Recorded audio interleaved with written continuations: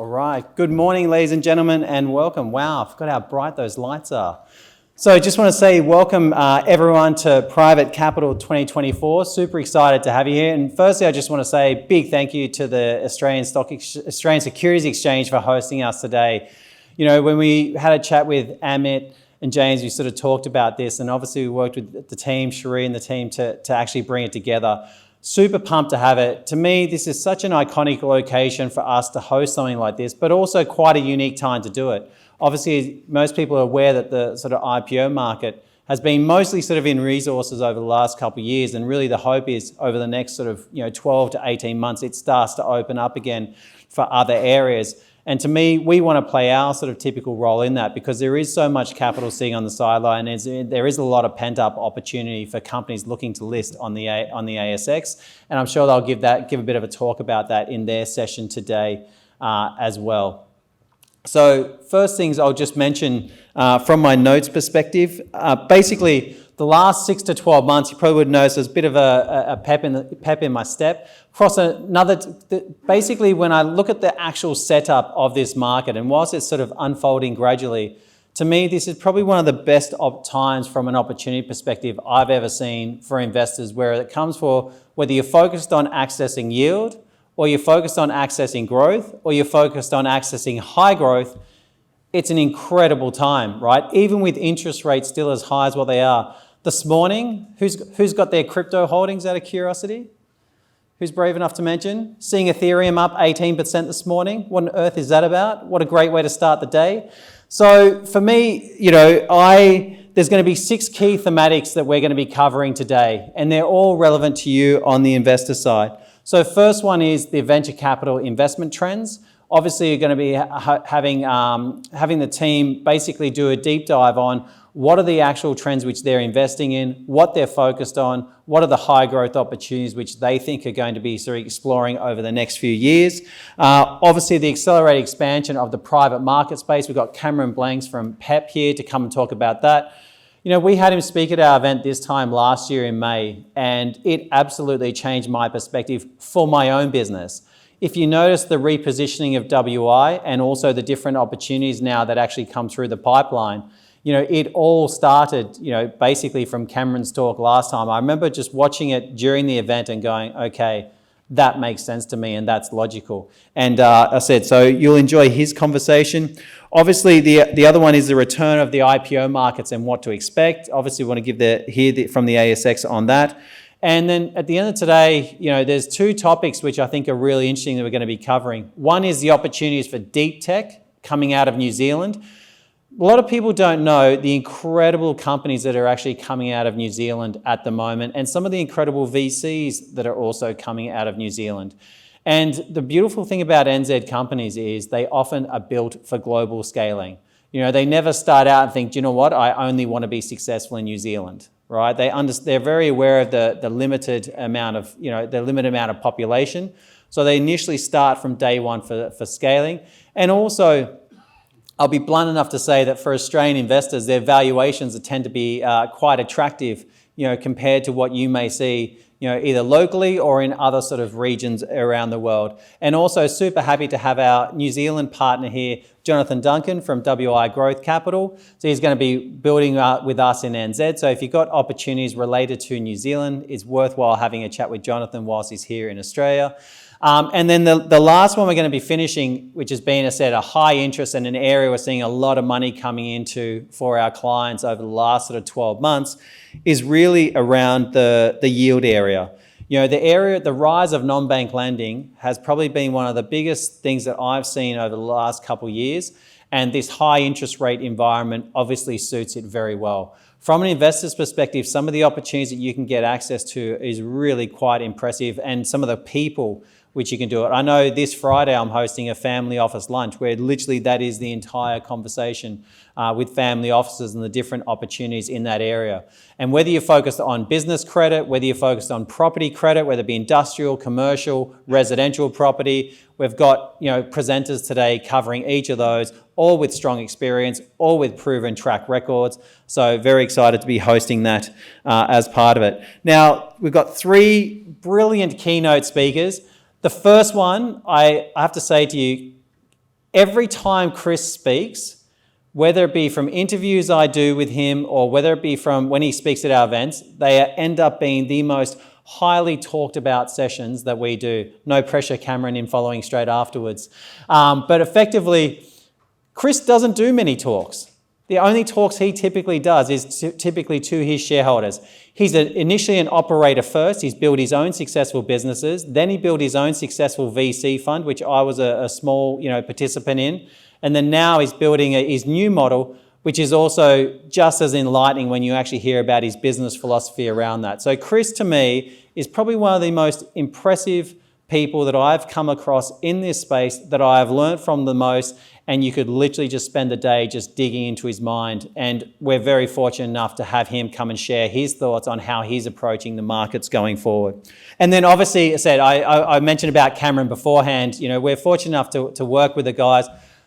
Probably one of the most, one of the most impressive private equity firms in the country. And also I love how approachable they are, how willing they are to share their ideas, share their theses, and allow investors to actually participate in what they're doing. Thank you very much, Cameron, for participating. And then one of my favorite people on earth that I get the opportunity to work with, which is Victoria Gordon at the end of the day, and the power of nature when it comes to medicine.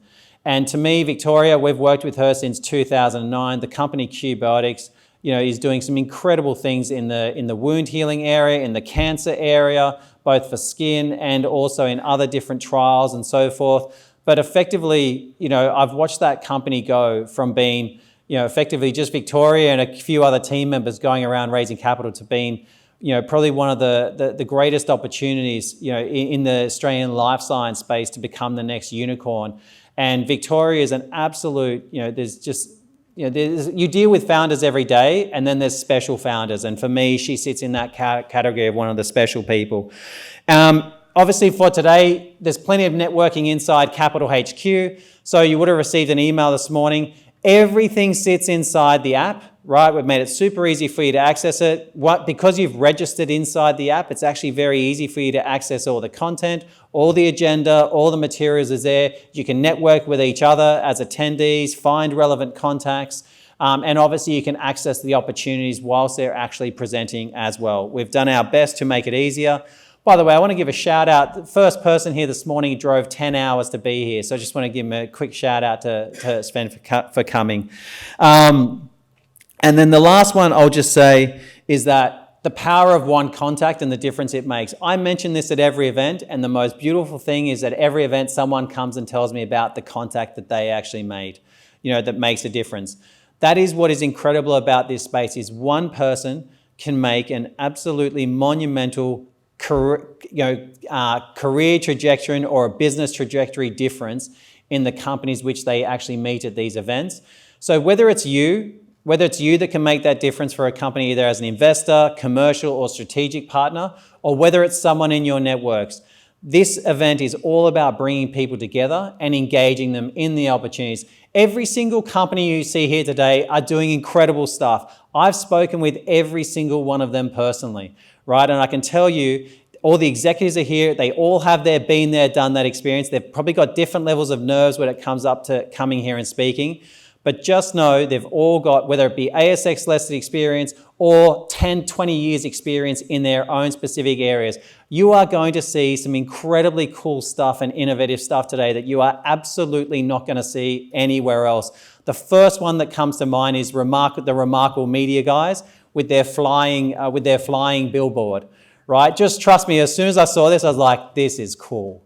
Right? And then when you find out their clients include Disney, Netflix, and all the other groups, absolutely astonishing. I could do that for all the companies, by the way, but I just had that in mind because I literally just saw them outside and they were showing it to me. So today will be an incredible day. The nice thing is it's a beautiful bubble of positivity. As I said, what an incredible time for crypto. The BetterX guys are here. Have a chat with Eric. We've got a great partnership with them. Love what they're doing.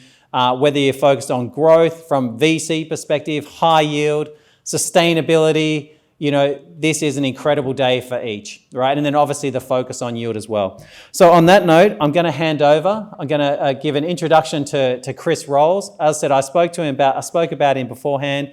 One of the most impressive people that I've ever got the opportunity to speak with. I've been fortunate enough to know Chris for some time now, and probably the most open, I'd say, venture and now private equity fund manager that I've come across in how they think about things. He was the first one that said to me that when he was just starting his VC fund that he felt like a startup again, because basically he was actually building his own sort of and he did a global study before actually doing it. So just trust me when I say everything that he is coming with you today, there is absolutely thousands of hours of research behind and the way he thinks about it. So on that note, over to you, Chris. Enjoy Private Capital 2024.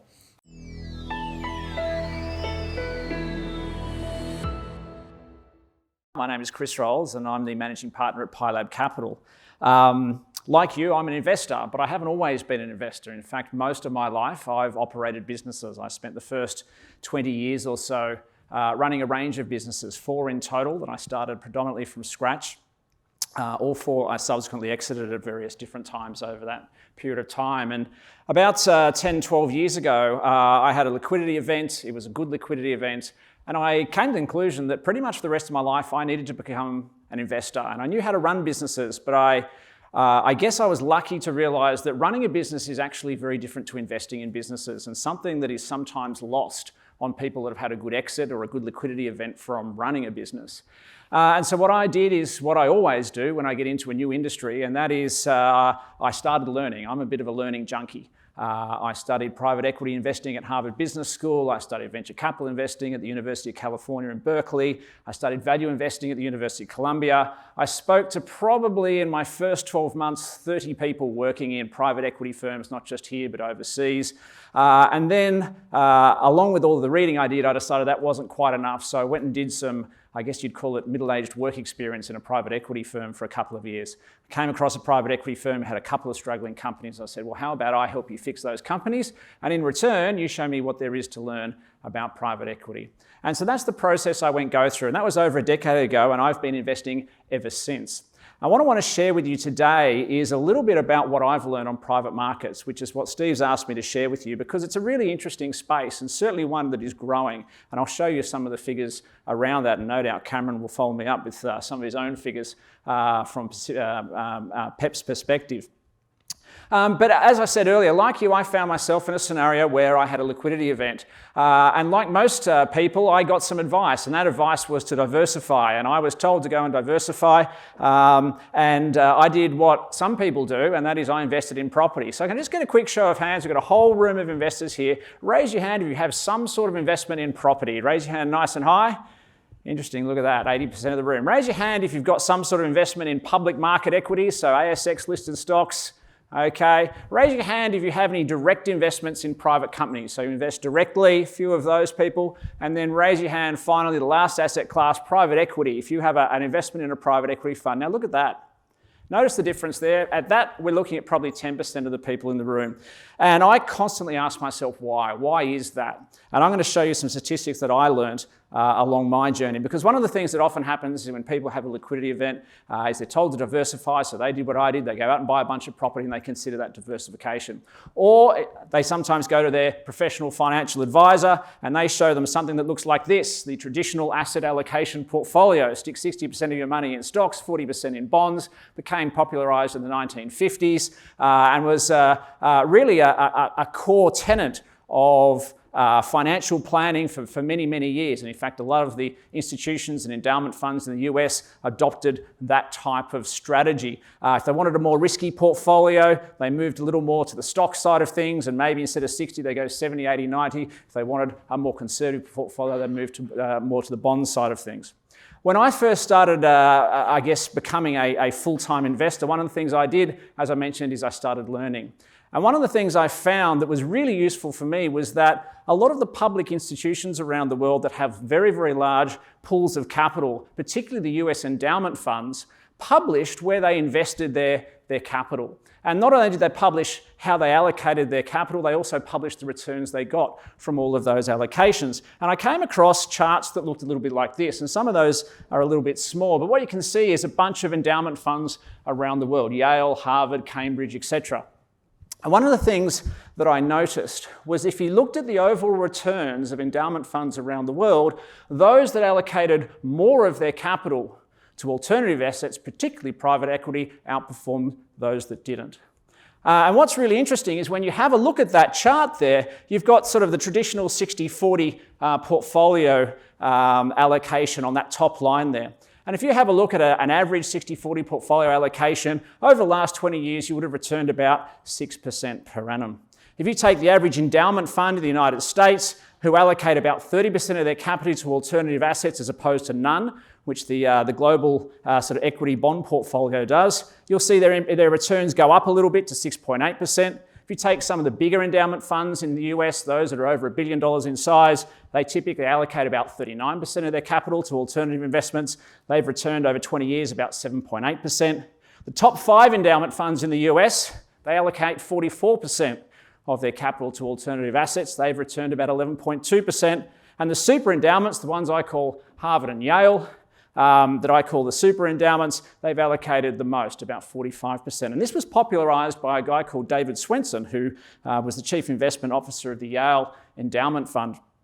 And you can see there a very, very clear correlation in endowment funds in the US. Those that allocate more to alternative assets, particularly private equity, generate better returns. And the question I wanted to know was why? Why is that the case?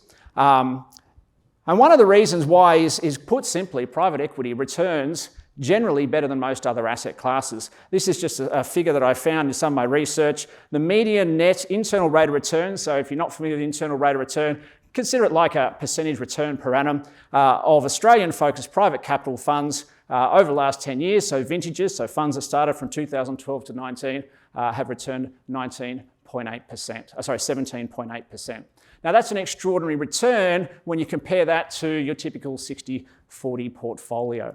And that's one of the things that really struck me. Wherever I went around the world, if you took an average of private equity fund returns, they performed very, very well. So the question is why? Why does private market investing generate better returns? There's a number of reasons, and I'm going to cover just 3 today. There are actually quite a lot, but I'm going to cover what I believe are the 3 most important. And the first of those is that there are simply more target opportunities. As a private investor investing in private businesses, there are simply more businesses to invest in, and the numbers are growing. Take, for example, this chart here. This is a chart of the total number of listed companies, predominantly on the NASDAQ and the New York Stock Exchange in the United States since 1996. And you'll see in 1996, there are a bit over 8,000 public listed companies that you could invest in on the public markets of the United States. You fast forward to 2023, that number is about 4,000. It's roughly halved over the last 30 years. The total number of opportunities as a public market investor have declined. And that's actually quite a common chart, something you see among many developed economies around the world. The Australian market has fared a little better. Go back 10 years, there were sort of about 2,100 odd companies. That's declined to about 2,000, so about a 4% decline. London Stock Exchange has declined by about 17% over the same period of time. Now put that in contrast to private companies, and this is just numbers from the Australian Bureau of Statistics, and these are businesses in Australia. You take the small category in businesses that employ 5 to 19 people, numbers there have increased by about 13% over the last 10 years. In the medium category, they've increased by 20%. In the large category, they've increased by about 30%. So a stark contrast there. The number of companies listed on exchanges around the world is declining, and the number of companies in the private space is increasing. Now, why is that important in terms of generating better returns? And when people ask me that, I often sort of think that the best way to think about it is an analogy. I'm going to give you 2 scenarios, and have a think about these 2 scenarios. Scenario 1 is this. If I said to you, go outside onto, I think we're on Bridge Street here, and stand on the side of the road. This is scenario 1. And count the first 10 cars that drive past you. And scenario 1 is you can take any one of those 10 cars home tonight as being your car. That's scenario 1.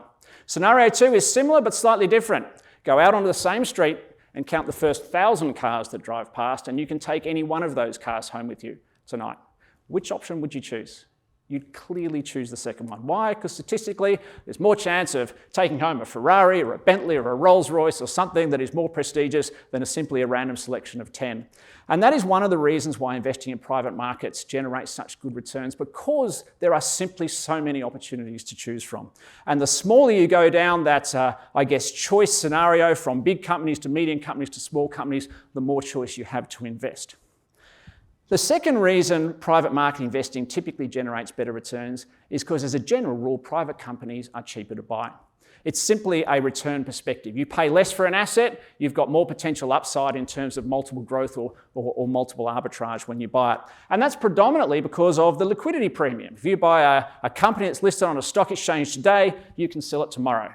You buy a private company today, it's much, much harder to sell tomorrow. So as a result, you've got this scenario where more capital flows into public markets, creating higher demand, pushing prices up. When I invest in private companies, I invest at the smaller end of the spectrum. Why? For a number of reasons. One, I've got more choice, but two, they are a lot cheaper to buy. The average company that I've bought over the last 10 years, we've bought at a multiple of around a bit over 5 times EBITDA. So 5 times earnings before interest, tax, depreciation, and amortization. So that's the average price that we've paid for a company. Now, the average price that you'd be paying to buy a company on the stock exchange today is about a 20 times PE ratio. Okay, price earnings ratio. Now, for clarity, those two figures aren't directly comparable. EBITDA multiple versus a price earnings ratio are slightly different, but a 20 times PE ratio, give or take a bit depending on the company, equates to maybe a 12, 13, 14 times EBITDA. So when you think about that, if you can buy one company at 5 times EBITDA, another company at 13 times EBITDA, which one is cheaper? It's pretty obvious. Private companies are generally cheaper. And that's one of the reasons why they generally return better. The third reason is this. And that is that better access to information when you are investing in private companies allows for better decision making. Now, a lot of people, when they hear me talk about this, they say, well, hang on a moment, isn't the whole point of public companies that you have open access to information? The answer to that is kind of true. But when I go and buy a private business, as do most private investors, I'm able to sit down with the sellers and I'm able to ask them about their executive team. I'm able to sit down with key employees. I'm able to talk to customers. I'm able to ask about their strategic plan. I'm able to ask them about, this key customer, how long are their contracts locked in for, and are they likely to renew that contract? I can look at their strategic plan. I can make a decision, a really informed decision, as to what are the prospects of this company over the next 2, 4, 6, 8, 10 years. In private market investing, that's called due diligence. Okay, if I was to get access to that equally secret, competitive information for a public company and act on it, that would be called insider trading, which of course is illegal. And so when I'm making an investment in a private company, I can actually make a decision that is genuinely informed about the prospects of that company moving forward, which means I can therefore make a better decision and generate better returns. And that often flies in the face of sort of popular belief. Private company investing allows you to make more informed decisions because you have access to better information. And that, in my view, are the three key reasons why private markets generate better returns than public markets do. And there's a bunch of other ones, but I don't have time to go into them today. So let's just go back to our returns for a moment and have a think about some of the things that I've just discussed about private market investing. And we'll have a look at how returns would affect you as an investor. If you're an investor, and we looked before and we sort of said in that chart that I showed earlier that the typical 60-40 equity portfolio over 20 years has returned about a 6% return. Now, if you invested $1 today at a 6% compound annual growth rate over 20 years, you would in 20 years end up with a bit over $3. So you put $1 in, you get about $3.2 out. Okay, that's the return you would get over 20 years. If you have a look at the S&P 500 over that same period of time, have generated about a 9%. If you made the assumption you were going to continue to generate about 9%, you put $1 in today, in 20 years you'll take out about $5.6.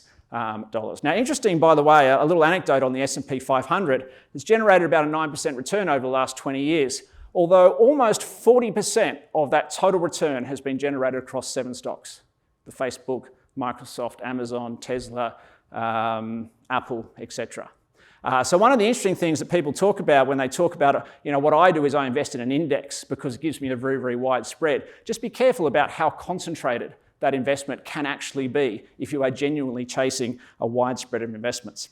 So $1 in the S&P 500, assuming that you generate the same return over the next 20 years that you did over the past, would turn into $5.6 over 20 years. If you invested in one of the, and got the similar returns to, say, the super endowment funds like Harvard and Yale at 11.5% per annum, you invest $1 today and you got that return for the next 20 years, you'd end up with about $9. Now, if you invested in an Australian private equity firm and you generated a 17.9% return, which the median of all private equity firms over the last 10 years has generated, you would actually end up with $26.9. So, a very, very significantly higher return for that dollar put in. However, there's a couple of nuances that you need to be aware of because these figures aren't comparable.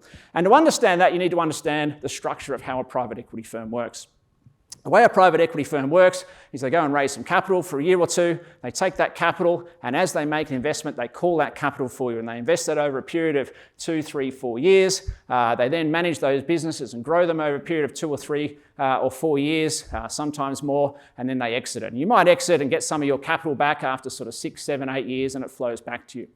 Now, one of the things that people don't take into account when they simply look at headline returns is the fact that if you invest in a private equity firm, you get your capital back. Each time you get that capital back, you need to pay tax on that. Depending on how you're structured, if you're structured well, you probably pay somewhere around the 25% capital gains tax. So you can't actually invest, generally speaking, in a private equity fund and get that 17.9% return every single year because periodically along the way, you have to pay tax. There's tax leakage.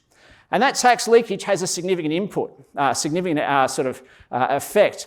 Instead of generating actually close to 27 times return on your $1 that goes in after 20 years, that tax impact actually reduces it to about half, around about 15 times. Still, a significantly better outcome than all of the other allocation scenarios. Which leads me to this gentleman here, which all of you will recognise is Warren Buffett. If you haven't been over to Warren Buffett's Omaha annual general meeting, I would strongly recommend it because time is running out. He made a comment, he's made several comments over many years to this effect.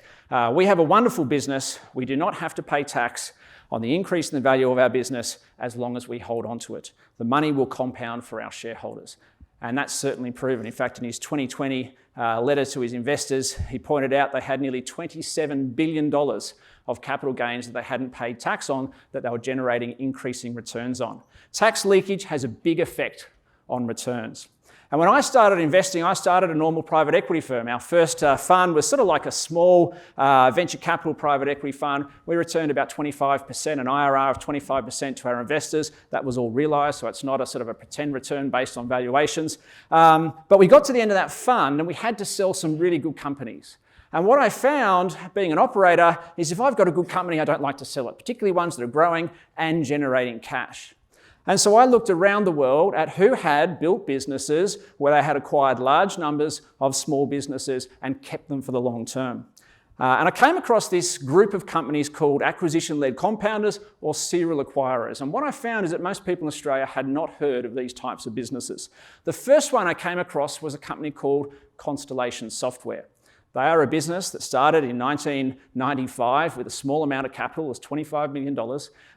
They bought small software businesses that were kind of old school software that weren't growing very fast, so very different to venture capital investing. But what they were able to do is able to generate a lot of cash out of those investments. And they continued doing that from 1995. They listed on the Australian Stock Exchange on the Toronto Stock Exchange in 2006 at $18 a share. And this chart here shows their return to shareholders from when they listed in 2006 all the way through to 2020, just past 2022. And what you can see is that Constellation Software's return outperformed Facebook, Amazon, Apple, Microsoft, and Google. It's now an $80 billion company that almost nobody in Australia has heard of. Why? Because when you do business with Constellation Software, you don't even know who they are. You're doing business with a tiny little software business that maybe have 20 or 30 employees. You probably know the CEO. It operates in a completely decentralized fashion. And this was the first serial acquirer that they came across. They've generated returns of 34% per annum for nearly 20 years. An extraordinary return. They are the highest returning listed company in North America. Now, what's interesting is there are actually lots of these businesses. And I subsequently found quite a lot of them. And the home of these businesses is actually in the Nordic region of Europe, in Sweden, Finland, Norway. In fact, I've just come back from Stockholm a couple of weeks ago, learning more about serial acquirers, because we started Australia's first serial acquirer about 4 years ago. We pivoted away from that typical fund model where you had to sell businesses when the fund got to maturity so that we could hold on to them forever. So what is a serial acquirer? Well, a serial acquirer is a business that acquires in a corporate structure, similar to Berkshire Hathaway, potential niche market leaders. So small businesses in a very, very defined niche that are often market leaders. Why? Because it gives you pricing power, makes your customers very sticky because they don't have alternatives. What they typically have is they have a very, very simple and fast M&A process. They're able to go out, identify a good business and close on a transaction very quickly. They run underlying portfolios in a decentralized manner. So one of the things that happens is people sort of go, look at Constellation Software. They've got they've made about 1,000 acquisitions. They must get all of these synergies by merging these businesses together and cutting out HR and accounting. The answer is no, they don't. Everyone operates with its own CEO, its own CFO, its own group of executives running just that business. And what that allows them to do is that allows them to remain nimble. Now, while investing as a serial acquirer is similar to investing in private equity, there are a couple of advantages. First of all, because they typically buy small businesses, they buy them at low multiples, and therefore they don't have to put in large amounts of debt. The typical serial acquirer around the world, even the publicly listed ones who could access a lot more debt, typically operate with less than 2 times EBITDA of debt. In private equity firms, often that's a lot more, 3, 4, 5 times. They typically buy smaller businesses. Why? As we've discussed, they buy them for lower multiples. They provide more diversification risk for investors. A standard sort of private equity fund will have sort of somewhere between 7 and 10 portfolio companies in it. You invest in some of these serial acquirers that I met with last week in Stockholm. They might have 200 or 300 or 400 portfolio companies that they've been building up over decades. If one of those businesses fails, it's kind of irrelevant. If an acquisition they make fails, it's kind of irrelevant. Last year, Constellation Software made 120 acquisitions at an average purchase price of $12 million. Now that's an $80 billion company. What would happen if one of those $12 million acquisitions didn't work out? It wouldn't make any difference at all.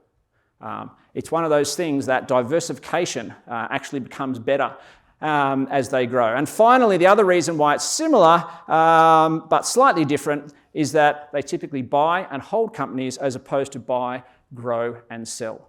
Serial acquirers are after companies that don't grow rapidly. They're after companies that generate a lot of cash. And that cash is then funneled back to head office, very similar to Warren Buffett's Berkshire Hathaway model, and that is then allocated at the highest possible returns. What they have is they have the ability to continue to deploy capital at high rates of returns for a very, very long time because there are so many opportunities for them to invest in. Okay, so why do they generate such good returns? Simply because they buy small businesses and there's lots to choose from. They cost less to acquire. They're more nimble and therefore easy to improve. And I'll give you an actual sort of example of that.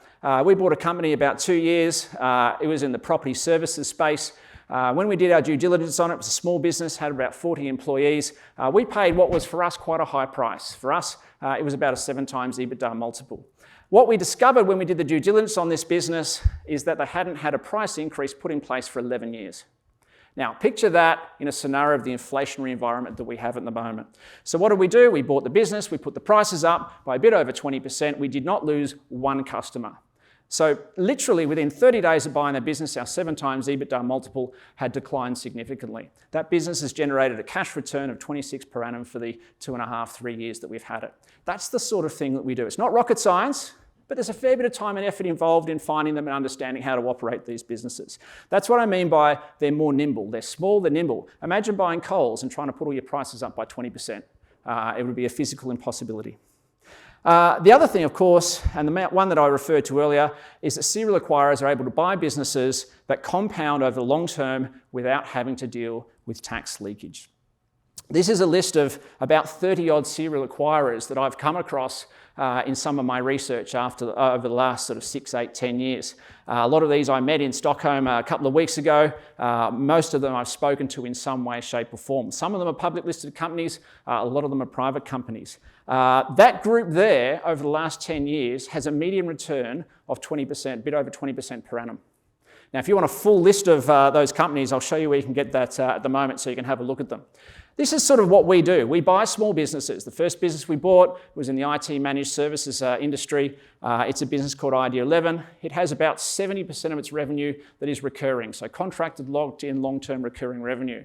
Quite different to most IT managed services businesses, and they're the sorts of businesses we buy.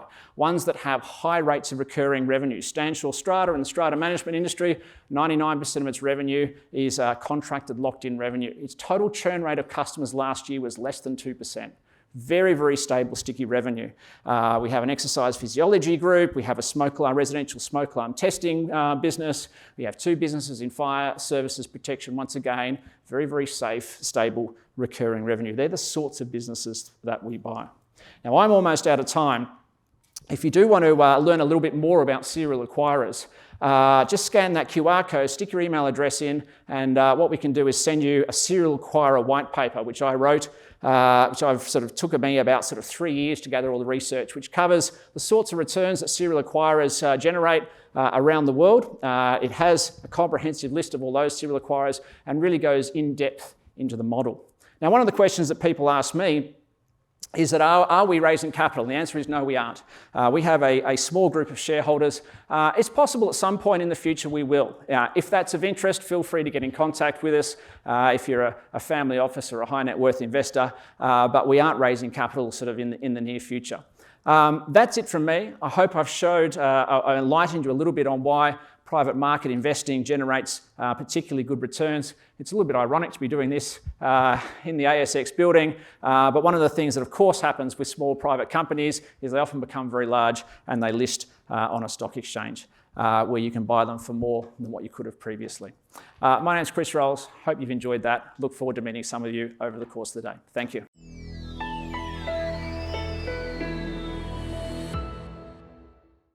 Thank you, Chris, for that insightful keynote. Good day, everyone. My name is Jade, and I will be your MC for today. As Steve mentioned earlier, we have an amazing day filled with insightful speakers and compelling company presentations. Now to talk about accessing global private equity, please join me in welcoming Cameron Blanks, Managing Director of Pacific Equity Partners. Hopefully with a little bit more context around just private equity rather than serial acquirers. Just a little bit of background on our firm, just so you've got the context. So we've been in the Australian market for 26 years. We were founded in 1998 by Bain Capital. And you mentioned, Chris, David Swenson. He was actually one of our original investors, and the endowment funds who have backed us, for a long time in the market. Rolling forward to today, we manage, it's actually now closer to $10 billion, and we have quite a large team. So there's 86 people in the firm, and it's partner-owned. So I'm one of those partners. There's 16 of us. We invest across 5 different investment strategies. So that's a little bit of background on us. In terms of just a summary of what you'll hear today, the private markets are now very large. In the global private markets, there's $12 trillion of assets. It has considerably outgrown the public markets, and Chris touched on a lot of that. And that's really been driven by consistent outperformance in the private markets compared to the public markets, which obviously attracts more capital into the markets. When we think about why that outperformance has occurred, obviously you heard some of the things that Chris was saying, but we really put it down to a superior governance model. It is a little bit ironic that we're giving this presentation in the ASX, but in a private market or a private company setting, the connection between shareholder and management is very tight. The concept of having a large board of non-executive directors with very little skin in the game, with litigation, firms, class actions, and all of the box checking that goes around in a large corporate governance setting. It means that the connection between shareholder to management is somewhat removed, where we actually see this as very much a partnership with management. We'll talk about that a little bit more as we go through. Probably the most unfortunate thing is that the growth in the private markets has really been fueled by the big institutional investors. So, these are the endowment funds that Chris talked about, but also large pension funds and sovereign wealth funds, and largely individual investors have missed out on great returns over many decades. We put that down to just a lack of liquidity in the private markets. Obviously, a lot of individual investors, are concerned about life changes, death, divorce, all of those things that do happen. And if you're in a liquid asset, it is actually very difficult for individuals to manage those things. And then there's a know-how. You have a lot of names that you've never heard about, to invest in, and there needs to be a bit of a know-how and know who to invest with in the industry. So there are some of the barriers that have really meant that you haven't seen individuals get into private markets in the way that institutional investors have. The good news is there are solutions coming for individual investors. We've got one of those in our PEP Gateway program, but there are others out there. So that's great news for individual investors. So that's sort of the summary of what you're about to hear, and we'll skip through this reasonably quickly given time. So just to put that in context, the $12 trillion in the global private markets, that goes from the private equity or buyout. So these are late stage buyout of larger companies, certainly where we PEP focus. Obviously, you go all the way through venture capital into infrastructure investing. So it's a large market across a number of different asset classes, and it's growing quite rapidly. Just to put that in context, the growth in the private markets, you go back to 2010, $2.5 trillion, you're now sitting around $12.5 trillion, and it's pretty clear that growth is going to continue to compound at that sort of low double-digit mark, and before too long we'll be talking about a $30 trillion private market opportunity. Again, why has that? And Chris touched on this a little. If you go back, this chart just shows the growth in the private markets indexed to the growth in the public markets, and it's quite stark, how fast the private markets is growing. And I think this, as it gets bigger and bigger, part of the issue that's going on is it used to be a rite of passage to come into this building and ring the bell, and that was really for companies to gain access to capital. Companies can be quite large now and don't need to access the public markets to continue to grow. So that's really one reason. You're also seeing a lot of companies going private as well. So we've had the Sydney Airport and a number of other bigger companies going private as well. Again, it comes back to this superior governance model. So it really means that the private markets these days are becoming very mainstream.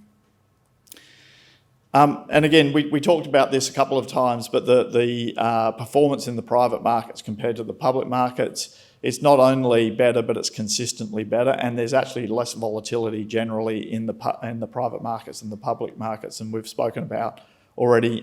We certainly put that down to a better governance model, greater alignment, and less short-termism. In some ways, in the public markets, it's either quarterly reporting or half-yearly reporting, and that drives the management team and the board, really to focus, in quite a short-term way. What happens in the private markets, we've got timeframes of 3 to 5 years generally, and we can take a much more medium-term view of how to invest and grow companies.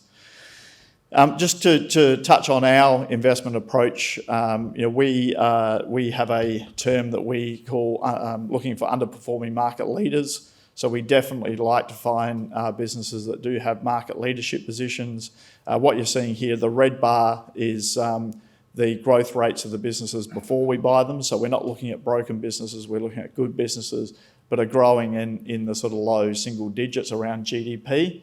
But given their market leadership position, they should be growing much faster than that. So we go in and we have a very clear thesis. It's not about a 10-point plan. It's typically about a 2 or 3 different things we're going to do when we own it to double profits. And the blue bars that you're looking at is the results across our portfolio companies. 98% improvement in profit, almost a doubling of profit. But again, it's through better management and clear strategy definition.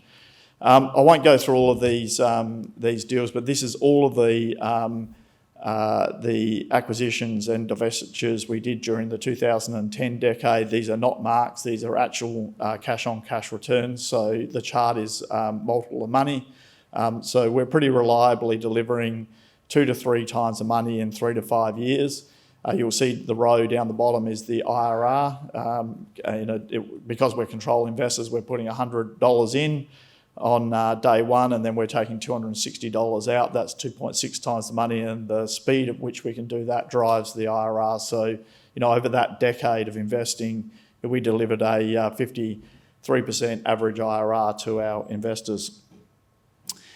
So here we go on the sad part of this story, which is institutional investors have enjoyed that performance. Private investors or individual investors have largely missed out. Obviously there's fairly high minimums to get into private equity funds generally. That is changing. There's these call structures that Chris talked about where you're committing capital and that's getting drawn down over time, which is frustrating for investors because they'll commit, but the money won't actually get to work for a number of years.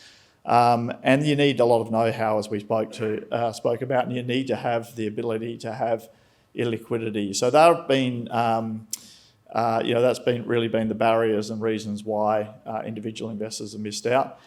This is our take of how we've started to solve that issue.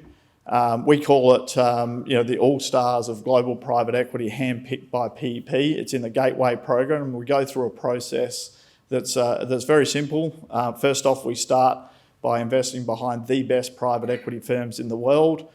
We think we're one of them, and we know what the good ones, in North America and Europe look like. We often know the principals given our time in the market. And so first off, we're backing those firms that have been around for 25 years, have invested through cycles, have great track records, have growing assets under management, and have very stable tenant investment teams. So that's step one. Step two is we identify their trophy assets, the ones that they don't want to sell, that they do want to hold on for longer. And there's been an innovation in our industry about a decade ago, starting in the US, of these things called single asset continuation funds, which enables private equity firms to own their assets for longer, to continue to compound that growth. And it's really those opportunities that we're looking for, and we'll talk about that a bit more on the next slide. Once we've identified these opportunities, we then do full due diligence on every single asset. It's PEP style diligence. It's very thorough and making sure that we know exactly the prospects of the companies and how they're going to grow going forward. And going through that process, we end up putting assets into the portfolio. We think they are the all-stars of global private equity. I mentioned the word single asset continuation fund. It's a long-winded institutional way of explaining something that's fairly simple. So generally you have in private equity, you have a primary fund. It'll raise, our current vintage is a $3 billion fund. We'll go and deploy that over a 4 or 5 year period, and you'll end up with 8 to 10 assets within that fund. Often there's at least one star asset within your portfolio that you would much prefer to keep and continuing to compound the growth. These started about a decade ago, as I said, in the US, where now the ability is to take that star asset and spin it out into a single asset continuation fund to continue to compound that growth. It sounds a little bit weird because the private equity firm is on both sides of the trade, but there's always a very large institutional investor coming in and pricing the deal. There's advisory board approval. A lot of governance goes around to make sure these are done at a fair price. It really is a win-win-win thematic for everybody involved. For the private equity manager, we obviously get to win because we get to continue to compound the growth of these star assets. It's not a liquidity event for us. The quid pro quo is we have to roll all of our economics into the new vehicle, which makes for great alignment. For existing investors, this is a liquidity option, not an obligation. So all of the existing investors in the commingled or in the primary fund have the ability to roll into the single asset continuation fund. Typically what happens is about 50% of them do, and 50% of them choose to take the liquidity for their own, broader private equity programs. And then it's a great opportunity for new investors to get set in these star assets. So a real win-win-win thematic, and it's pretty well the highest growth part of the private markets today. It's reasonably early days. These have been around for about a decade in the US, but with that, the data is saying these are actually performing much better than primary funds. So you'll see, particularly in the top quartile, a 39% IRR versus a 23% IRR. And then what we're really doing within the Gateway program is then hand selecting the best of the best to put in the fund. And we think the reason why that delivers even better returns is we're avoiding the lower return opportunities that have able to be worked through diligence. And then finally, this is a snapshot of what the portfolio looks like and the names of the private equity funds that we're investing behind. These names may or may not mean much to you, but these are the best private equity firms, amongst the best private equity firms in the world that we're investing behind. They all have established AUM of probably closer to $50 billion. They've all been around for a long time, got very stable teams, and have consistently performed through cycles. And then the portfolio itself is diverse across geography and across sector. These are all market-leading businesses with growing and defensive markets, not in cyclical type places, with multiple levers for growth on the next horizon. The Gateway program actually has two complementary access points. We have the Gateway Fund itself, which is about 70% of these all-star assets that we were talking about. We have about 15% of the portfolio in the listed private equity space. So in the US, there is some enormous alternative asset managers. So names like a KKR, an Apollo, an Ares is those sorts of guys. Most of them are $50 billion plus market cap businesses, and they are the head stocks. So their stocks are driven by growth in assets under management in the private markets, which you've seen have been compounding at over 10% per annum for a long time. We really love that thematic, but also the benefit it gives us in the Gateway Fund is a liquidity sleeve. So it means that the Gateway Fund is monthly liquid, minimum investments of $50,000, and people can come in and out like a normal Australian managed investment trust on a monthly basis. So it really addresses some of the concerns for individual investors to get into private equity. So low minimums and liquidity.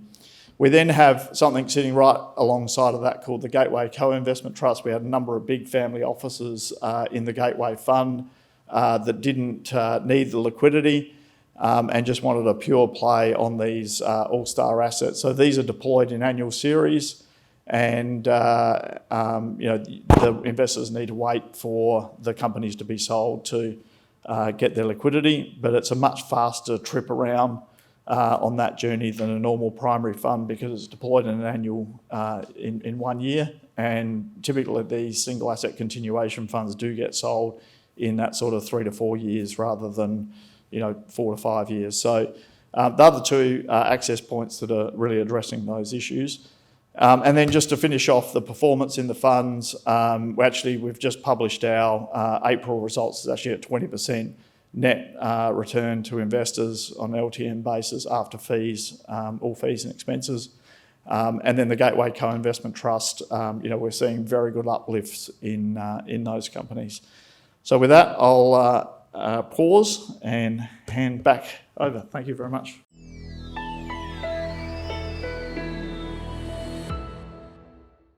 Thank you, Cameron. Now we will start with our first set of company presentations.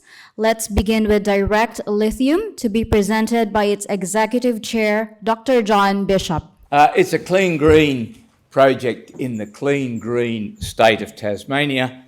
It'll be producing reliable, renewable electricity 24/7, and it'll also be producing a high-grade lithium. So it's a combined two-stream project.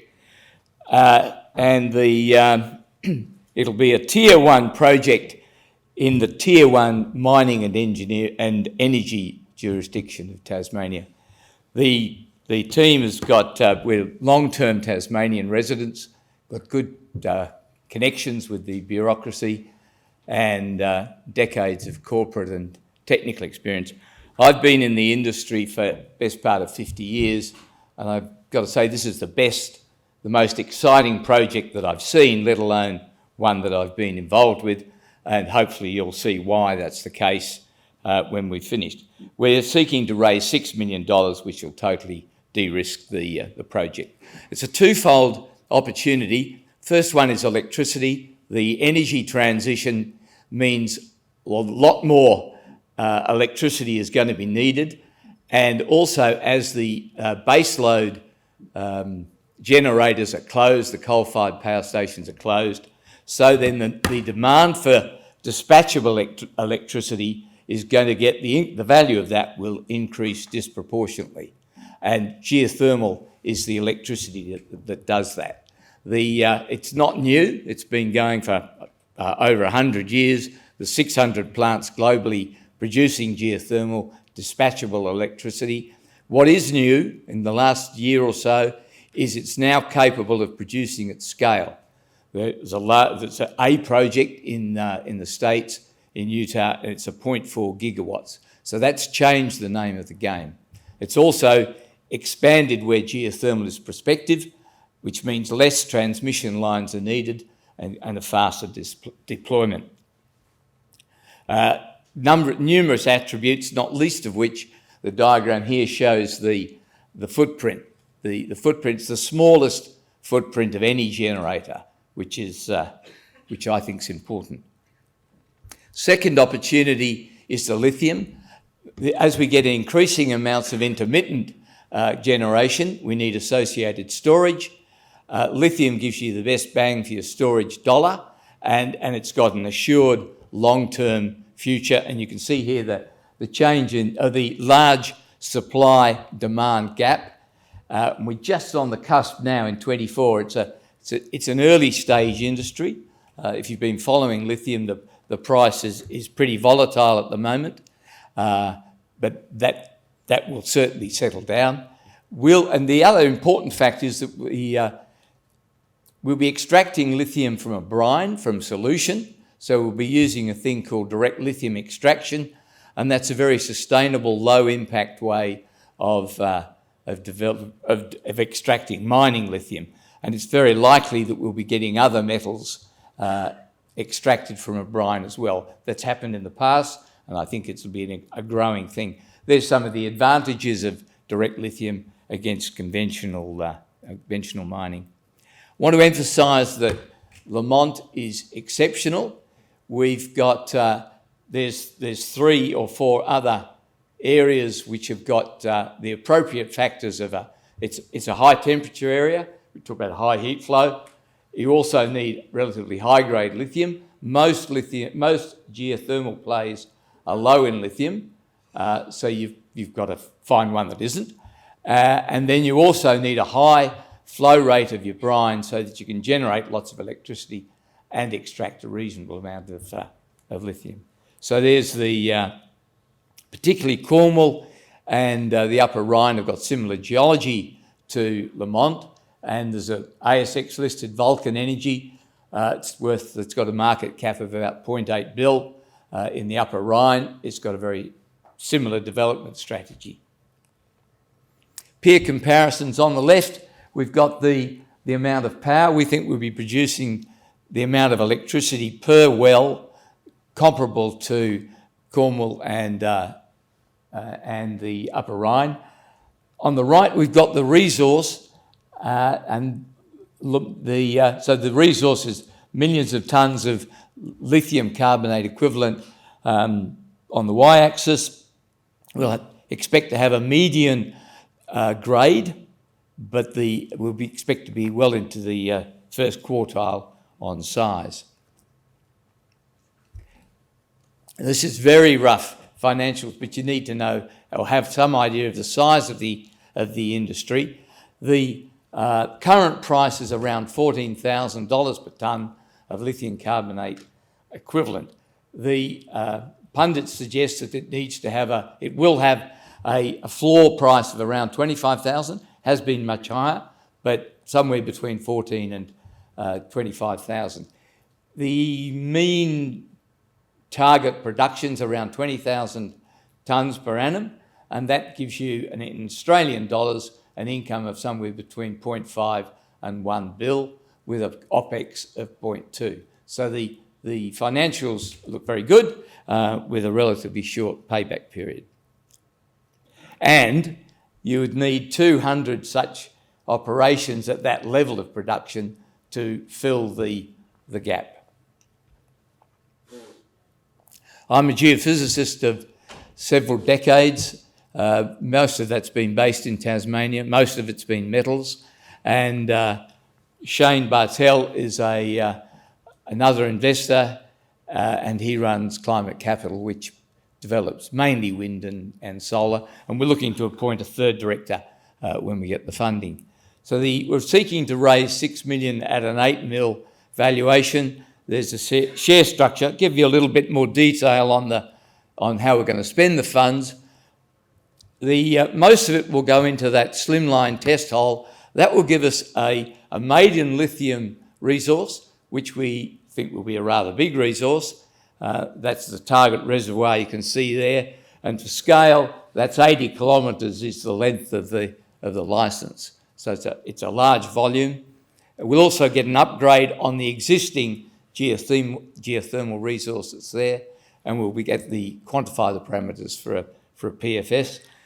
Get the right metrics for that. We would then drill a second slimline hole, and that would allow us to put a pilot geothermal plant about 0.3 to 0.4 megawatts and a DLE plant that would allow us to find the appropriate method of processing. The thing about DLE, it's a range of physical and chemical processes, and each brine is different, and you have to find the correct flow sheet. That would cost us 20 to 25 bill, and after that, the DLE testing and go to full-scale production. The direct lithium was incorporated specifically for this project. My family interest has got most of the shares at the moment, but we wish to go. I've rung the bell a couple of times in this building. It's not the appropriate vehicle for this stage of company. It may become an exit strategy, more likely when we'll be raising upwards of $1 billion for a very large-scale lithium factory, then that might be the time to float. But otherwise, we're seeking private funds. Thank you very much.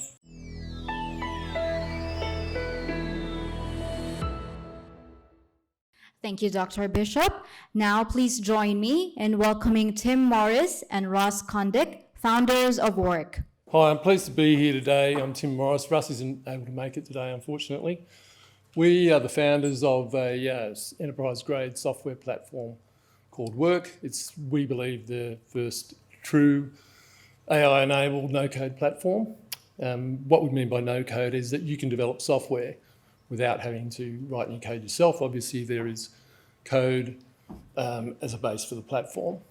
So what's the problem we're looking to solve? IT delivery is extremely expensive, slow, very much prone to failure. We're talking $10, $100 million project and program builds in government, similar sizes in private. So what's the solution? The solution is to be able to develop a product which facilitates much quicker, more flexible development. So our motivation was to deliver a real step up in software delivery capability. So that meant improving speed and cost, making it much quicker, much more affordable for any organisation to transform their business.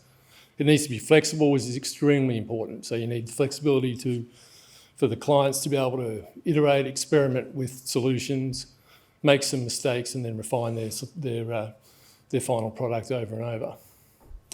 So it needed to be powerful. There are the no-code platforms out there, and there's low-code, but we wanted to build a platform that was able to do a lot, basically, to replicate full system builds and not be constrained within the no-code or the low-code. So back on the problems within IT, where's it felt? So lack of talent doesn't mean people aren't talented, but there's a lack of resources in IT. There's so much demand in the government and private sector, it's hard to get people in that can easily deliver for you.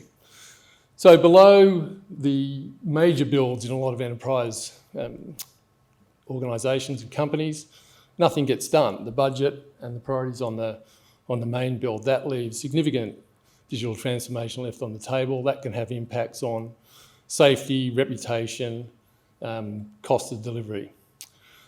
Enterprise software often has a high total cost of ownership, so you have to maintain code bases, you have to be able to work with code changes even if you're using the platforms. Compliance and other very common processes are often quite poorly served because there's difficulty in developing code that deals with relationships.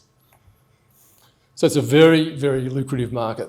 So we're in a market which is populated with giant companies, Salesforce, ServiceNow, so on, with valuations well over 100 billion, some smaller players which are in the 5 to 10 billion.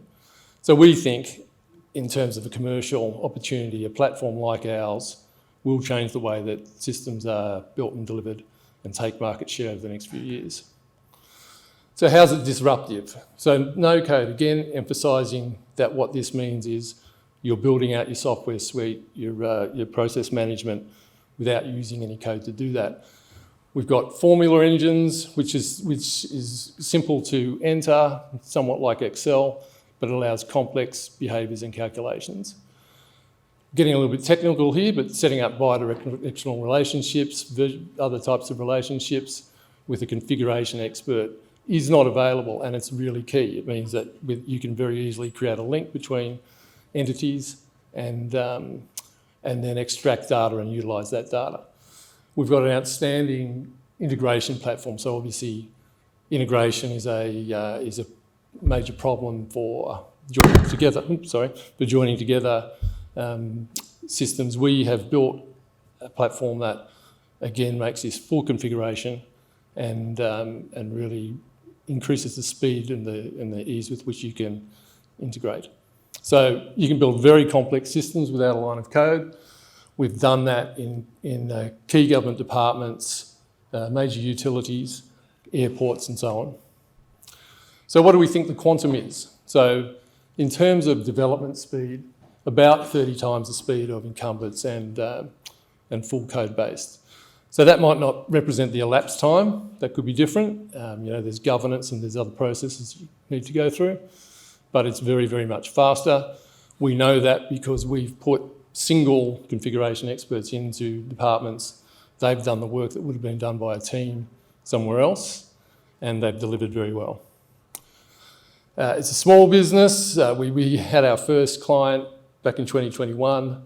That was around $50,000 worth of business there. It's grown to this year, we are just short of 2 million.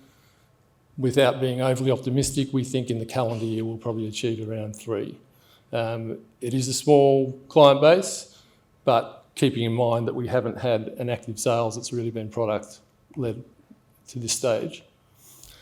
But the client value is increasing. So each of the clients that we have increased their spend and their utilisation by multiple 100%. That's making them stickier. They have more products with us, and it's obviously beneficial to us. So We have an AI roadmap that we believe, I suppose importantly, add additional improvements in the implementation speed of another 10 to 20 times. I won't go into all of the detail. A first use case, which is not far off being launched, is using generative AI, so your large language models, to generate formulas, rules, and join up entities. So that's, by the time that we've implemented that uplift, along with what we already have, it's going to be a pretty extraordinary platform. So future growth, the current pipeline and new partnerships, as we said, we're on track for 2 to 3 million revenue this year. The partnership model is a new one for us, and it's going well, and it's lucrative for the partner and it's lucrative for us. There's plenty of incentive for them, for people. We've got consultants and individuals with good connections helping to sell our software. We have the option and we have interest in bespoke product builds, particularly in the cyber and strategic management areas. And again, I would like to emphasise that we've got government interest in those products. So it's 100% founder owned. So Russ and I have extensive IT management, running companies, delivering of software. Ian is our developer. He's an extraordinary developer. He's our lead developer. I would emphasise too that our cost of development is very low. We have the lead here in Australia, but we outsource, and so we're able to scale up and deliver uplift quickly and low cost. And then Finn's a former CEO in government and on a number of private boards at the moment, extremely knowledgeable and qualified advisor. So what do we need in terms of the future and funding? We're looking at something from $1.5 to $4 million as a raise. We want to use it to improve our usability.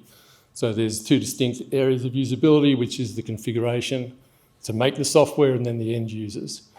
We need to build out a sales and marketing function. We haven't done that much of that yet, but we've still made sales. We're very confident that that will be an effective and probably pivotal part of our growth.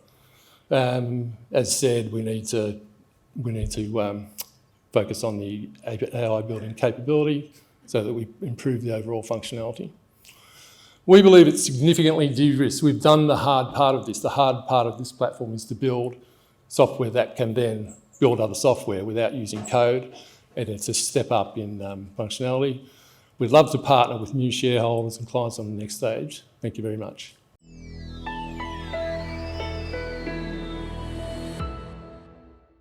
Thank you, Tim. Up next is Sohi Partners. Please join me in acknowledging Andrew Spears, founding partner of Sohi Partners. Sohi Partners, by the way. Southern Highlands, Sohi Partners. That's okay. So we are wanting to talk to you today about our fund, the Sohi MedTech Innovation Fund. We are based in the Southern Highlands. We are Australia's first regionally based medtech venture capital fund. We also undertake some limited investment banking activities as well. So talking specifically about the innovation fund today though. For those who want an independent view of what we're doing and what we're talking about today, Tess Bennett at the AFR published an article on us, which is in today's paper, page 22 in the technology section. It's also available online if you'd like to read through it. I'll let you read through the disclaimer at your relaxation. We now own your firstborn child. So this is our founding partners. You know, this is our secret sauce, particularly if you look at the 2 gentlemen in the bottom right-hand corner. In the bottom right-hand corner, you've got Dr. Ashish Dhawan, one of the world's leading orthopaedic surgeons, and above him directly is Dr. Nicholas Hartnell, also one of the leading orthopaedic surgeons around the world. They've taught in some of the best universities and they've delivered surgical procedures and innovations that are incredibly market leading. Between them, they own over 40 patents. They've delivered businesses in multiple geographies around the world. John Burton, who's here today as well, up the top there, is our chairman, and our future managing partners just sat down next to him as well, Mr. Alan Beasley. My name is Andrew Spears. I'm one of the founding partners and the COO of the business currently as well. It has been a wild ride. We are currently oversubscribed for our first round close, which has been phenomenal. And we think that primarily comes from the fact that we're trying to do things differently. We're trying to rebuild medical venture capital from the inside out, with surgeons and global leaders in the practitioner field finding the right opportunities, filtering those opportunities before they even get to an investment risk committee and the bankers can have a look at it. So I am a banker by training and I apologise for that. But we do make very good investment decisions. But what we're not good at is picking medical technologies, because I don't have 40 to 50 years of surgical experience implanting devices. But what we do have with our medical advisory panel is that approach. So as I've said, we are founded by surgeons, for surgeons and users of medicine, and also for the recipients of medicine, the patients. We put the patient outcome at the centre of every single investment decision that we make. I'll get to our 3 cornerstone investments, which we believe will be 3 unicorns, a little bit later, but a heavy focus on making sure that the medical community is central in choosing the future medical technologies for the world. And I do use the term for the world. If it doesn't have a global mandate and an ability to significantly improve human life on this planet and animal life, we do not invest in it. Over 70% of our funding to date has come from the medical field, which we think is a fantastic testament to our model, to our partners, and also to the medical innovations which we're going to invest in. Our first round funding close has been brought forwards by 3 weeks because we are currently oversubscribed. Anybody who does want to get into the first round, you still are welcome to participate. You've only got a few more weeks to get in touch with us. And then we'll be having a second and subsequent round following that as well. We will identify, support and launch the next generation of Australian medtech innovation. And you know, Australia really does bat above its weight when we talk about medtech innovation. IVF came out of Australia, spray on skin, cochlea, cervical cancer vaccines. We're now looking at potential spine replacements. We're looking at kangaroo ligaments coming into human beings. These are some of the things that we're currently investing in. So our investment thesis is a big one. We want to tackle the world's biggest health problems. We've set up the medical advisory panel, which is comprised of the surgeons, as I spoke about earlier. Only once somebody with a collective experience of 120 years in surgical and medical procedures has looked at the scientific hypothesis of the idea and founded that idea and the science behind it to have been peer-reviewed, adequate and investable and backable for the future, will it reach the investment committee. So we bring in regulatory legal experts, we bring in scientific experts, we bring in surgeons, we bring in supply chain specialists, we bring in a whole field of intelligent people into that medical advisory panel to look at it. Only once they say it's a good idea will it flow to the investment risk committee. The investment risk committee then looks at it and says, fantastic science, guys, but it's never going to make $1 billion. And that's what we do. So it has to have a total addressable market of USD 1 billion, technology that improves and prolongs life, and can be predominantly manufactured in regional Australia. I'll get to that one right now. So why do we believe in made in regional Australia? 2/3 of the Australian population lives in 8 cities. It's not an altogether altruistic principle of actually wanting to build out regional Australia, although being a regional Australian VC fund, it is central to our personal beliefs, but it comes down to the land values in regional Australia are effectively $200 to $300 a square metre for advanced lab space versus $1,200 per square metre in the major cities, particularly Sydney. So we'll be influencing the businesses we invest in to build out in regional Australia just simply to gain cost efficiencies in some of the major hubs. So that's a key strategy to our approach. If you're going to take a photo of a slide, this is the slide to take a photo of, because in 5 years' time, you're going to wish you'd invested in these names.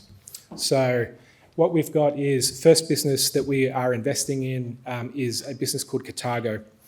Cartago has created a molecule which is synthesized from a naturally occurring molecule in the human body. It stimulates stem cell activation in soft tissue. Effectively, their first use case is going to be in spinal disc deterioration. So at the moment, spine pain, primarily caused by disc damage.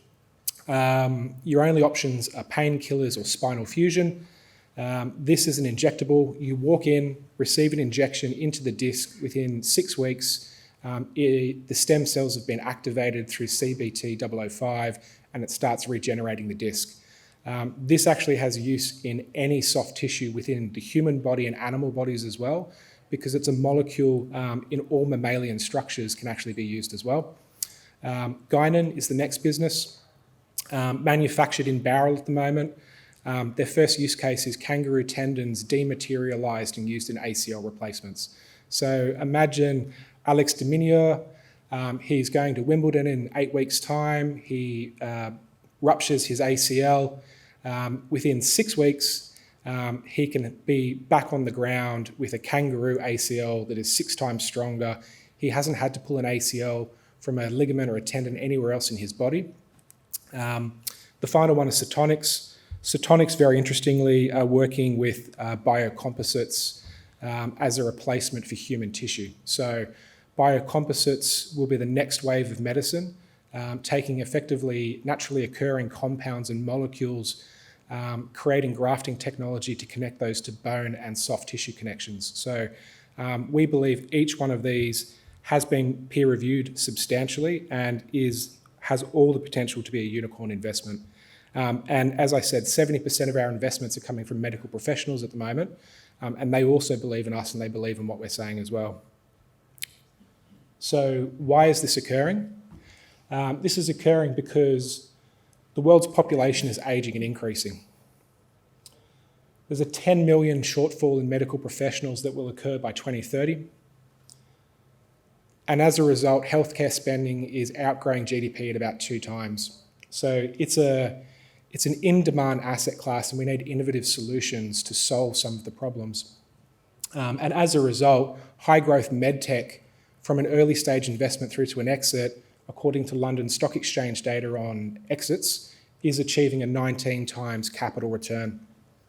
Sorry, EBITDA multiple. There's currently $118 billion invested in private capital markets, and that's why Steve's business is doing really well, and there's so many people here today. You have opportunities to invest in companies like Cartago, Guinan and Cetonics through our fund. And we're currently at the trough of the valuation cycle as well. So it's a good time to be investing in venture capital and private equity. I won't go into the structure because I am running out on time, but effectively our fund is seeking a 20% IRR. We actually believe, based on our financial modelling, that IRR is going to be closer to 85 to 90%, based on the investment methodology and structures that we're looking at. We're open to wholesale investors from 100K plus.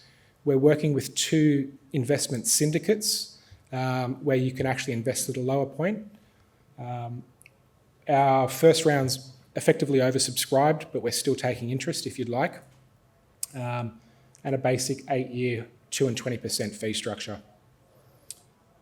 How to invest? Through the Capital HQ platform on Wholesale Investor or through our website.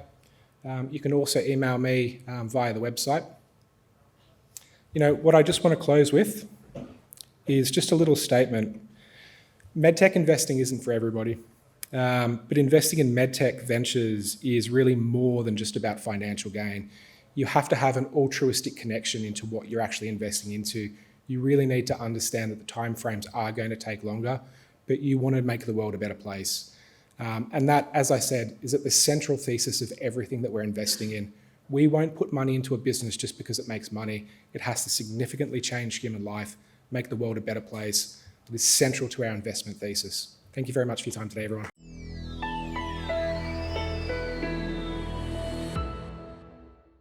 Thank you, Andrew of So High Partners. Now we're about to wrap up our first set of company showcases.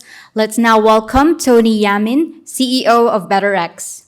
All right, good morning, everyone. My name's Tony Yamin. I'm one of the co-founders and CEO of BetterX. We're an underlying infrastructure software solution for digital asset and tokenization management.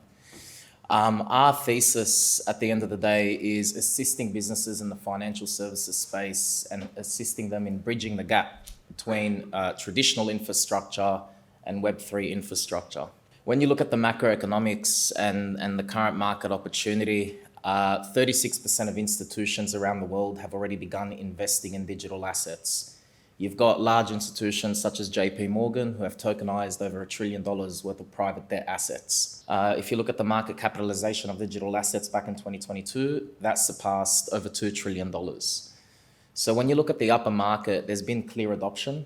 When you look at regulatory bodies around the world, they have already begun implementing regulatory frameworks to assist institutions in being able to navigate and deploy services across digital assets and tokenizations efficiently in a compliant manner as well. However, this obviously poses a challenge for a lot of financial institutions that don't have the in-house needs or the resourcing to be able to deploy services across digital assets and tokenization, which can obviously entail operational inefficiencies and a loss in AUM, which I'll get to in just a bit. Our team right now, collectively has well over 70 to 80 years of experience across traditional finance. Two of our co-founders and senior advisors have started very reputable businesses in the space. Calvin Ng, who's one of the co-founders of Aura Group. They're an alternative asset manager who currently sit on our cap table. They manage just under $2 billion in assets under management.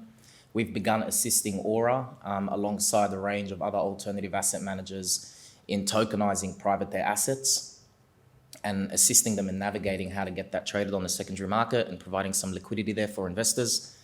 We have Kinsey Cotton, who was one of the co-founders of Tibra Capital. Tibra Capital was one of the largest prop trading firms in Australia. And we also have Adam, our co-founder and CTO, who was one of the global heads of data and AI engineering at HSBC and DBS Bank in Singapore. We also have Eric Chow here in the audience, who also has M&A experience. So our team definitely has the experience and the necessary needs to build our infrastructure like this, especially when tailoring it towards specific needs and use cases across the TradFi space. When you look at the problem as a whole, there's a clear lack of infrastructure, lack of regulatory clarity, and inefficient processes that is currently hindering businesses in the TradFi space from engaging and being involved in this market. A lot of businesses right now don't have the in-house capital, nor do they have the expertise. However, there's clear client demand when it comes to investing in digital assets and tokenization.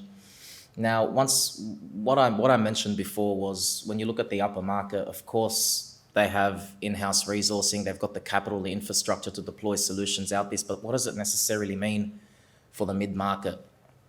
Some of the key verticals that we focus on right now are your wealth management firms, your trading firms, and your investment platforms. Right now, we're working with a range of different wealth management firms, assisting them in offering, digital asset portfolios to offer to their clients seamlessly. We're working with a range of different trading firms, assisting them in providing advanced trading tools and analytics for digital assets. We're also working with businesses such as Aura Group, alternative asset managers, in helping them navigate the regulatory requirements of how to tokenize private debt assets and offer that in the secondary market. Here's just a view of our platform. A lot of our businesses, the reason why they're attracted to work with us is because we've built underlying infrastructure that's robust enough to integrate into any type of ecosystem within the TradFi space. What I mean by that is if you're a brokerage firm, a wealth management firm, if you're an asset manager, you can actually integrate and plug and choose what type of infrastructure you need, plug and play and integrate it within your own business and start offering it to your clients in a compliant manner. So here's some of our solutions that we have, which businesses can choose from across tools and infrastructure, trading, CRM management, and reporting. A lot of our businesses, once again, they choose what they feel is best fit for their clients' needs, and they're able to go to market in an efficient manner that aligns with their investment appetite. So right now we're working with a range of wealth management firms and other businesses across APAC where we've actually experienced significant growth, which I'll get to in just a bit. Now we have different investment structures right now for cap raises that we're doing. So we've actually just released a private token round for investors who would be interested in investing directly in our token. In our first week of launch, we actually had over $300,000 in commitment, and that just came from our existing BetterX traders. The reason they're interested in investing in the platform is due to the utility benefits that it provides for them, which enhances their trading experience and can maximize their profits on the platform. Our go-to-market strategy, we're well and truly past stage one. So since going live with our platform in Q1 this year, We've grown 40% month on month in direct active users on the platform. We're working with approximately 10 large distribution channels across Australia, mainly once again across brokerage firms and wealth management firms, where we've had brokers come onto the platform, start generating new business within their own ecosystem and offering digital assets and end-to-end portfolio management to their clients. The reason why we're raising a seed round now is because the money that we initially raised solely went into infrastructure and product development. The business has only raised $2 million to date, and we've already got infrastructure ready to go that can facilitate billions of dollars of trading volume per year. All the money that we're raising now is for international expansion. We want to expand our product across different markets in APAC, mainly Singapore, where we're headquartered, of course, Australia, the UAE, and Hong Kong. So here's just some of our platform growth that we've experienced since we went live in late January. This is growing on average 40% month on month. We've had significant trading volume as well, averaging about 5 million a month, which is once again growing about 20% month on month. And we've also got significant AUM, which if you're interested in finding out more about that, you can contact us on the website.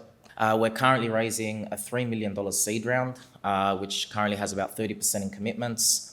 And in regards to the token round as well, that currently has about 25% in commitments, which we aim to go live with a token generation event in Q4 this year. So if you're interested in finding more about BetterX, if you're interested in understanding more about how we're currently helping the TradFi space integrate and be able to deploy services in the digital asset space, feel free to contact us via the website, and we'd love to have you on the journey. Thank you.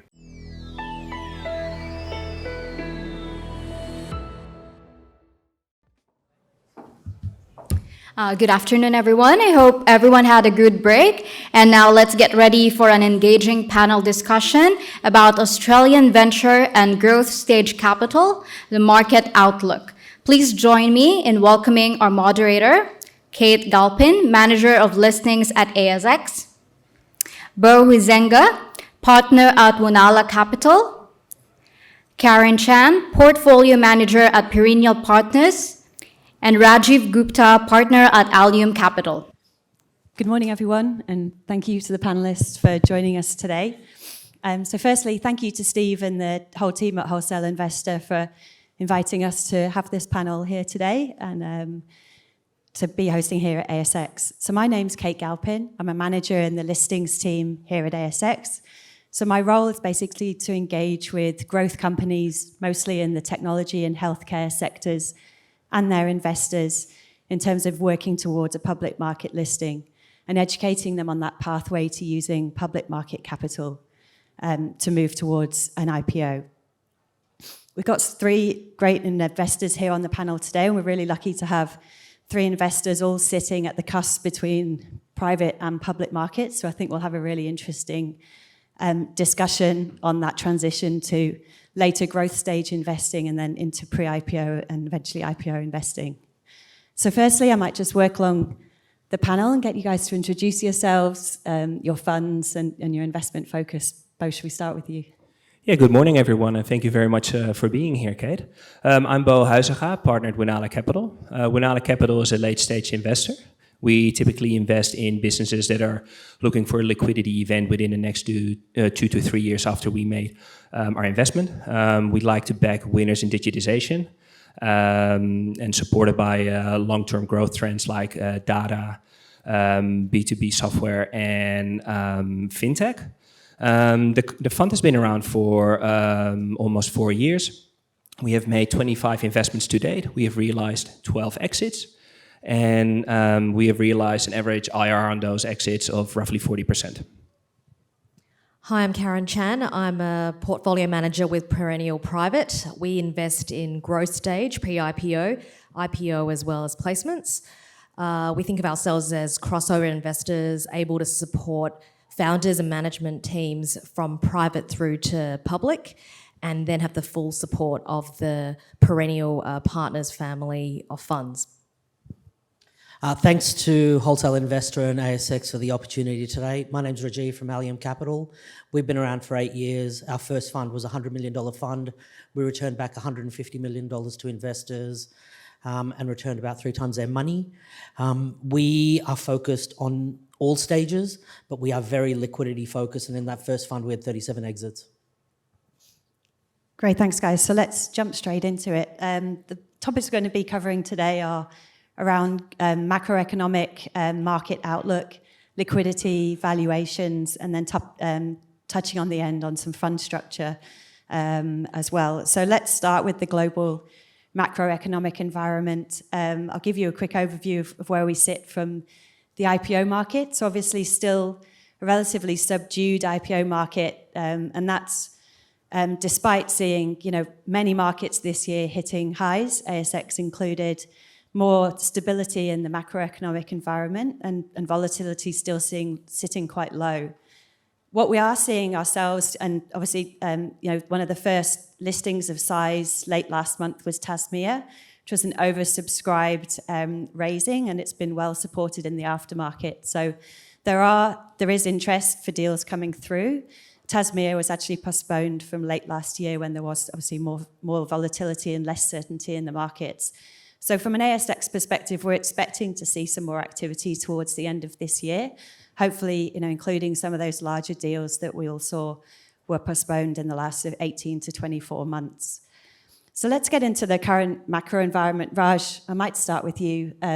What are you seeing in terms of deal flow yourself across the portfolio, and what's your feelings towards the macroeconomic environment and the general market? To give it a bit of context, Kate, 21 and 22, it was very difficult for us to put our hands in our pocket and invest. It was overheated, deals were closing extremely quickly, and people were raising far too much money, but everyone in this room knows that. Over 23, particularly the second half of 23 and 24, we found it to be much more attractive. Deal cadence is more normal. It's not a deal opening on Monday, closing on Friday.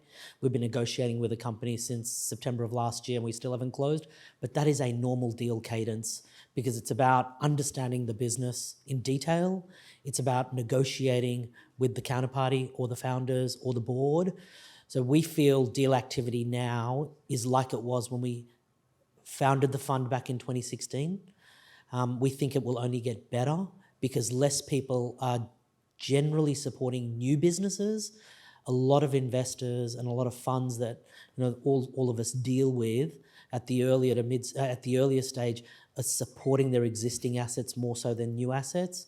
So for us, when we launch this new fund, new assets at good prices with good outcomes is what we focus on. And I think the environment has certainly improved and looks a lot better now. I'd like to add that the confidence has definitely returned to the market. I think you would all have seen in the first quarter of this year, there's been a lot of M&A transactions, particularly in the public markets.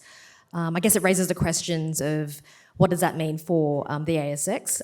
But we actually think that it will be positive for new issuers coming to market as listed fund managers would be looking for new ideas. The fact that I think boardrooms now have confidence to actually transact also shows that there's more confidence around the macro environment. Even though the rates are definitely higher, maybe higher for longer, but they've definitely settled from the last 18 months where you've had successive rate hikes, and there was just no clarity over when that rate hike would be stopping.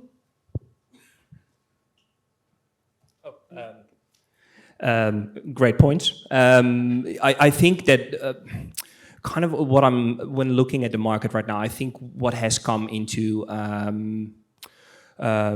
place that we have seen more realistic realizations of structure. So it is more attractive for us as an investor to look at where we can negotiate on certain pricing, certain structures, certain points, and I think that founders are more open to support that and to create a deal that will benefit everyone in the long end. Thanks. I think that leads us on nicely to the next topic, which is valuation. So Karen, I might open up with you here. I'm sure in the audience today there's a few founders that are starting to think about fundraising and what the environment might be like out there. So it'd be just good from getting input from you as to what are you seeing with your own portfolio companies on the front line in terms of raising, and do you think at different stages at the moment within the market there's more openness, less openness to support fundraising?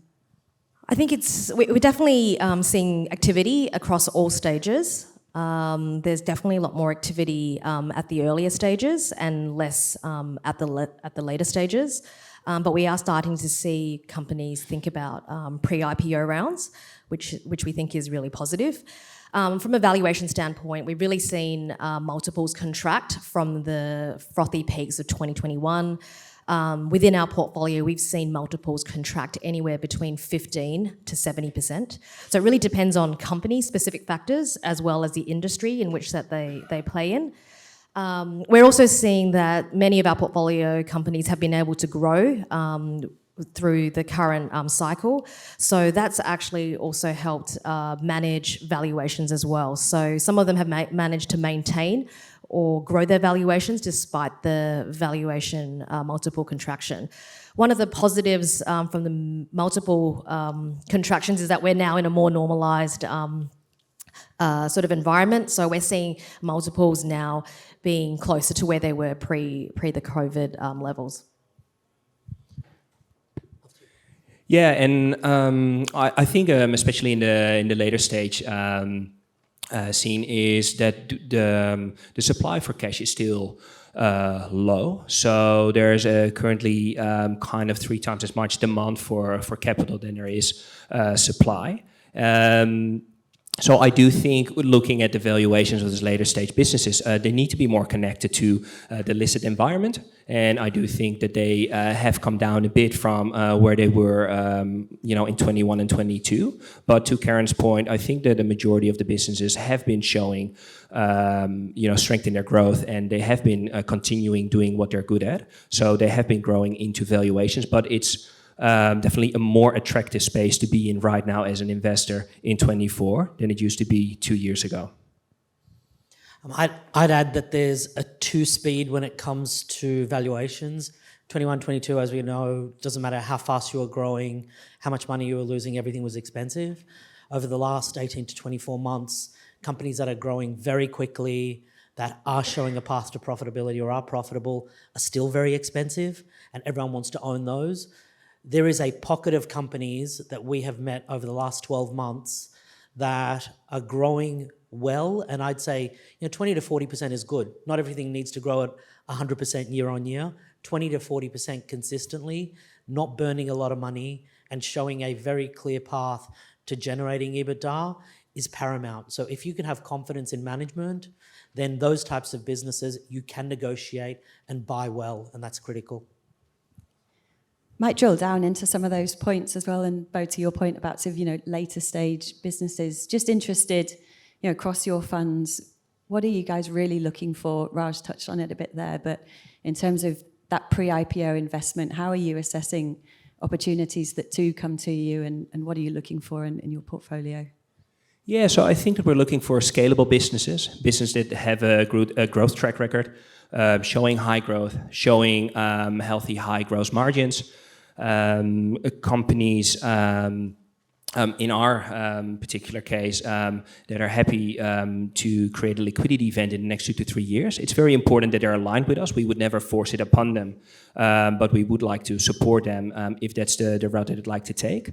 And I think what's important to us when we support a business is that they keep continuing what they're already doing. And to give you an example, when a company goes overseas, that they've already established an office, they've already hired some people, they've already signed the first 5 or 10 customers, and then we're very happy to back those companies and provide them with capital so they can continue doing what they're good at. And specifically on pre-IPO, I think when a company would like to list, it's important that governance is in place. So you have an experienced management team, they need to have good reporting, financials need to be audited, they need to have a professional board, and they need to be investment grade. And for our particular case, we'd like to see that the businesses are at a certain stage, that when they list, that it will attract banks to write research about them, because that will then attract institutional investors to back them. And we would also like to see that there is, hopefully a minimum volume on a daily base, so that if there are larger sells within the stock, that it doesn't cause any major swings in the share price. Agree with the points that Bo's just raised. We also really care a lot about the founders as well as the management teams, because we see it as a partnership model that we have. And the day one of the investment, I think, is a honeymoon period. So we really care about what that relationship looks like in both the good and bad times. And so we're looking for founders that we can really work with. Because not everything is going to be linear or going up and to the right. So that's really clear for us. We also look to what the company's path is, so that we are aligned in terms of exit, because we do manage funds that do have a timeline, and if we're not aligned on that, then that's a real mismatch that will have repercussions in the longer term. Yeah, for us, the outcome that Karen talks about is critical. You've got to have a strong sense of whether this investment is an M&A target for someone like Cameron and Pep, or for someone like Chris at Pi and others, or is it an IPO candidate? Whilst the IPO market, as Kate outlined and we've all read about and heard about over the last couple of months, has been tough, it will open up. It's the best way to democratise ownership of an asset, and people want to own stocks. That's how they've made money in the US, and I'm sure many of you do own stocks in the US. That will open up here again. So we think the outcome for public markets in the next 12 to 24 months will improve. In terms of what we look for, it's 3 Ps, people, product, price. So people is the founders that Karen mentioned. We always, given our focus on technology and innovation, it must be a technical founder. So we don't want someone who ran marketing at one of the big 4 running a fintech. We want someone that could actually get on the tools. So people is key. They must have a board. They must have a C-suite. So that is our prerequisite. The second is on product. If you're offshoring, outsourcing to India, Vietnam, or somewhere in Eastern Europe, we're generally out. We want the technical founders and the team that is technology focused to be sitting in the same office, be it in Sydney, Melbourne, Brisbane, wherever it may be. It is absolutely paramount, because I had a technology company, and that's where we made mistakes. It's when you give it to people that are not core to the business, things go wrong. And the third is on price. You've got to be very comfortable and disciplined in what you pay. We have always been seen to be a frugal investors, and it may upset founders when we enter, but we do try and add value and get them a great outcome, and hopefully our investors get a good outcome along the journey as well. Thanks, Raj. So I might move on to liquidity now. So Raj mentioned the commentary around the IPO market, but there's also been a lot of commentary around liquidity for the VCs, particularly those earlier funds in the Australian market that are now reaching the end of their life or have moved into continuation funds. So I think it'll be really interesting to get your insights actually on where those VC funds are sitting at the moment. Does that mean there's opportunities for you guys at the next stage of the investment from some of their liquidity demands? And then also, how do you go about managing liquidity demands and returning capital back to LPs, and what's been your experiences through your funds in terms of dealing with that? Raj, I'll start with you. It was never an issue until 2 years ago, but we fortunately, and my peers on this stage as well were similar, we're always very liquidity focused. We want IPOs, we want to trade assets. I'll speak for Allium. We are not a forever investor. In our first fund, our average holding was 3.7 years. No company should come to us thinking that we will provide capital for the next 10 or 15 years. We will definitely provide a lot of capital over the first 3 to 5 years, but we want to be able to trade out of assets, because our fund is one that is seen to be a little bit fast, but the reality is people care about liquidity and cash. So for us, it's a situation of going to venture funds that are out there today, and if they are seeking liquidity, we will absolutely look to take them out if we think we can recycle that asset in 4 to 5 years. So there are some great opportunities in assets that were unicorns in Australia in 21, 22 that are now coming back at 40, 50, 60% discounts. The valuations are not unicorn-like, but what you're buying them at is justifiable. So I think I know for us, creating secondary liquidity for other funds is important, and in the new fund, we will allocate 30 to 40% to do that. I think it's just really healthy now that venture funds are also thinking about liquidity and returning capital to their investors. I mean, I think it goes to show that the ecosystem has really grown up now. And to have funds like ourselves that could be secondary buyers or investors to help these companies go to a listing, we think that's also really positive, just given that not every company can list on, say, NASDAQ, which is the North Star for a lot of these VC fund portfolio companies, where you really need to be like a US $5 billion company to really get investor interest, whereas you could be very relevant here in Australia. So we're here to support those companies. Yeah, so again, to your points, the secondary market currently is very interesting for us. Definitely something that we look at. We see great opportunities. But I also think it's important, and that's also what we try to work with our companies, that right now, the last 2 years, yes, we have seen that the IPO market has been closed. We also know it's gonna open, but sometimes, times change, and it is good for a company if they have the ability to make that mind change and actually be able to search for a different type of a liquidity event. That could be a secondary itself, but it also could be a trade sale. And what we also try to do when we enter an investment is that we try to structure it in a way that there is a way that we can force a liquidity event if that's required. That will always be, in collaboration with the founders, but it also creates an opportunity with the founders to just, discuss and collaborate on where the future should go to.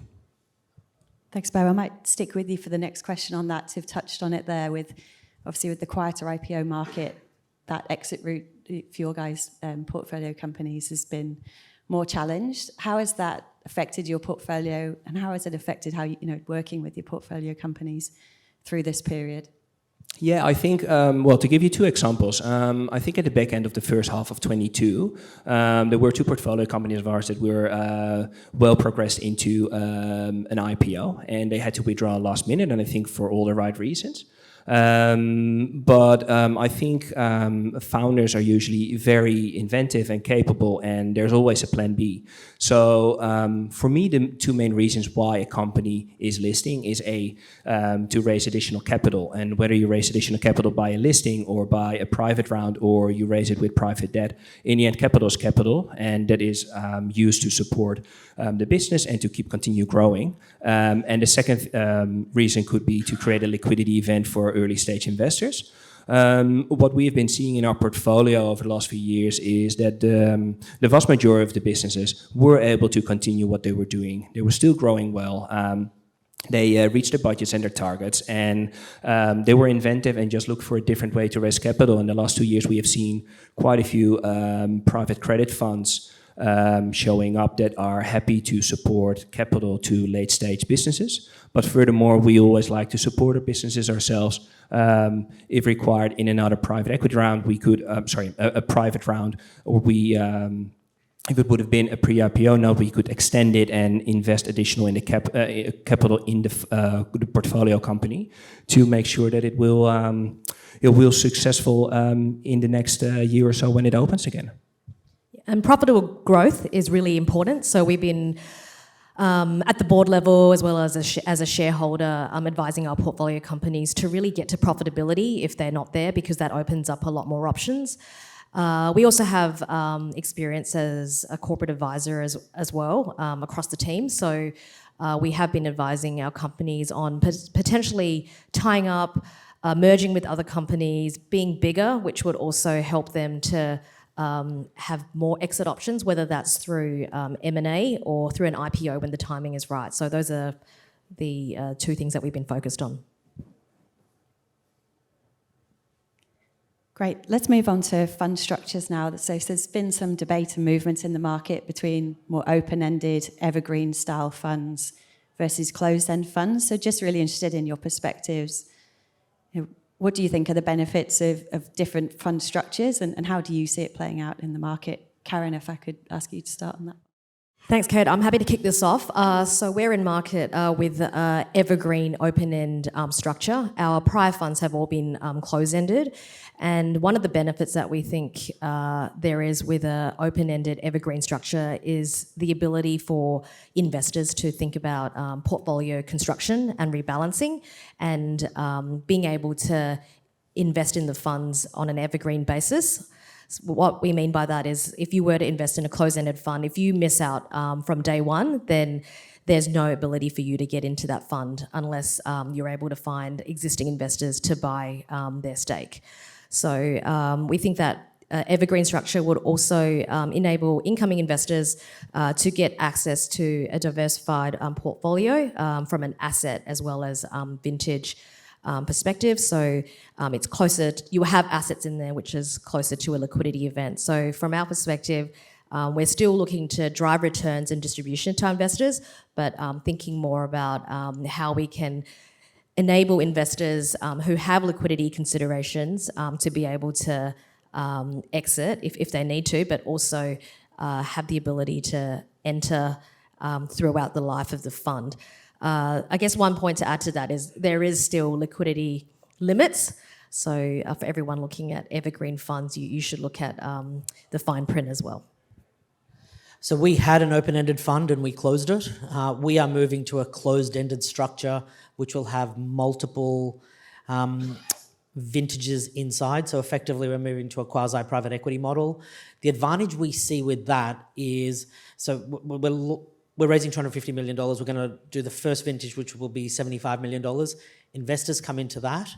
And given that we've had the track record of exits and returning capital, when we exit out of that first $75 million, we'll give the money back to investors. So there won't be any recycling.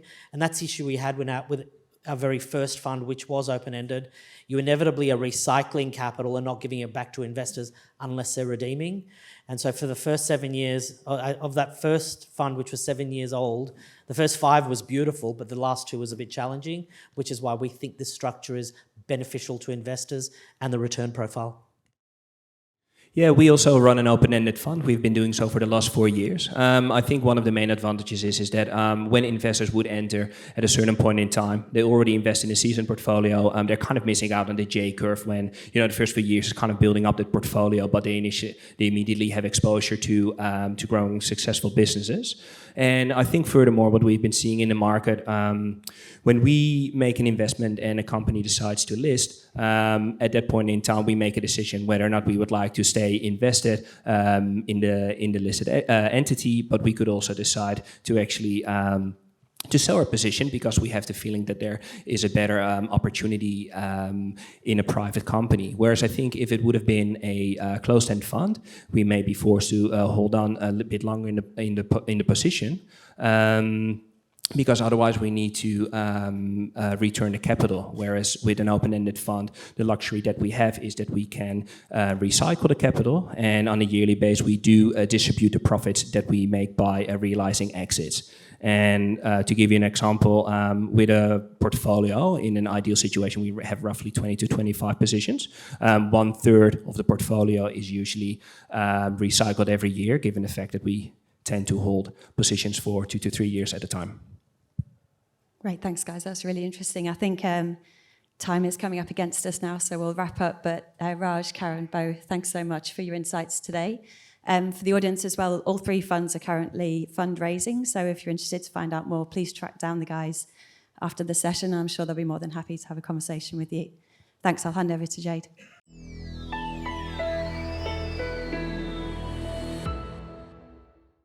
Thank you to our esteemed panelists for their enlightening contributions to this important discussion. Now let's get ready for another company presentation. Join me in welcoming Don Palmer, CEO of HD Capital. Thank you, ladies and gentlemen. This presentation is actually quite timely because one of the themes today is entry and exit and access to your capital. My name's Dan Palmer and I'm the CEO of HD Capital. And today, ladies and gentlemen, I'm going to talk about our alternative investment where you, the client, remain in control of your capital with instant access should you need it. Now, whether you're a VC, a family office, or a private investor, chances are right now you're sitting on investable capital. That capital sitting on the sidelines as you wait for the next investment opportunity, but over time, that undeployed capital is costing you thousands, if not millions, in lost revenue every year. HD Capital is a licensed hedge fund operating in Queensland. We've been trading the financial markets for over 10 years, and over that time, we've developed, engineered, and coded in-house a proprietary suite of algorithms that consistently outperform the market. In fact, our algorithms consistently return 15 to 20% back to investors year on year. And today, ladies and gentlemen, I'm going to introduce to you our latest product, which allows you to remain in control and exit and enter at will. But first, let's take a look at a traditional model. Investing in a hedge fund typically requires a period of 6 to 24 months where your capital will be pooled with other investors. This removes transparency and it also removes control. The hedge fund will then charge fees regardless of whether they make a profit or a loss, and must have gate clauses which may delay access to your funds during volatile market periods. So how's HD Capital any different? Our premium product allows investors to clone our hedge fund's trading activities directly onto your own account. Let me say that again. Our premium product allows you, the investor, to clone our hedge fund's trading activities directly onto your own account. So how does that work? As a wholesale client, you open up a trade account with a broker of your choice. As that account is under your name, we do not have access. So the funds that you deposit into that account remain in your custodianship with 100% control. A trading platform is activated so we can link our hedge fund to your account. Your account will then automatically clone our trading activities. And just to clarify, there is nothing you need to do at your end. Once your account is set up, our team and our office manage the account, making sure that the trades are executed, managed, and closed. Our algorithms also resize trades based on your risk tolerance and account size. During the onboarding process, you'll be issued a client manager who guides you through the setup process, and they will then be your day-to-day contact moving forward. So what are the expected returns and withdrawal procedures? Our algorithms have been specifically designed to operate in monthly cycles. At the end of each cycle, we invoice you for a split of the profits. Now remember, this is your account with your funds. We do not have access. So rather than distribute profits, we rely on you to pay us. We only invoice on profits made. There's no separate fees or base charges. Profit splits are a sliding scale, and like anything, the larger your account balance, the larger split of the profit you get. Projected returns are 15 to 20% on low risk settings, and that's net. That is after our split of the profits. The withdrawal process is fairly straightforward. As it is your own account, the funds will be back in your bank account within 48 hours of your request. Above all, our product is transparent.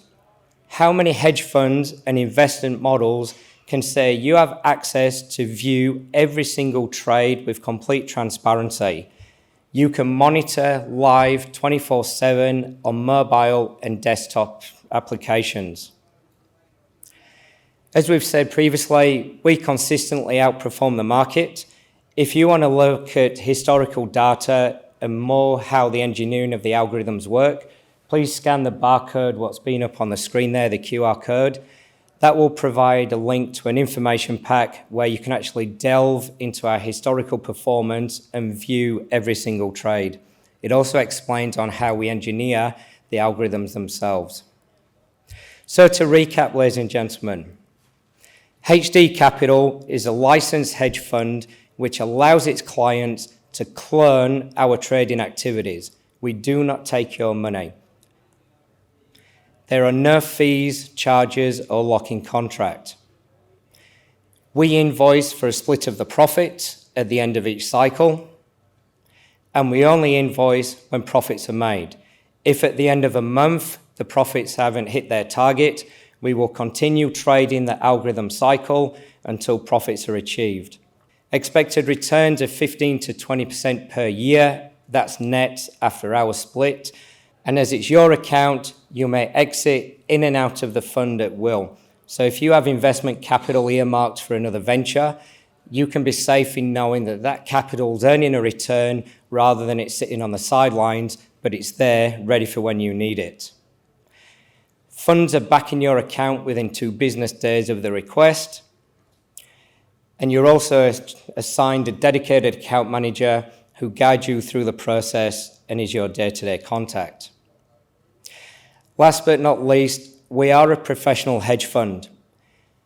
We've been operating in the industry for over a decade, and our office continually monitor 24/7 your accounts.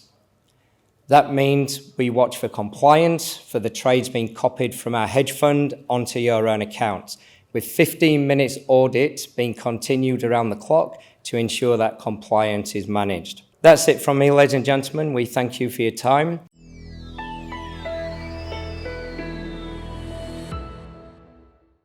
Thank you, Dan. Let's move on to our next company. Please join me in welcoming Tom Palmieri, CFO at Sanoa Health Holdings. Hey everyone, thanks so much for having us today. As mentioned, my name's Tom. I'm here from Sanoa Health. I'm incredibly nervous today. It's my first time doing this, but I must say the work that Sanoa Health and my theory around work and nerves is the two things tend to blend together when you're working on something that's critically important and the outcomes matter. And I'm really proud to stand here and represent Sanoa Health because the amazing work that they are doing really matters. So I'd like to start today by just asking you to look to the person to your left and look to the person to your right. Whatever you do, please don't look at me, because the unfortunate statistic is that one of those people that you just looked at will die of a preventable chronic disease in Australia. And look, it's more fun to make light of it because it is something that is quite, unfortunately, quite close to everyone. But more Australians are living with ill health longer than ever before. Now, if I could ask everyone just to raise their hands, I'd love to get a gauge of the room of how long you think these people are living with ill health. So if everyone could raise their hand for me, and keep your hand raised if you think people are being diagnosed with chronic diseases and are living for 1 year and dying. Keep your hand up if you think it's more than 2 years. Keep it if you think it's more than 3. Keep it if you think it's more than 4. Do I still have anyone up if it's more than 7? The unfortunate truth is that it's 11 years. So think of those family and friends that are being diagnosed with these chronic diseases. It's not a simple solution. Imagine these people that are close to you, working for their whole lives, being diagnosed with a chronic disease and suffering in that period where they should be celebrating all the work that they've done through their careers. And what makes it worse is that these chronic diseases, and Australia, we're the worst performing in the OECD. So these are some of the avoidable deaths that we could be avoiding within Australia. But the positive news is the team at Sanoa Health, with the assistance of Dr. Andes, have developed HealthAnd. It's the world's first holistic healthcare platform that's focusing on health span and utilizing our customers' secure data to design clinically validated, tailored health insights and actionable wellness plans. The platform itself is built on 3 pillars. It's built on education, engagement, and behavior change. Holistically, this is what it looks like. So on the left-hand side, we have our users. you can build an individual profile, but what's also unique is if you're managing the health of your parent, grandparent, or kids, you can build a health profile for your entire family. We have health topics, FAQs, wearable device integrations. We've got over 4,000 FAQs from years and years of research and development of what people are asking their GPs, and it's all built in a language that can speak to anyone. And this is enhanced by our capabilities at the bottom. Everything on our platform is rigorously medically verified by our medical team. We have AI-powered app integration, and the environment where your information is stored is safe and secure. And that leads to our 3 outcomes, which are our 3 pillars I showed previously: education, engagement, and behavior change.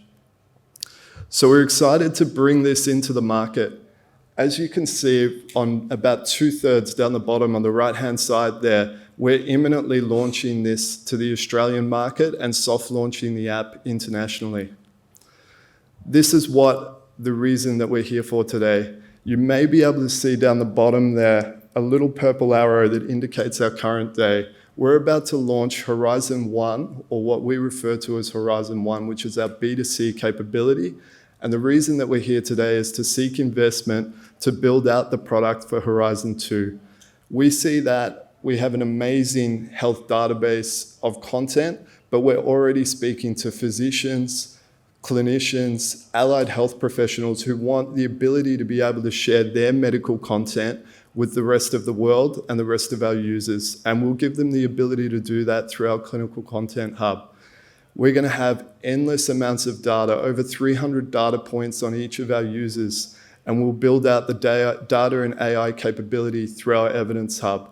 We'll be the first company in the world to democratize health span, and we'll build out a telehealth and app appointment booking system that actually houses your data so you're not constantly having to re-provide the same information to your clinicians. So this is what Horizon 1 looks like today. When we launch the app in the coming weeks, it'll be a largely B2C play. However, what we'll be seeking to do through Horizon 2 is to diversify and expand our revenue streams. So as I mentioned previously, the B2C model is where we're launching, but we're already in discussions with B2B partners who want to come on board and provide this app to their whole team. But with the full Horizon 2 product expansions, we'll have a fully diversified revenue streams across the app. So as I mentioned previously, there's an enormous digital health market within Australia, but we'll be soft launching the app internationally as we approach Horizon 3 and take this market opportunity internationally. Our revenue projections, which may be slightly too small for you to see there, we're forecasting revenue annual recurring of just shy of 10 million by the financial year end 30 June 2025, and upwards of 14 million for financial year ending 30 June 2026. This full data can be found in our data room on Wholesale Investor.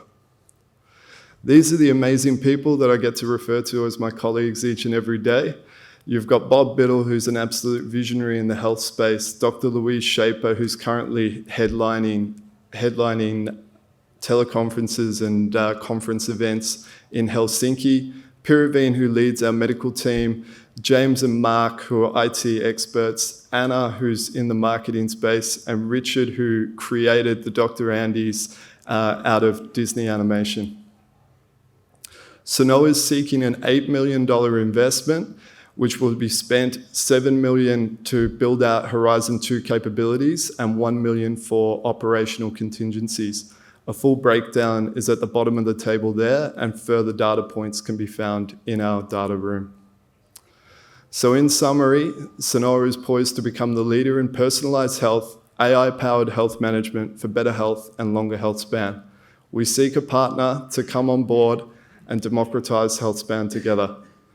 You can find myself and Darren upstairs near the bell on table 9, and thank you so much for your time today.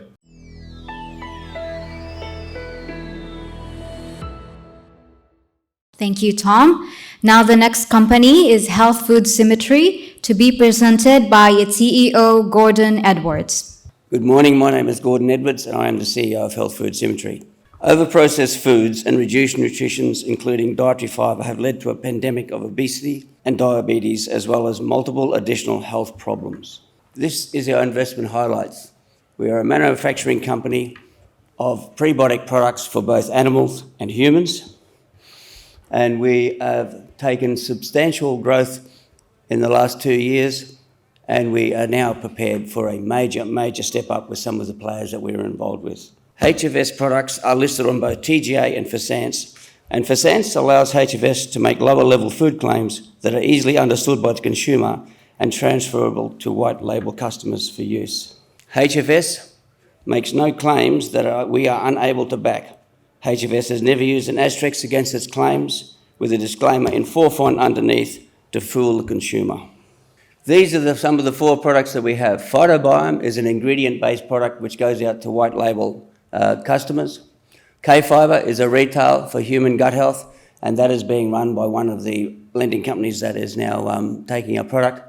Phytocell goes into food manufacturing, in particular bakery. And Phytoequine has been on the market now for 1 year, and it's a horse gut optimizer for animal health. Gay Waterhouse is using it, Annabelle Hersham's using it, quite a large number of horse trainers are now trialling it. And our market size is considerable. No matter how big the market is, companies need to be able to access these markets. And we have established players with long reach and good networks. And as an example of this, for our human health and wellness, Tismore, which is owned by Barry Smorgan and John Tisdale, is a very good example of the companies that we are dealing with going forward. Further to partnering with large companies that have established networks and large, Provet are the largest veterinary supplier. Provet are the largest veterinary supplier in Australasia, and their parent company is the largest in the world. I would note, however, that they approached us, we did not approach them. The young girl you see on the side there is the Southern Californian cutting champion for Open. Her horses and her coaches have been using our product now for about a year, and she literally hasn't lost since she started using the product. We have taken a conservative view on our sales pipeline from distributors with feedback on sales. We expect, given the multiple opportunities being realised, that this is to be far greater. Growth drivers, expanding manufacturing capacity. At the moment, I'm putting in a larger decanter into the factory based on the sales pipeline that we have. We are utilising our global networks using Tismore, Provet and Covetrus going forward. And we have additional products coming on the line to back the current SKUs for networks to drive. As well as that, as I said, whilst we do have retail products, our main driver is as an ingredients company. We are very fixed in what we know our pricing is, and we are very aware of what our margins are, and they're considerable. Now, as I said before, KFSU, and as I mentioned, we make no claims we cannot prove. And this particular slide proves this in point. Dietitians on national sports teams do not agree to trial HFS products unless they are 100% positive that they are safe and that they just work and will also make a difference to their team. HFS has ensured that all of its products have the gold standard for best manufacturing practice, as well as registrations and accreditations for each of the markets it approaches. A good example of this is swab testing for horses and HASTA testing for banned substances in sports teams. As well, Monash FODMAP accreditation, which is recognised globally for IBS sufferers and is approximately 15 to 20% of the population. I would also like to point out that the HFS factory is FDA approved and HFS products are FDAF accredited for the US market. Here's what our investment funds are being spent on, and as I said, the big one for us is to increase production. We can do around 1,000 tonne a year at $40 a kilo. However, the new centrifuge will add around 50% to that. Value creation is to use funds to improve production facilities, increase our projects, as well as increase demand, and to drive more of our products into white label. The opportunity is easy. We've done the hard yards. We control manufacturing. We've got a world-class factory with a replacement value of greater than $10 million. We control the product, we control trademarks, we control the research, and we control patents. We have no debt. We've got no lien against our assets, and we've partnered with world leaders in our own field for marketing and sales. We are looking to raise $800,000 at a 40-cent price, and we're looking to have an additional 500 if we need it going forward. Our exit strategy is a bit open, and one of the reasons for that is that we have several different products aimed at several different markets with several different world leaders all joining us to push those going forward. So if we are going into an IPO, there's a different strategy to one going into trade sales, as we can split the company up and create a different set of trade sales. I do have a whole bunch of products that are sitting outside there for anyone here. About 50% of the people sitting in this audience can use our products, unfortunately. So please come and grab some samples off us there, have a chat, see what we can do and see what we can do to help you and also raise your funds. Thank you.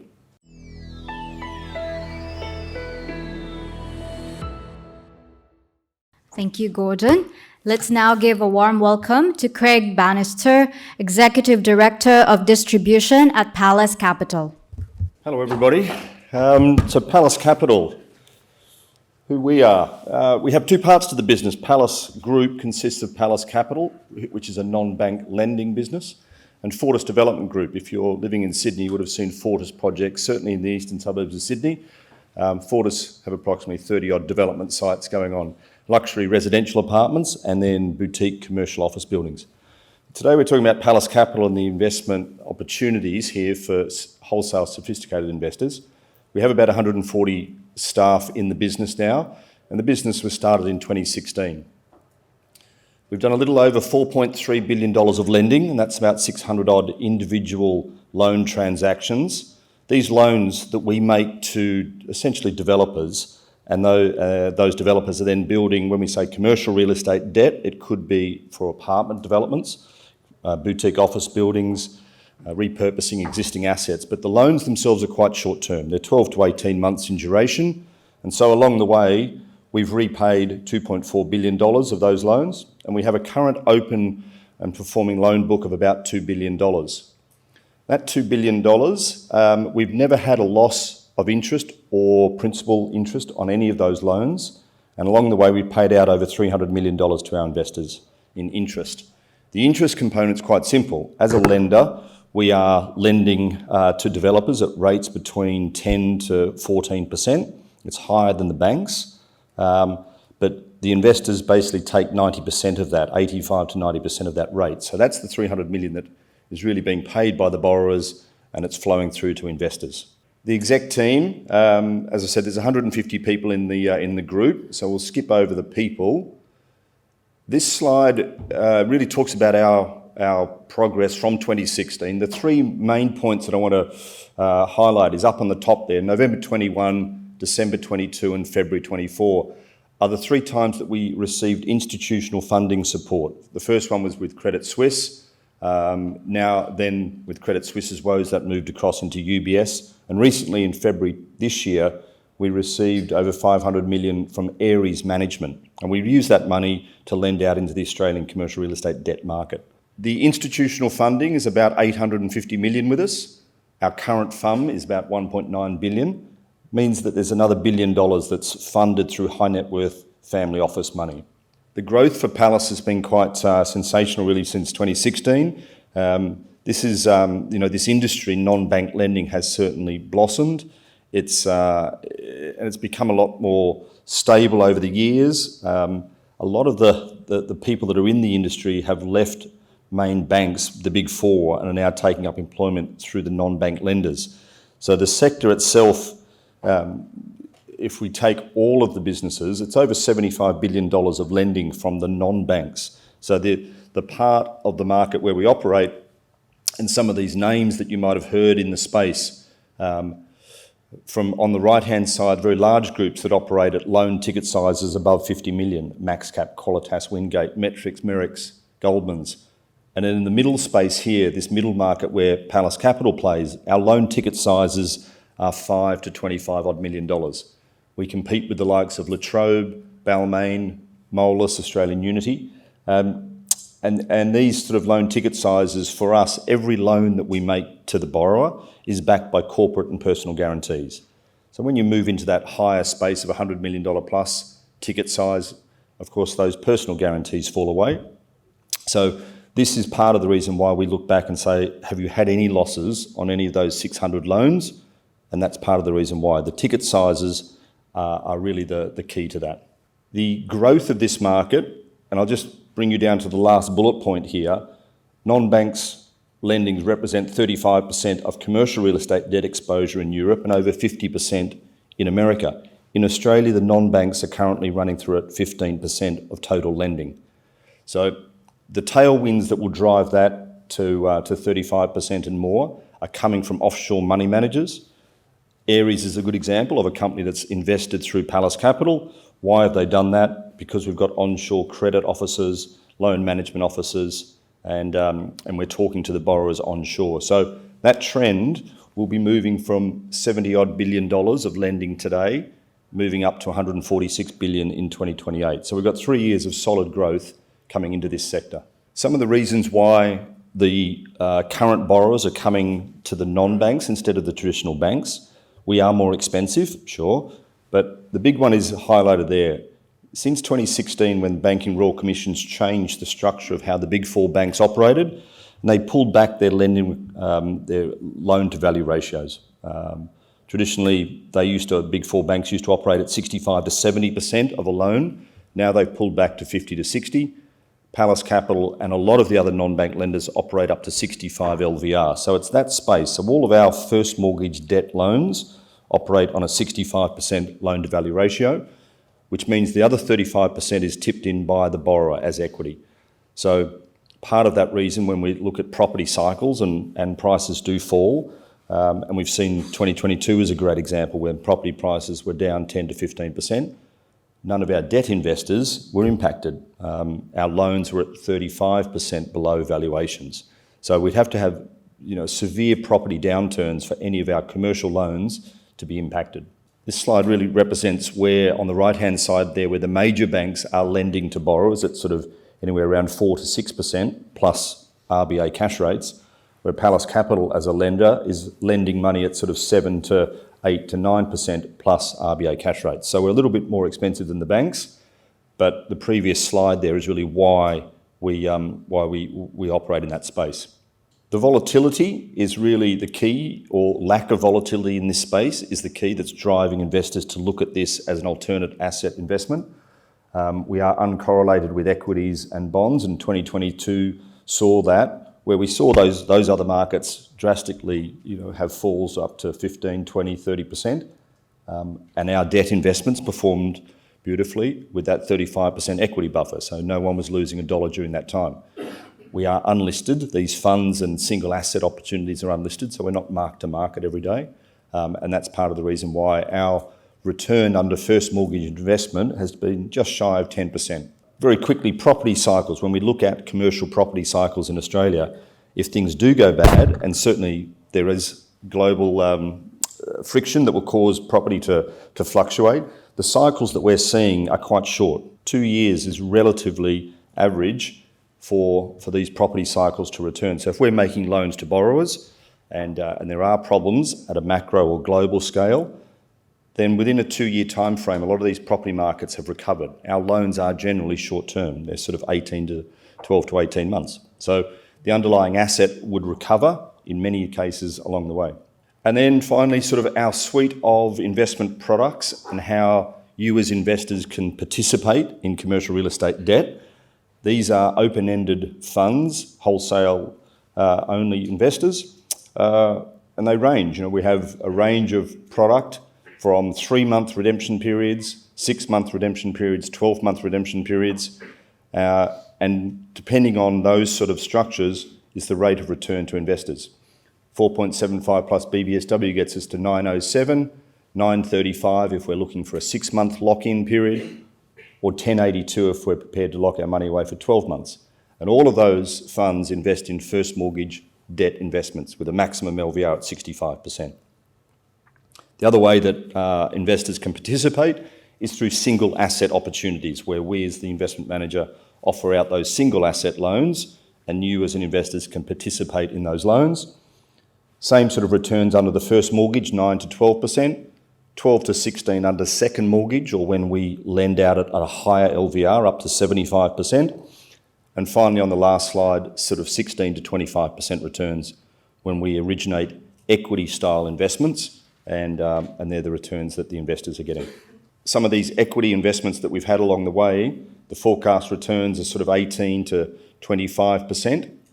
And those pictures are really indicative of the types of property developments. They're all commercial developments, but they're all apartment developments.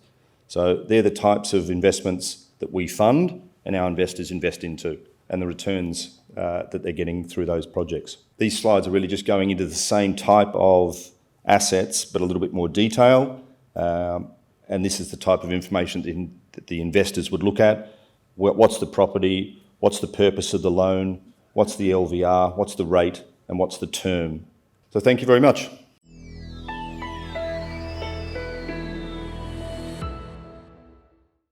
Thank you, Craig. Now please join me in welcoming Aldo Micho, Chair and CEO of Medical Kiwi.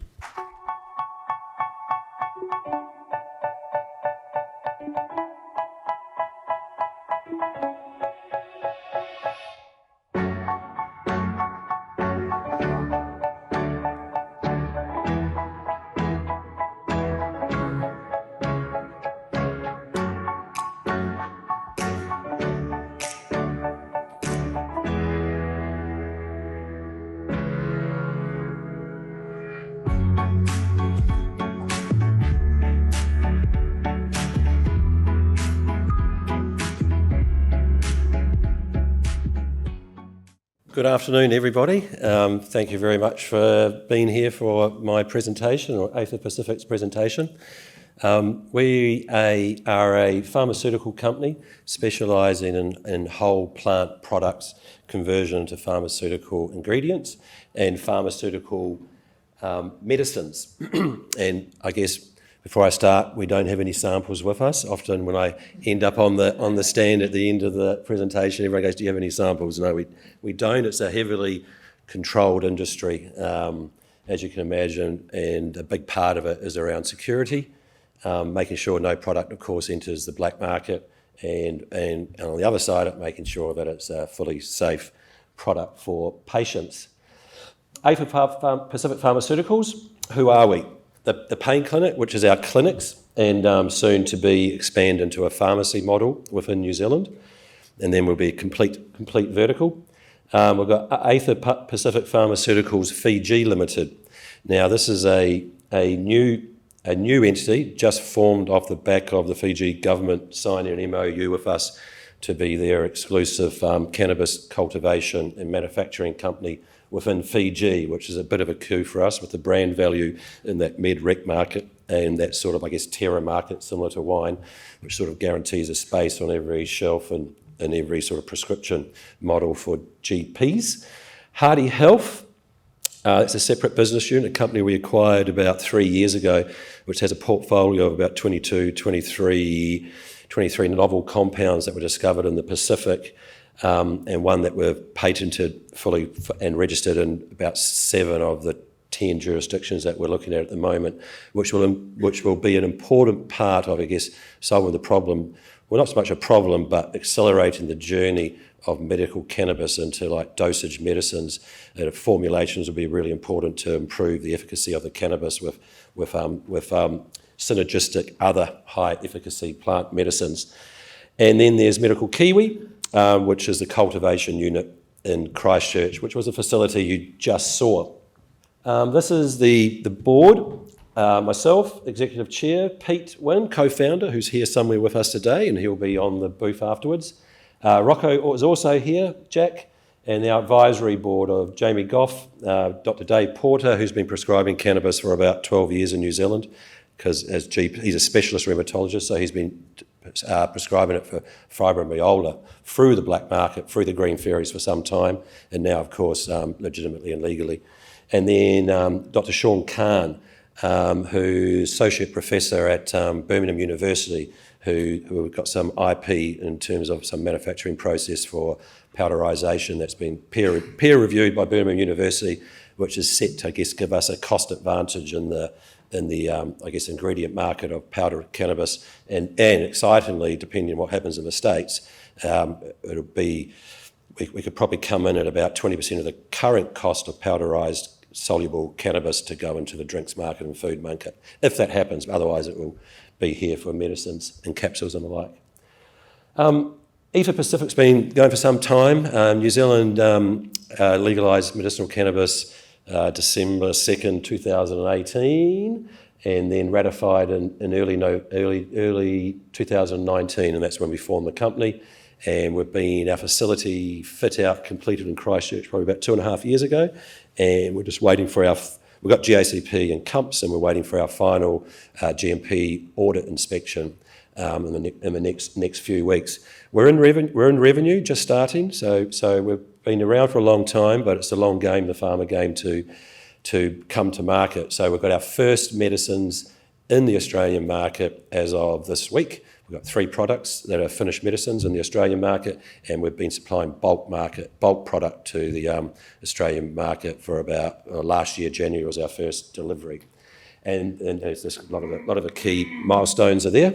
What makes us different to other cannabis companies? Well, I guess we're not purely focused on cannabis, and I know some other cannabis companies aren't as well, but I guess we've been set up to bring whole plant medicines into the prescription market rather than sitting on the nutraceutical shelf. We're the only Australasian cannabis-related company that has a university, which is Victoria University, Wellington, as a shareholder, and they opted to stay in when we acquired Hardy Health, because they've been involved in the patenting and discovery of those novel compounds, and they see the value in that, and that's a real big blue sky project, and we can talk about that later, but very, very encouraging. So Hardy Health gives us a point of difference. Fiji exclusivity gives us a major point of difference. Ferrier Institute, South Pacific University, they're all working through those formulations, and the extraction facility will be in Fiji, as well a partnership that we're going through the process of now with Douglas Pharmaceuticals to fast track some of that medicine manufacturing. Right, so this is our product rollout plan. The bulk flowers at the top and the New Zealand medicine pack flowers in Australia, they're already underway and are in market. And then we'll work through in developing our capsules, our tinctures, our pressed pills, and we have all those partnerships set up. And now we're in the process now of making deliveries to those partners to start the manufacturing process. So in Fiji, we'll be developing a lot of our own capital infrastructure to do some of this, but we'll always look for partners to do it through and with that already have GMP manufacturing setups for various different products. So these are, I guess, the core sort of product areas that we're playing in. And with so many products, if you looked at setting up a facility to do the pills, the capsules, the patches, the tinctures and flowers, partnership model, I guess, is probably the industry, as you know, in Australia, it's been heavily inundated with flowers, a lot of cheap flowers from South Africa, and you're not really seeing what the GPs are screaming out for and what they really want to actually get buy-in to this is like controlled dosage products, pills, capsules and the like. So that's how we sort of like aim to future-proof it. The flower market will always keep on growing because countries are constantly bringing in medical legislation. We've got Malaysia coming on board, Japan coming on board, Korea's signalling to come on board, Vietnam's coming on board. That's just in the South Pacific. Thailand have done a reversal completely back to medical. And in Europe, it's all like the German legislation now has set the pathway for the rest of Europe as a European Union pathway, so all the other countries are coming on board. So what the market is today in the next couple of years could be 3-fold, 5-fold, 10-fold the demand for high-grade medicinal cannabis products. So a lot of this is around actually organising your supply chain. It's a pure pharmaceutical play. It's not just I call it the med-rec market, which is the flower market, and there's all those legacy smokers that access it through the medicinal pathway. And then there's a med market, where flowers are generally not the preferred option for GPs. And so this is where the future is. And a lot of it's involved in pack houses and manufacturing sites. So they're signalled by the little houses. So in New Zealand, we have our facility there. And we're probably like number 2 in New Zealand in terms, or number 1 with THC cannabis flowers, full medicine. We're probably the largest. Fiji, we're exclusive. Thailand, we're setting up a genetics hub to feed the probably 6 cultivation facilities that will be in Thailand. Then Australia, of course, a pack house, and then the markets to sell the products into the UK, Europe, where we've set up all the supply agreements to supply various GP clinics through wholesale distributors and the like. And a lot of new people are popping up in the UK. We're in discussions with one now that have a 1 million patient book, second largest GP clinic in the UK that wants to get into cannabis. So as you can imagine, a lot of GPs are wanting to get into it. They can see the revenue and they can see the benefit, and there's more and more studies coming out, clinical studies in process that prove the efficacy, that give the confidence to the GPs. But it's the new products that will well be the game changer for those med products, and that's when you'll see medical cannabis just skyrocket with those dosage products and the GPs coming on board. It's a new industry, new companies following a pharmaceutical model. There's some really nice figures up there normally.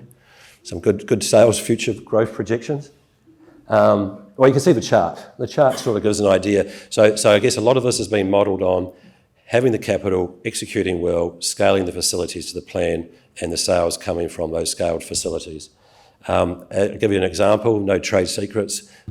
Cost to produce a gram of cannabis is anywhere from about 50 cents to about $1. We're currently in New Zealand about 70 cents, and as we scale up, we want to aim to get closer to 50 cents.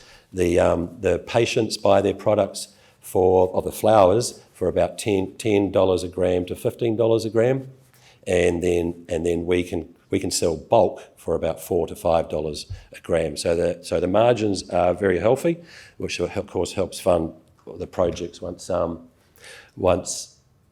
the revenue starts to come in. That's not up either. The good thing is we've got a QR code there, and you can get all this information if you come by. It's not a cunning plan to get you to come by our stand.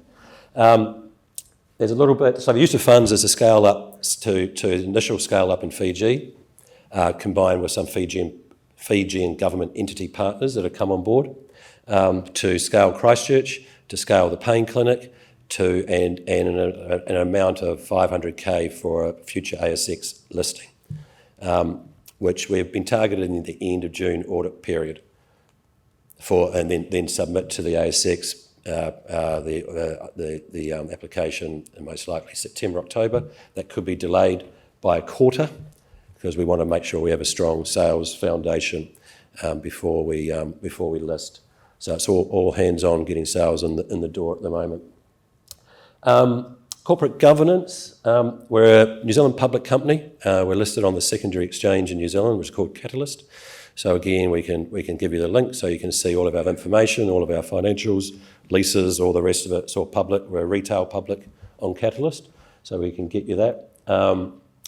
And likewise, our patent details and all of our novel compounds information. Well, not too much about those, but we can have private conversations about those because that's quite blue sky and quite sensitive. Like I said, Ferrier Institute and Victoria University haven't stayed on for any reason, and they've helped list single compound companies onto the NASDAQ and to other exchanges around the world. So it's quite a serious proposition around that, which is almost, we're looking at potentially divesting or licensing off some of those patents. Future growth strategy, which really is around, Fiji's a big part of that, Thailand's a big part of that, and producing those dosage medicines. And this speaks to that and how we intend to get those products into global markets. So I guess the plan is that we can grow a plant in Thailand, Fiji or New Zealand, and then end up with a finished medicine in a patient's hand anywhere in the world in the quickest, most efficient, timely way, which sounds easy, but it's complicated, and it needs those manufacturing partners that have the correct compliance that ties it all together because it's a perishable product as well, 2 years shelf life.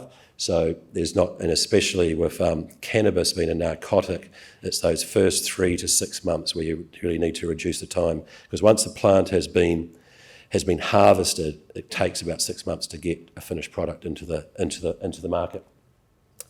So in summary, some of the key aspects around what we're doing is we're producing medicines now into the Australian market. We're weeks away from getting our GMP audit ticked off from the physical site inspection, desktops passed. We've got our Fiji government exclusive agreement in place. Global supply chain network is secured with the partners that have been listed in those various geographic locations on the sales and supply side, and the underpinned by client agreements, whether they're MOUs, letters of intent or contracts. And the final stage is over the next few months or weeks, securing the funds to continue the executions of our plans. So hopefully I'll talk to you all guys later, but that's pretty much wraps up the presentation. And if you scan that right now, you can go straight to the Catalyst platform and receive all that information that I was mentioned. That's here and available on that platform from leases and licenses and the like. Thank you very much.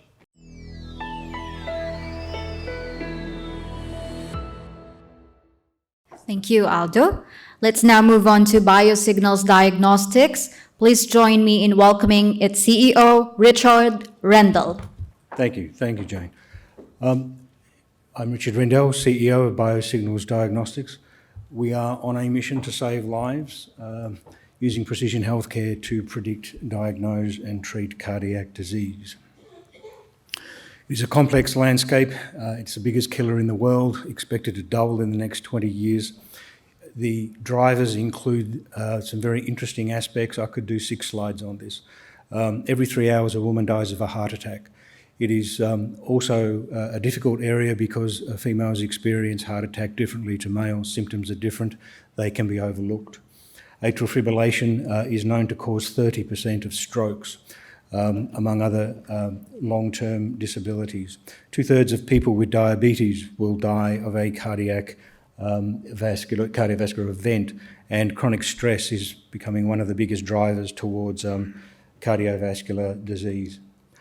We are a medical device provider and a healthcare provider as well, and this little device is the first product that we're running, and it is a handheld ECG monitor. As well as this device, in the future we're doing a 3-lead device, which is a clinical use only device. It will return something like $500 per use in the US market. It is free of charge for the clinicians, and we actually charge on a per use basis.